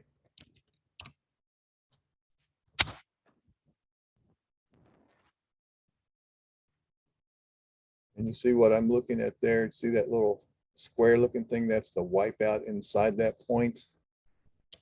If I wipe out frame, turn it off, I won't see it, but it's there. Okay, notice they stick over just a little bit there. That's because that wipeout is only that big. But when you plot that, you know, you wouldn't see that point sticking over. All right, now. And what I would normally do in this case, just turn that. I would maybe edit this point block, and instead of making a polygon inside of that, I would make this a I would make a polyline that was exactly like that circle that was made up of 2 arcs. And then I would turn that into the wipeout so it fills up those little spots in there. But that's for another day. All right, so I now have those points. Now I could use that as a means of creating. I'm going to now end my object isolation, so that puts this guy back out. No points were created on it because it was isolated, hidden. And I'm now going to also go back to view and restore layers, and puts all those layers back. Now, when I said these restore layers, notice I've got point numbers. I don't have the elevations, but I do have the descriptions. They all say core, core, core, core, core. And now what can I do if I wanted to make this into a plat? I could freeze, go to my view menu, freeze layers by pick, and I'll pick the point number and pick the description. Now that turns them off across the board by layer. Okay, but I'm left with just the symbol. All right, so I will come back, thaw, and turn on all layers, put them back on, and I'll show you another way that we could do that same type of example. So if we erase these points again from the screen only, let's erase points by number, all, erase from the coordinate file, no, delete point symbols, yes. All right, so they're now out of my drawing, but they're still in my file. And if I list these points, you see I've got building, building, building, and then corner, corner, corner. And you could have any number. You have control, you can have utility poles, et cetera, et cetera. So if I wanted to very quickly create a plat that shows these property corners, then let's go to our points menu and let's choose our point group manager, and let's create a group. So we'll create a group here called building.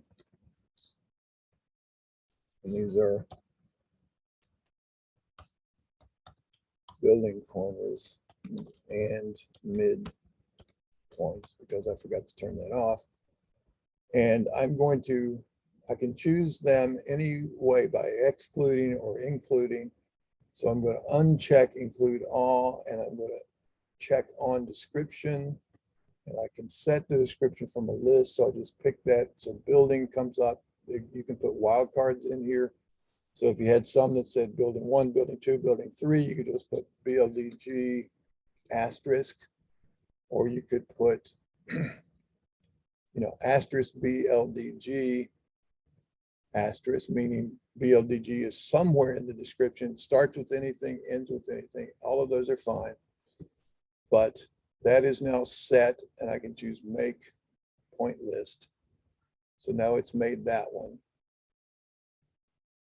Save. And so now there's a group called BLDG, and if you look at my list now, that's all that's included. We'll create another one the same way. Uncheck this. I'm going to put the title name called property corners. I'll leave the description up here blank, and I'm just going to come down here, and we had COR. I'll save that now. So I now have building and corners, two of my groups, and I can do all kinds of things in here, just like from the points menu, but directly from the manager. I'll say, okay, I've created my groups. I'll now draw locate points. This time I'm going to choose that SBT4 survey point 4 underscore W, meaning it has the wipeout behind it. And I'm going to turn off my descriptions, my elevations, and my point numbers. Excuse me. Now, at this point, I could just type COR right here, or since I'm using groups, I'll say draw a point group, and I'll choose my property corners, say okay. And there they've drawn, put the corners down where all the property corners happen to be. And I've now, without having to draw locate point, snap to the endpoint, snap to the endpoint, snap to the endpoint, I've done all that with one quick method of creating that. And you may also notice I've got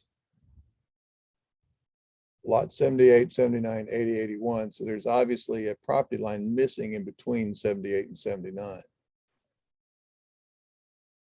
So to give you an example of how you can set that, and this will show you a survey tool. Let's choose that property line, the perimeter, this frontage line. Might as well get the buildings. And we'll get these numbers just a sec. And we'll right click, isolate objects. Must have moved a point. So, I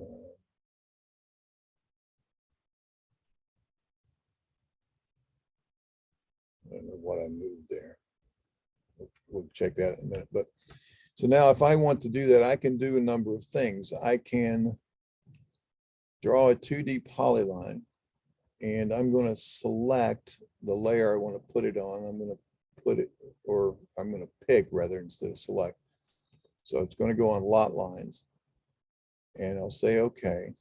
Now I could, try to find a spot here. Let me turn that nearest snap off again. Whoop. Drag this up so I can see it.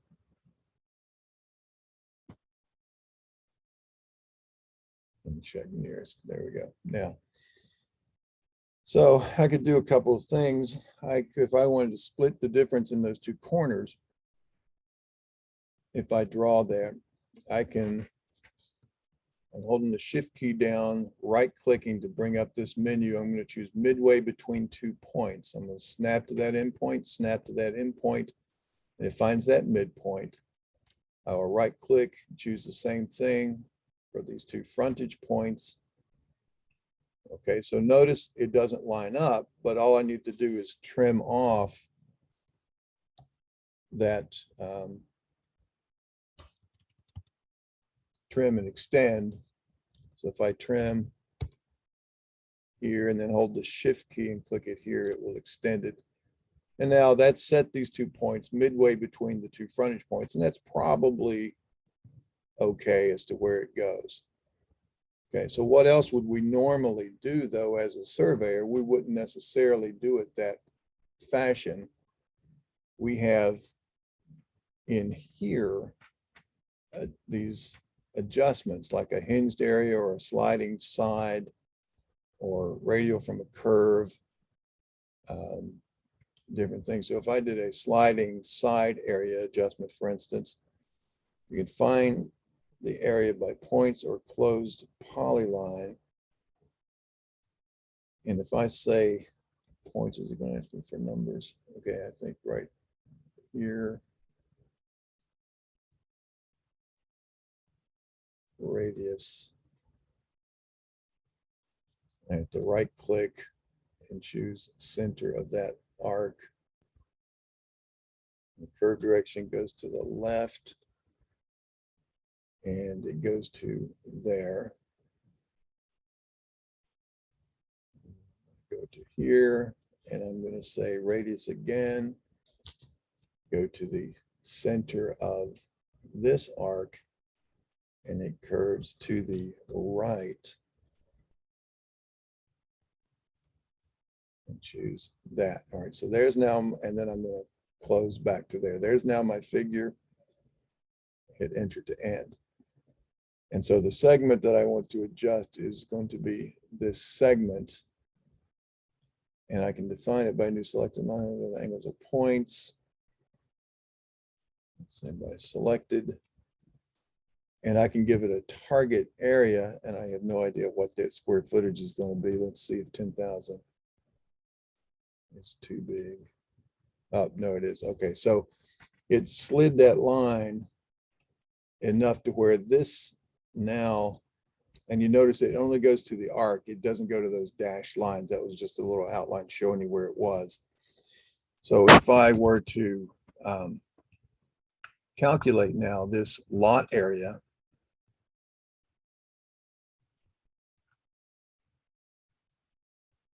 area by interior point,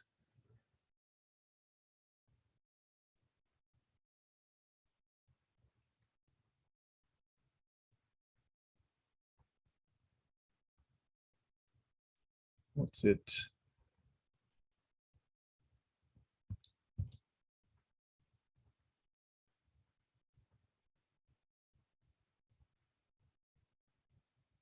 You guys are doing that. Let me take these.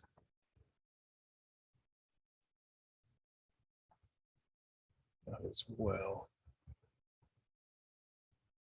Area by interior point. Oh, must not have.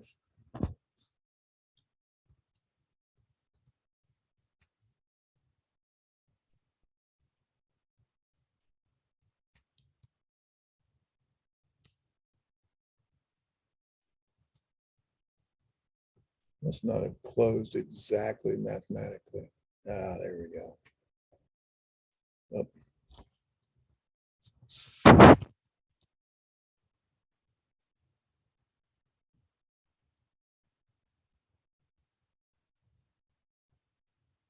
Let's just extend this so I can trim it off.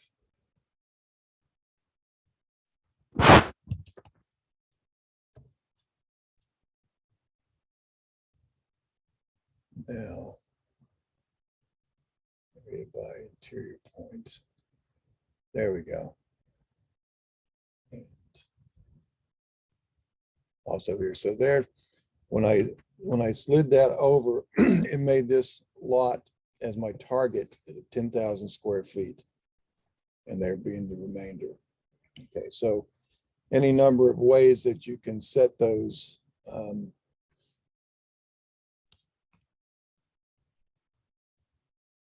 particular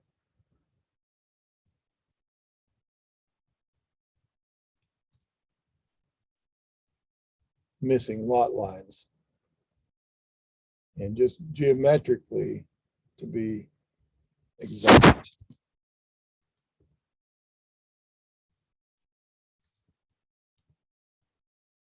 That would be in the middle. And let's now area by interior point.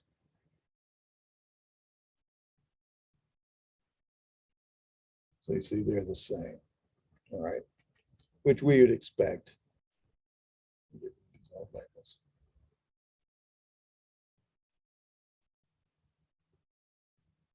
And of course, your area defaults, we could square feet.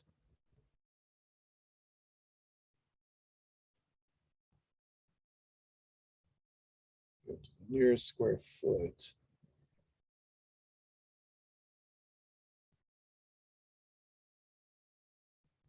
Acres will go to the nearest 10,000th. Say as a suffix.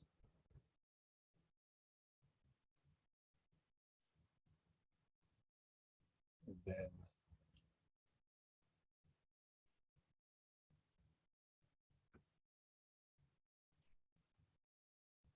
sorry.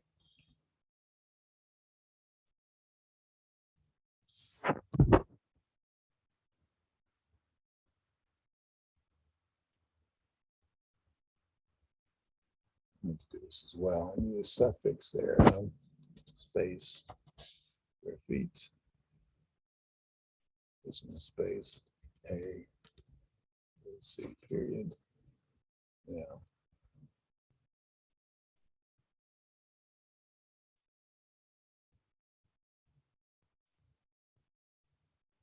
Oops.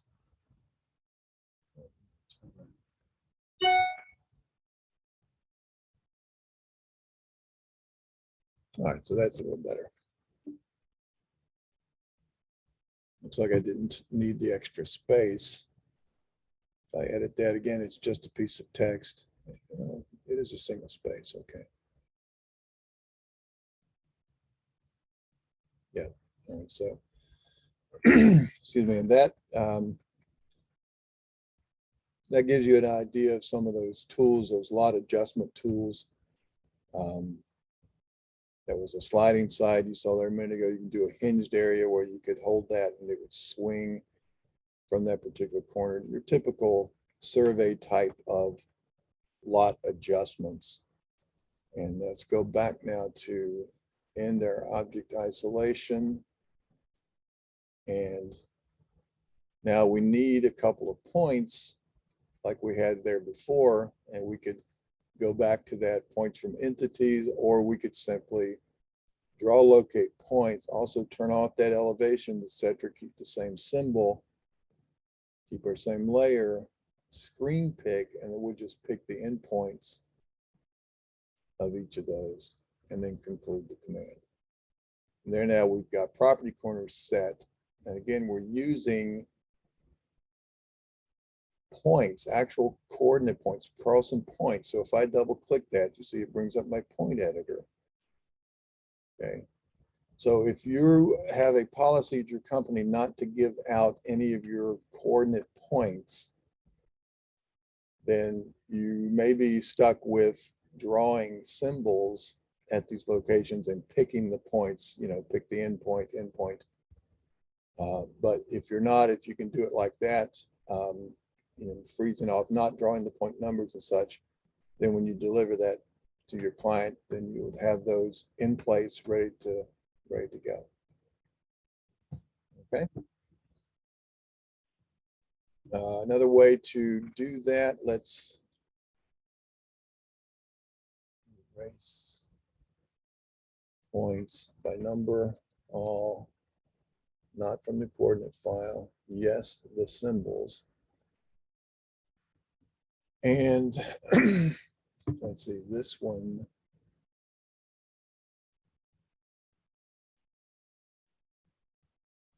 It's just a block, it's 2. So now when you do a draw locate point, if you don't have the nodes, let's see, if I draw the group, there they are. Now they are still points. Yeah, that's what I was looking for. And when I did draw locate point,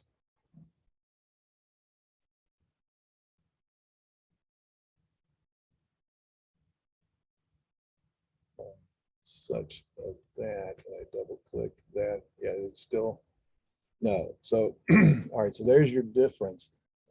When I created this point group by creating points from entities, remember I did this Kogo create points from entities, and it created those as the points. And this point though, notice there's if I double click it, it's just a symbol. It's not an actual point, because under my plain old draw locate points, I turned off point numbers and elevations and such here. And I just screen picked a point.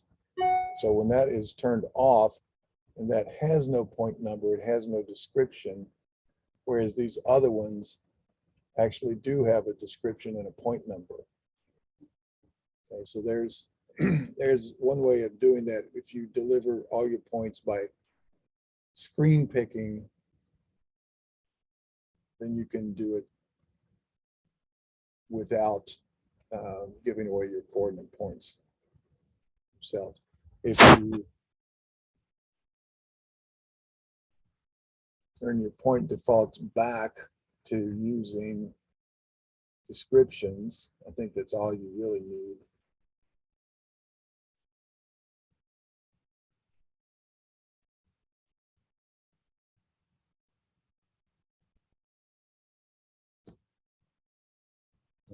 Elevation's fine, COR.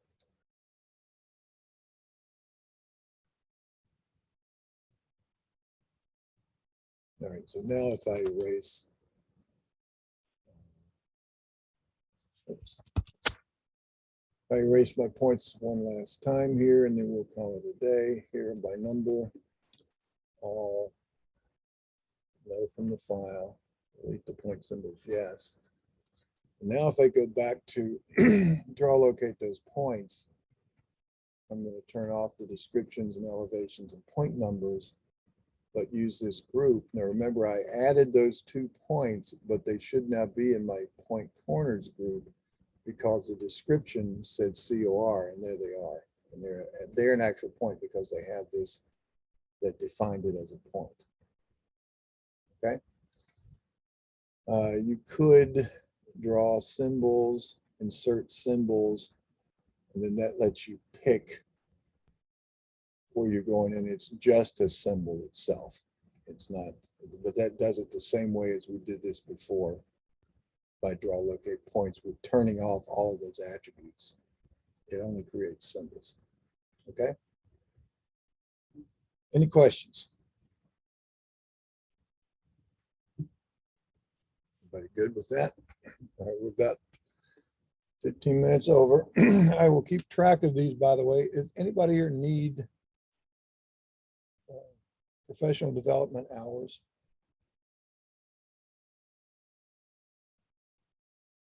As part of, excuse me, as part of taking the training, I don't know if any of you guys are registered surveyors or whatever, and if you need to track those, I'm going to keep track when we run over like that. I'll keep track of that and give you the credit for that as your PDH hours, if that helps anything at all. You're going to have enough for a couple of years worth of required extra training, so that should be in good shape. All right, so look over, not tonight, go ahead and go home and have a cold one, but you know, when you're going back through this stuff, you can look over that stuff to learn, you know, all the ins and outs about points, etc. And then tomorrow we're going to talk about some modeling, the actual three-dimensional stuff that we do. Okay. Everybody's good question-wise?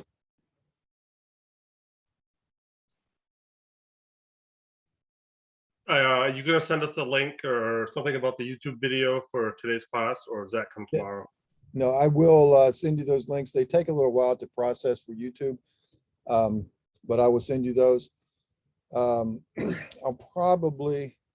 see if I can get them done each night and post the links each day, but it might be till after the class and you'll just get all the links, all 4 days.